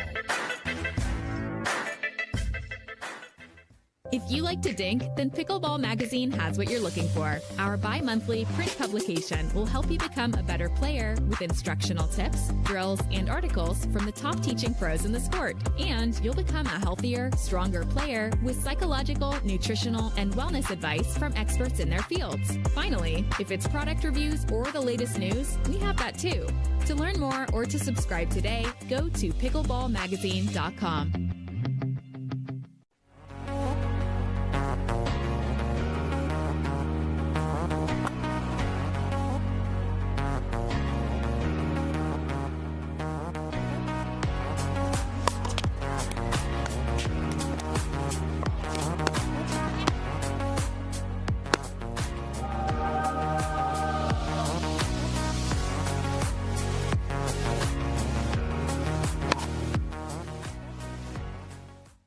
Welcome back, guys. I am in the Franklin Pickleball studio with the Mixed Senior Pro Champions, Ava Welscher and Rick Witzkin. Congratulations. A very good match. Let's get right into that match. Rafa Hewitt over here clapping, your guys' biggest fan over here. But let's get right back into it, okay? So game one, Rick, you guys go down 11-9. You lose 11-9. It seemed like Julie, I think I counted 4 times, got behind you. You like to be big in that middle, which is always a thing for you, but she got you a couple times. But going into that second game, you fixed that really quick. Was it something you noticed too after the first game? Yeah, I think we knew that the first time we played them today, and we were up in that first game, and I believe 6-1. So we were kind of in cruise control. They're great players, and they really seized the moment. And yes, Julie has hit behind me multiple times, but at the end of the day, winning 4 out of 5 against a great team, Amircha and Julie, they've beaten a lot of teams and won a lot of matches and tournaments. So I'm just super pleased to play with Eva for our first tournament. I'm really proud of how we did today. Yeah. We both have worked hard on the APP Tour, playing these events. That's how we got a top seed in Dubai, which really paid off when it's 100 degrees. Yeah. So thank goodness for having such an awesome partner and somebody that I feel like I understood, right? And I actually would rather be on the same side of the net with her than on the opposite side. And so I always ask, because Rick plays a lot with Helen Wilhelm, and I ask Helen the same thing. And how is it playing with a big guy like that moves so much? But the thing of it is Helen always moves so well with him. It was like you guys had played a million times together, because you did the same thing today. You moved so well behind him and covered. Was it something you talked about beforehand going in, or was it something that you kind of just picked up as you've seen him play many times? No, to tell you the truth, we're just both tennis players. I think we both just know the rhythm and the movement, and we're used to going behind people and watching, the body and everything. So it kind of came natural, which we were actually mentioned to each other that we were surprised that we kind of didn't even talk to each other, and we were just kind of moving in sync. So I do think our backgrounds in tennis definitely did help. And plus I trusted him. I think he trusted me. So when you have trust, you're not guessing, you're not hesitating, and you're able to just keep going. So. No, absolutely, and it worked today. Again, Rick, we love seeing you flying all over the court, but it's always good for you. You have a partner that can kind of slide in and out, like Ava did all day today. Is it something that you picked up on, that she was covering so well that it allowed you to be a little more confident as you're going through the day? There's no doubt that her ability to dink really well, to drive and keep it low, to go behind the guy, helped me be more free and float like a butterfly. Now, sometimes I floated right over onto her shoulder and she shooed me away. Yeah. But, like she said, we trust each other, and I've known Eva for a while, and she knew my brother, which is a spiritual thing. So thank you, Paddle Tech. Thank you, Air Feet.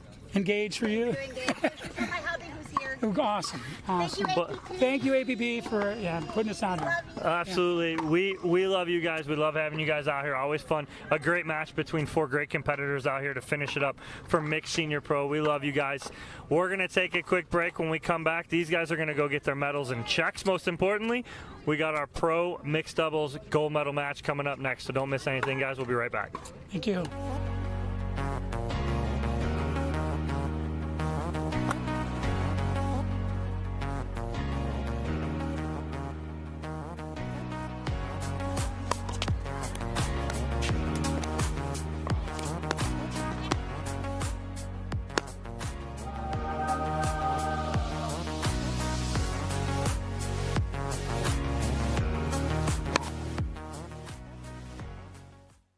Coulter Homes, the rules are simple. Grab your paddle and always dink in the kitchen. Remember where you are.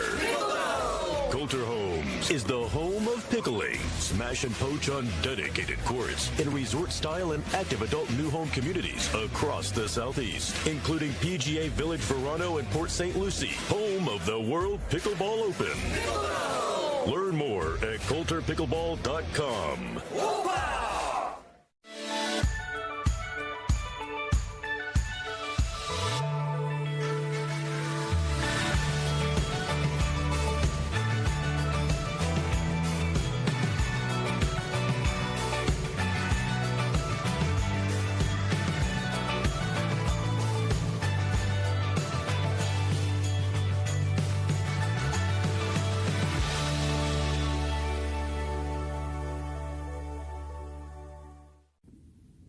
Hi, my name's Jeff Martin, Mayor of Hamilton Township, and I welcome you to our great town for your New Jersey Pickleball Open Championships. While you're not playing or watching friends, I hope you have the opportunity to visit our Grounds for Sculpture, a world-renowned outdoor art sculpture studio, and our many restaurants and eating establishments.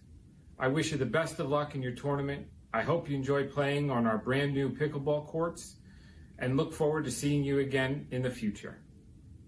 My favorite paddle is the V520. It's more of a control paddle, which is great for my game because I'm certainly known as more of a defensive player, but it's still great for hitting a hard serve and drive the ball well. From the transition area and from the kitchen, go ahead and drive it at me. I'm ready to block it into the kitchen. I can roll it, or I can slice it. Either way, I feel like it's gonna go in. With the soft feel of the paddle, I can dink all day. So go ahead and try it out, dink me.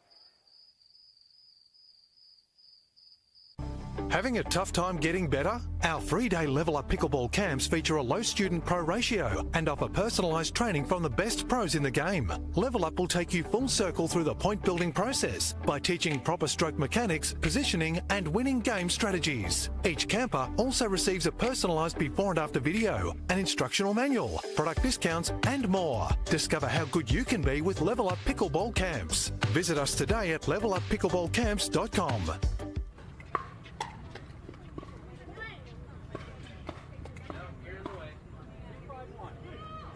Yeah, you're definitely in the shot.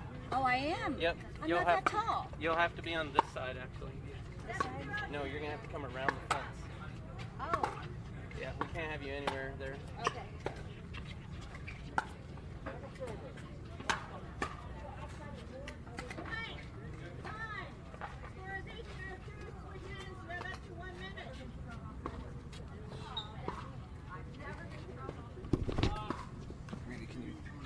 See what I did?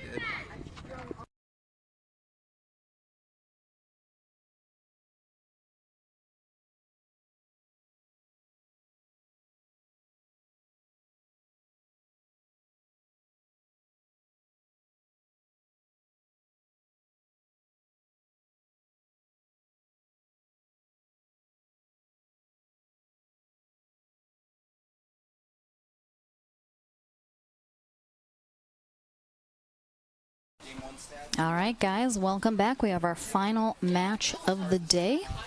This is our pro mixed doubles gold medal match, we have Rafa Hewitt and Sarah Ansbury. They're going to be on the near end to start us off in white. Zane Navratil and Michelle Esquivel on the far end in, I'm going to call it cream. It's like a creamsicle color. That's what I'm going to go with.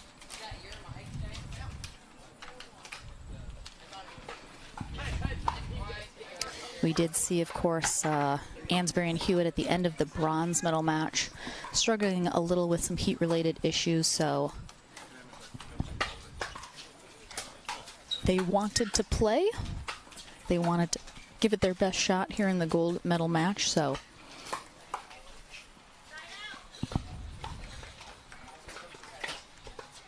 we'll get underway here shortly.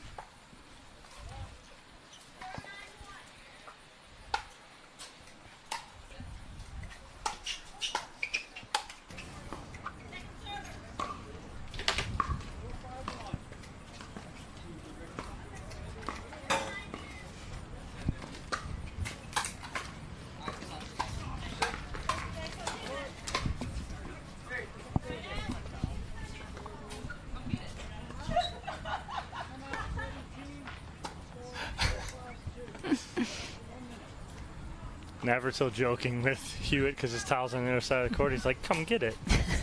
Knowing that Hewitt's struggling right now. Make him take more steps.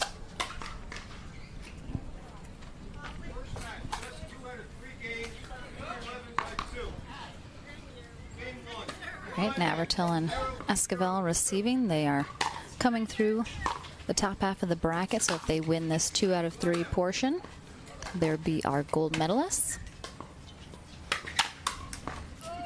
You know, we certainly understand that athletes want to give it their all and, you know, don't want to bow out for any reason, but we just want to make sure everybody's listening to their bodies and doing what's best for them, so certainly be keeping an eye on everyone's status as we get into this match.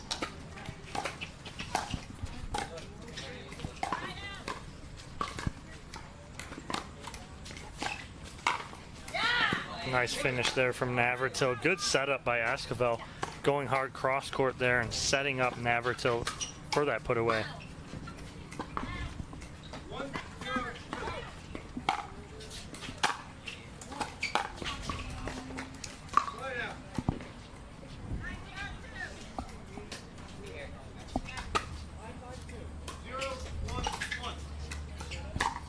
Zero, 1-1.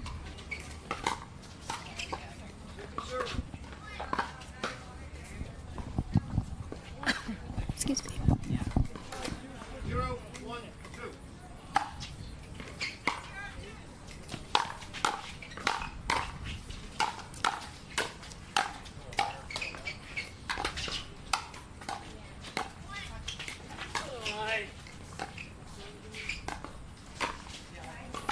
Navratil finally inserting himself right there in the middle and able to put that ball away down the middle. Again, we talked about it before, Lauren. You don't have to hit it hard. You got to put it in the right place, and that's exactly what Navratil did right there.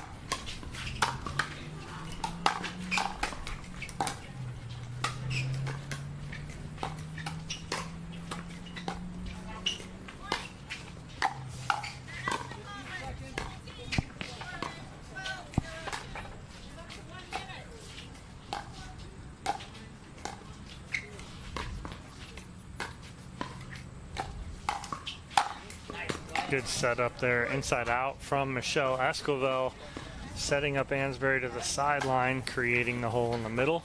Beautiful put away.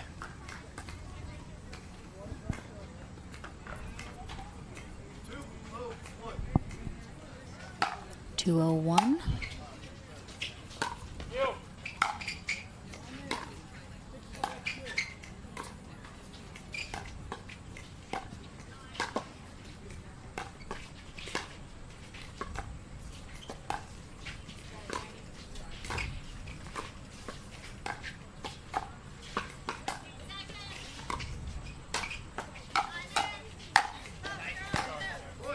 Good patience there from both Navratil and Esquivel.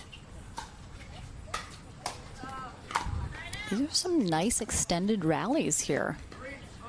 so far in game 1 of our gold medal match here. Very impressed with the matching of all of our medalists in pro doubles today. Hewitt and Ansbury have been in all white today. Navratil and Esquivel are matching in the kind creamsicle. of creamsicle pale orange. And our bronze medalists, Stratman and Nunnery, were in purple. Well, that's a nice little cut there from Hewitt down the middle with the backhand. This is, of course, our final match of the day here at the New Jersey Open. We'll be back tomorrow morning with our men's doubles to kick off the day, and women's doubles will be later in the morning.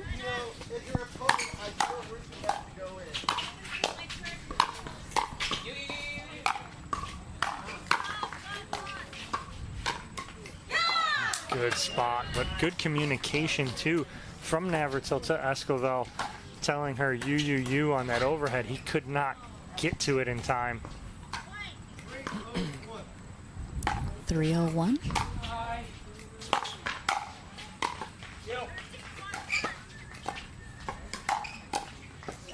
Oh, Ansbury with a little Ernie there, stepping outside. I have to say I'm very impressed so far with Ansbury and Hewitt, just, you know, at the level of play that they're still at after seeing how much they were struggling after the bronze medal match. So they definitely had a lot of time to rest in between. They're looking much better here. We'll see if that can be maintained, but so far so good.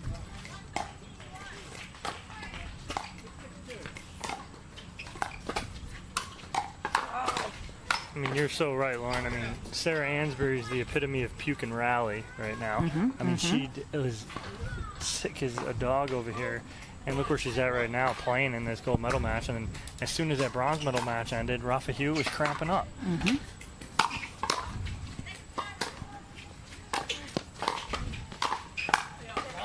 I mean, if Navratil and Esquivel thought this was going to be a walk in the park, no. Ansbury and Hewitt are definitely showing them they got a little left in the tank, and they're going to use it right here. Good lead from Ansbury there.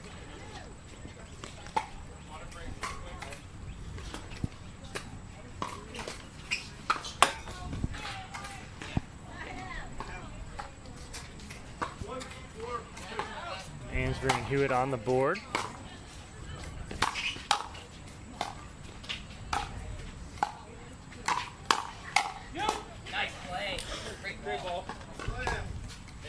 That's just a good spot from Esquivel, splitting Hewitt and Ansbury.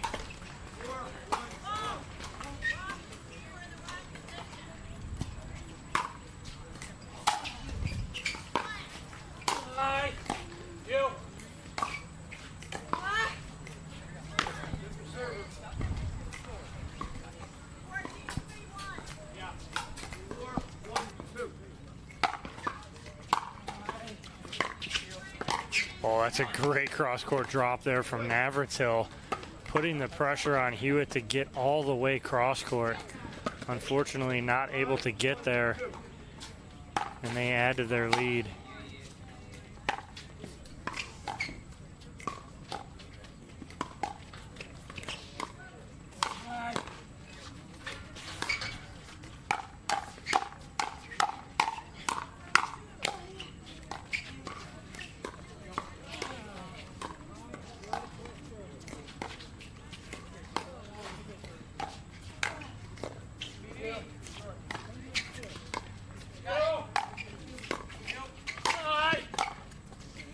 Oh, Esquivel trying to do a little too much with that ball.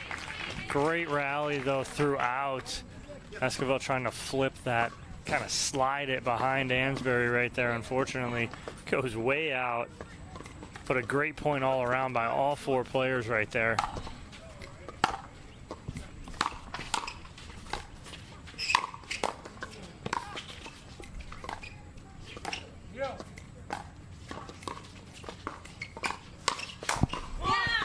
Navratil sitting on that little backhand flick from Hewitt.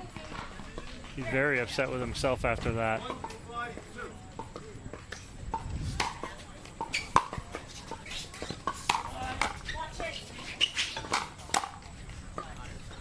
Good communication from Esquivel telling Navratil watch it as she popped up that block.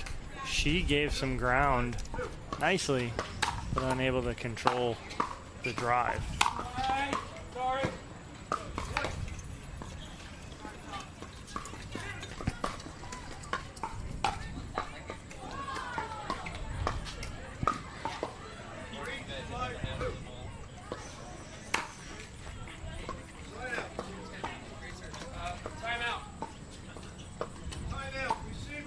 Timeout here from Ansbury and Hewitt as he hits that serve into the net, but they do get 2 back there and get within 2, so it'll be a Esquivel Navratil serve here, up 5-3, game 1 of this gold medal match here at the New Jersey Open.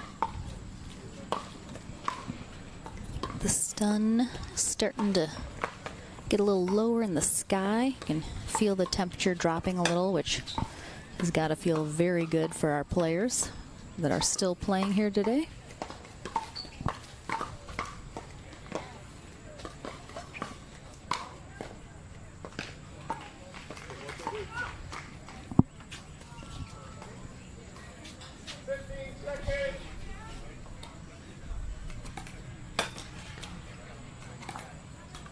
All right, Esquivel will be serving here as we get back from this jigsaw hydration break.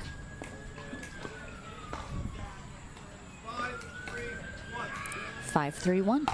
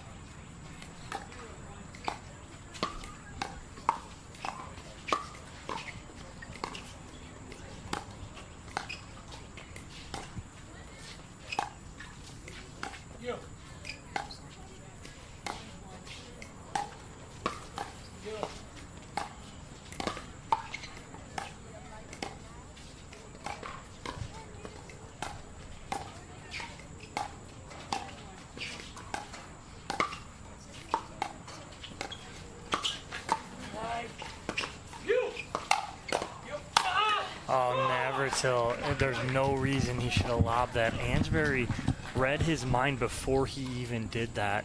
She was in the transition area already 7 feet off the kitchen line, ready for that lob and the put away. Beautiful read by Sarah Ansbury.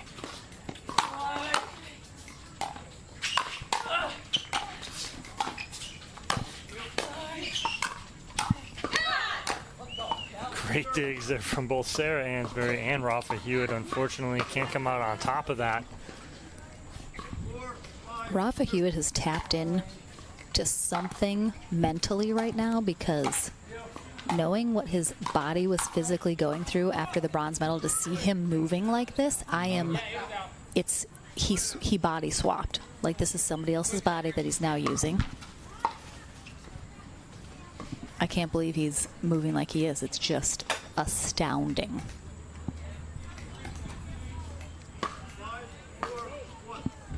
Five, 4-1.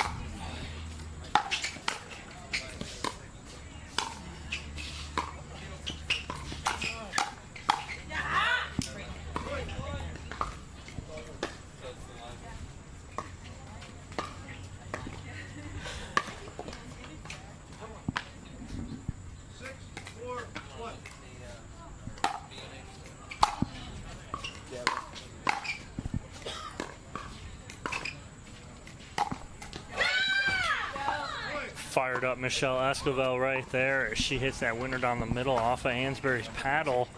All right, let's throw them back down. And they lengthen their lead to 3 here in game 1 of the gold medal match.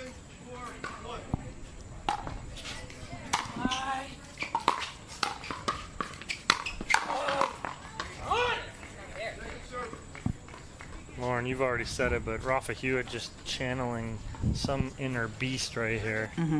I just...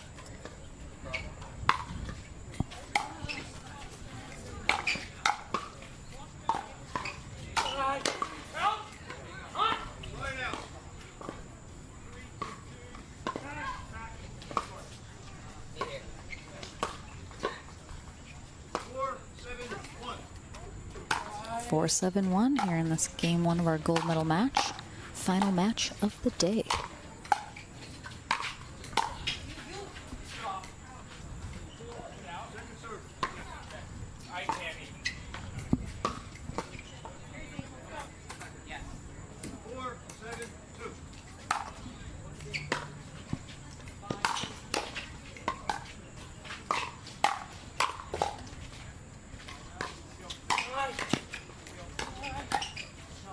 Wow, that dig from Ansbury. Incredible, about 6 shots ago, just to keep them in that right there.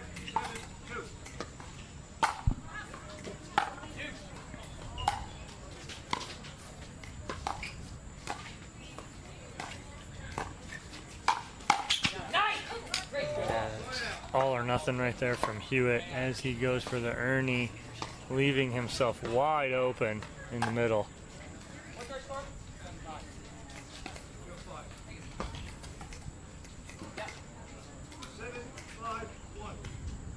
7-5-1.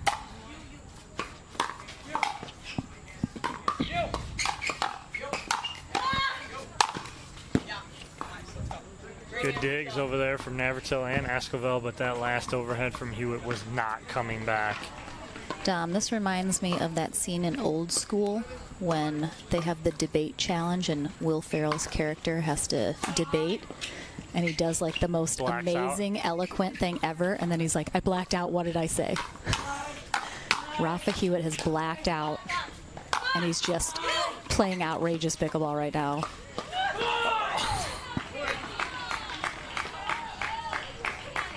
Wow. He's having an out-of-body experience right now.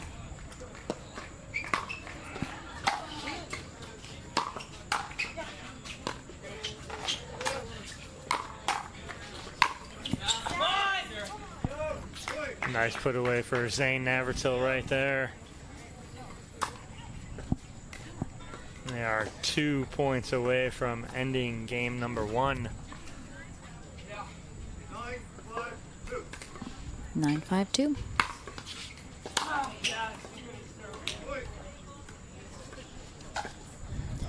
Rafa having a little trouble handling that Navratil serve there, and it gives him a game point here in game 1. And Sarah, equal trouble. So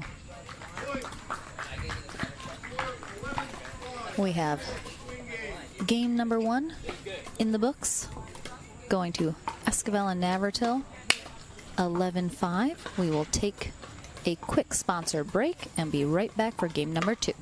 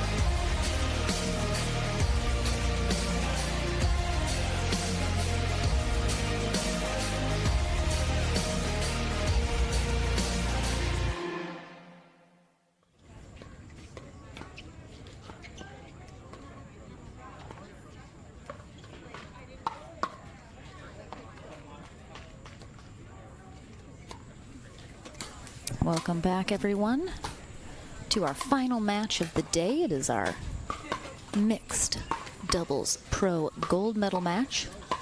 Sarah Ansbury and Rafa Hewitt will be on the far end for this game number 2. Zane Navertil and Michelle Esquivel on the near end.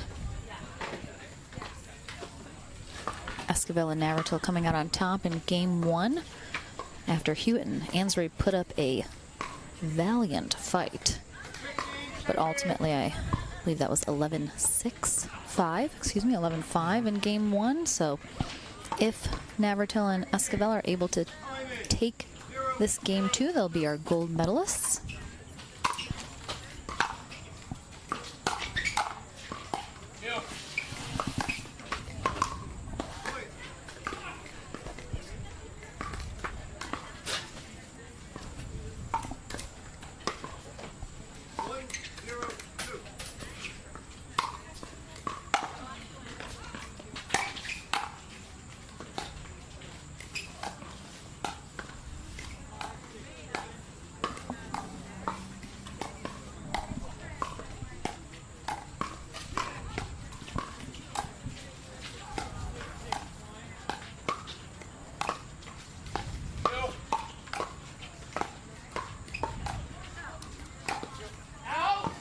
Right idea from Esquivel. She had it. Hewitt was letting that ball go no matter what, but just overhit it a little bit.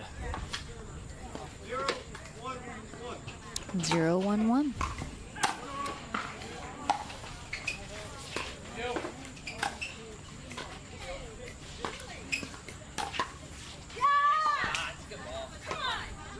That was so close. Right at that baseline. Beautiful little split up the middle there, Esquivel.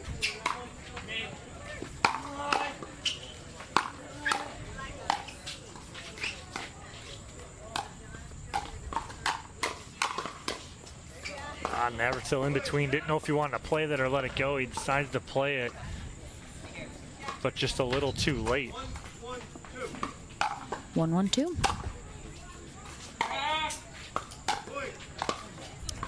Return a little long there from Esquivel.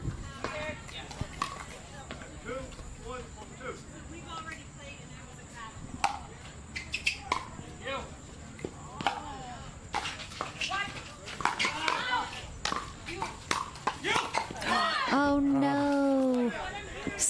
Someone blocked somebody. So Hewitt had it, and Ansbury stuck her paddle out late and blocked the Hewitt reset. I thought Hewitt yelled you though. He did. Okay. And it got by her. And so he played it. I see. But then she was a little late getting it all happened so fast. I was slightly confused about what happened.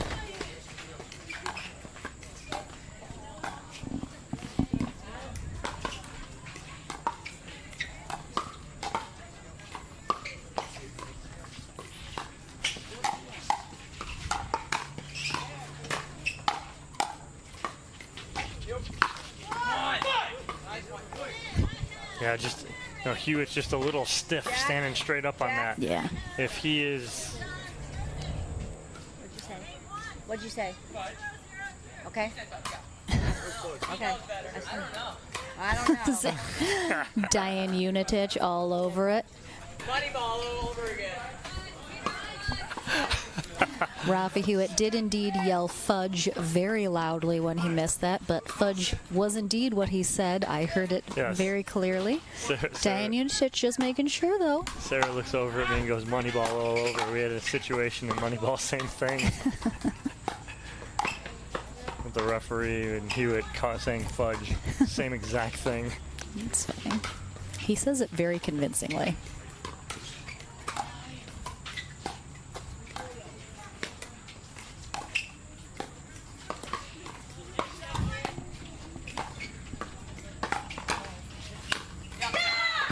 Good dig on the first one from Hewitt, but unfortunately not able to do much with that last one.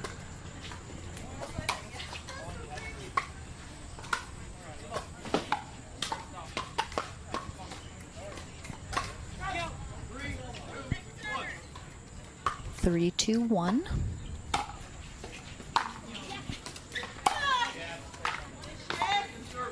We did see a very close game one for a while. Ansbury and Hewitt really able to stay in and hang with Esquivel and Navertil until they were finally able to pull away. Very similar situation happening right now. Very close. We'll see if either of these teams manages to get something going. Hewitt with a little stare down again, trying to get himself pumped up here. They could stay in this second game and force a third game.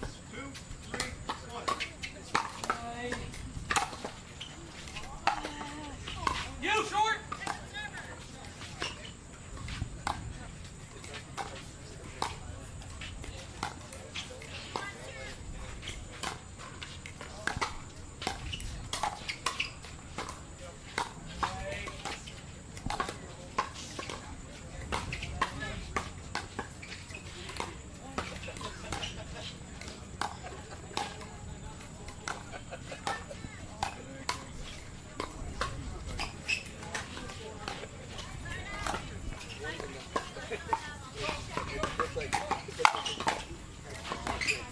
That middle closed really quick by Ansbury right there. Esquivel saw a hole, but it was shut down quickly. Just a flash. Yep. And then Ansbury was there. We haven't really mentioned Thor's hammer yet today, No. Dom. I tried to pick it up when it was over here. I couldn't. You weren't worthy. No.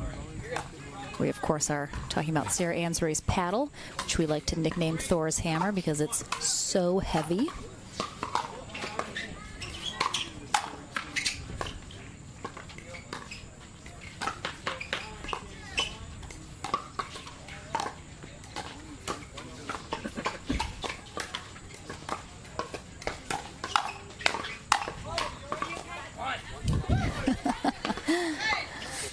Ralph, I think he got like 4 paddles on that ball all at once. He hit it 3 or 4 times as it went by. It was like in between. He got it from behind, front.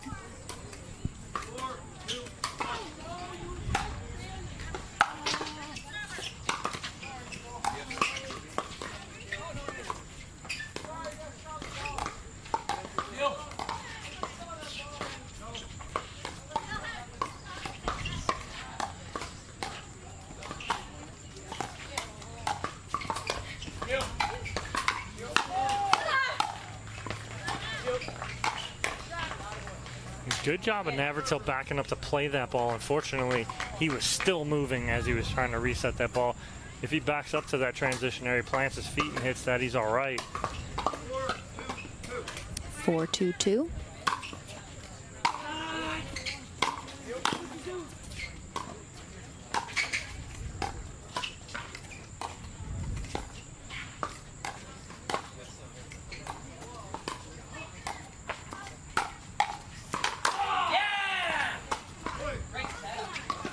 Oh, uh-oh. Hewitt's a little gingerly walking over there. Someone was asking how heavy is Thor's hammer. I believe it's in the 9-something range. Is that correct, Dom? Heavier. Heavy? 10-something? 10-something, guys.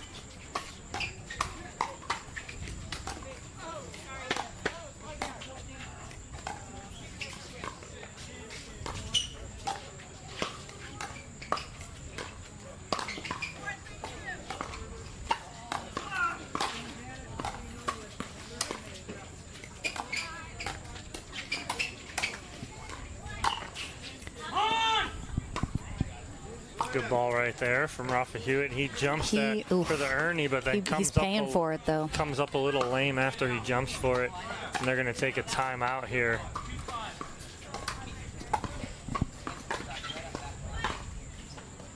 Oh, we do not have a timeout. Oh, Hewitt sounded like he said timeout. Yeah, I thought I heard that as well.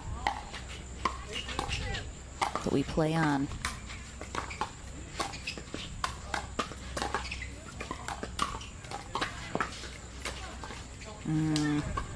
Little impatience there from Hewitt. You'll notice he's also turned his hat backwards. The sun is disappeared behind the clouds now. So definitely sun no longer a factor here as it's starting to set.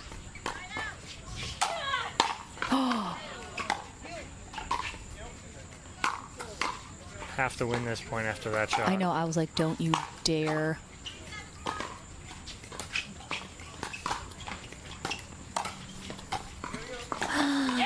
Oh, no.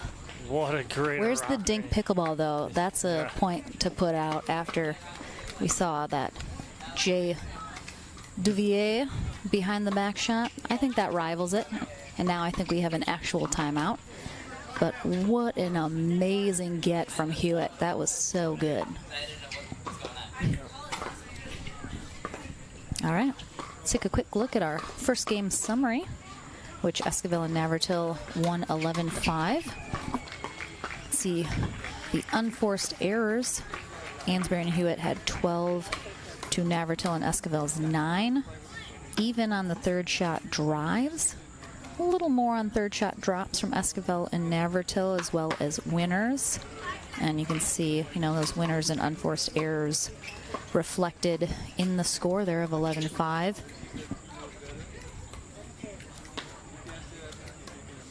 Esquivel and Navratil picking up a little steam here in game 2.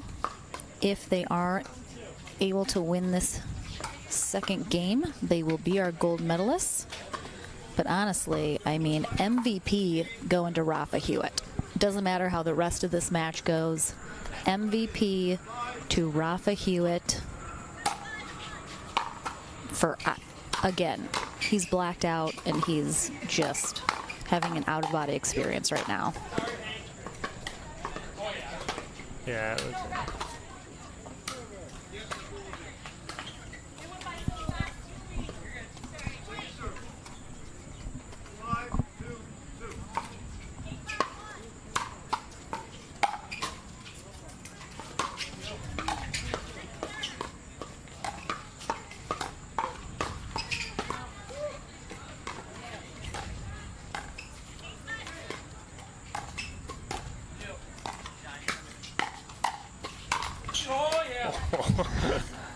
Hewitt almost fell over in the anticipation of that shot.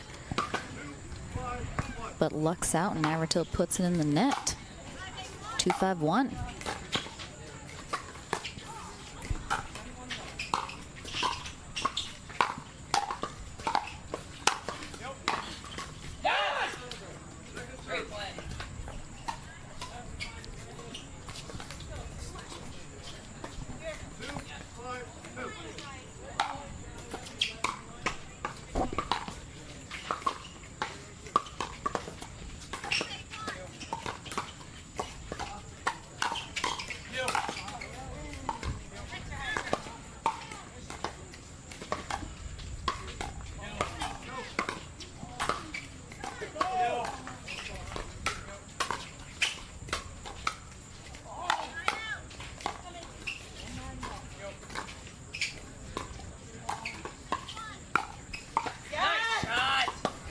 Nice ball from Esquivel. I thought that ball was going out right off her paddle, too. I did, too. I thought it was flying out. Clean in. Catches that back corner.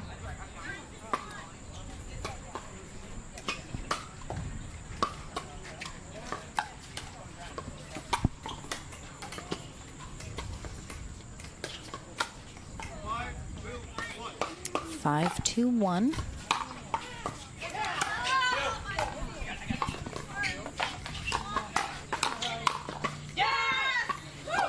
Really nice job there from Navratil, being very aggressive in his communication to Esquivel, because she was coming for that ball and he called her off it and she still was kind of right there, but she was able to, you know, pull back enough that it allowed him to have a good shot on it and they come out on top. Sometimes you do. You gotta just yell at your partner to get out of here. Just a win coming out of the sails here of Ansbury and Hewitt, unfortunately.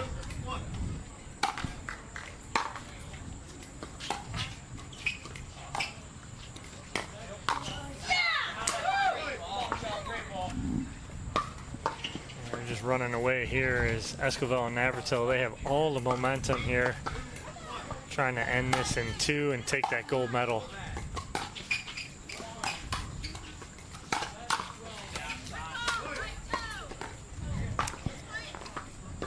This may very well be the beginning of the end after just an outrageous display from Hewitt and Ansbury, given the circumstances.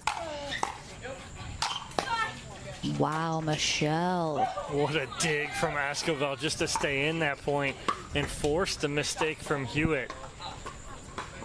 And we have a match point here, gold medal match point for Esquivel and Navratil. 10-2-1, they got 2 shots at it if they need it.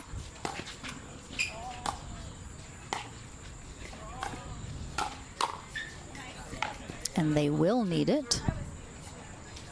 Tom, do you agree that the MVP of this match goes to Rafa Hewitt, though?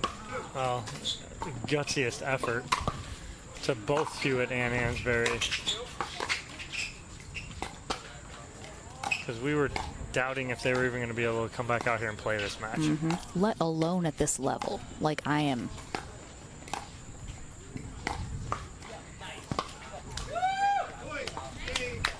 Nice match.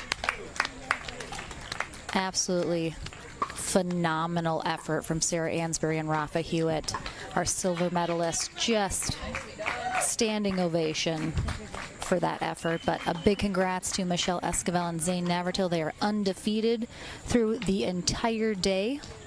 They are gold medalists here at the APP New Jersey Open. Dom's going to head on over to our Franklin studio to chat with them before we sign off for the day. And we will be back tomorrow morning, same place, same time. Join us again for our men's doubles and women's doubles tomorrow on Saturday. And a big shout out to all you guys watching. Thank you so much. Big thank you to our sponsors, refs, volunteers, spectators, all that good stuff. We're going to take a quick break and we'll be right back with Dom in the studio. I'm signing off. See you tomorrow.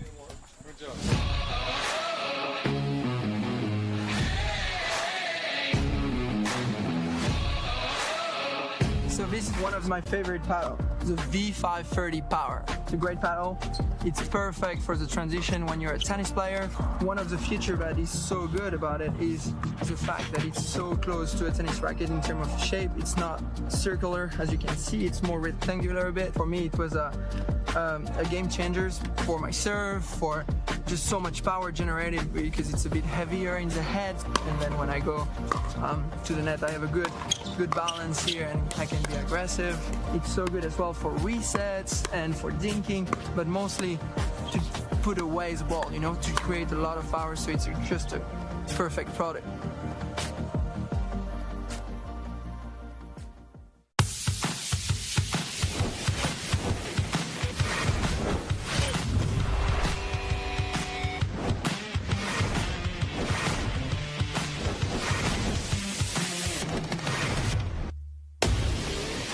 So ready for next gen. This is Next Gen Pickleball. I'm so ready for the Next Gen Tour.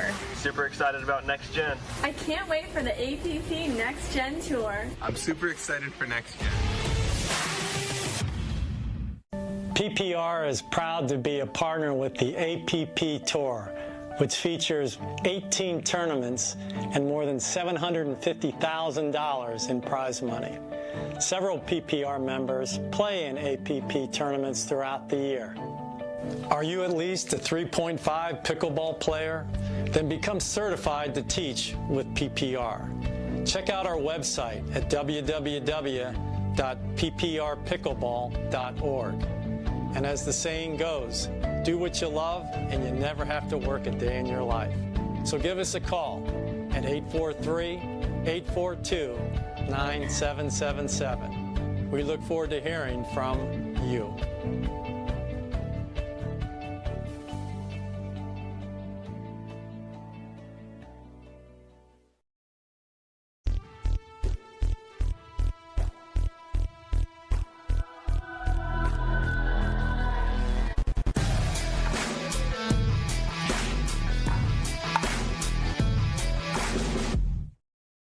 If you like to dink, then Pickleball Magazine has what you're looking for. Our bi-monthly print publication will help you become a better player with instructional tips, drills, and articles from the top teaching pros in the sport. And you'll become a healthier, stronger player with psychological, nutritional, and wellness advice from experts in their fields. Finally, if it's product reviews or the latest news, we have that too. To learn more or to subscribe today, go to pickleballmagazine.com.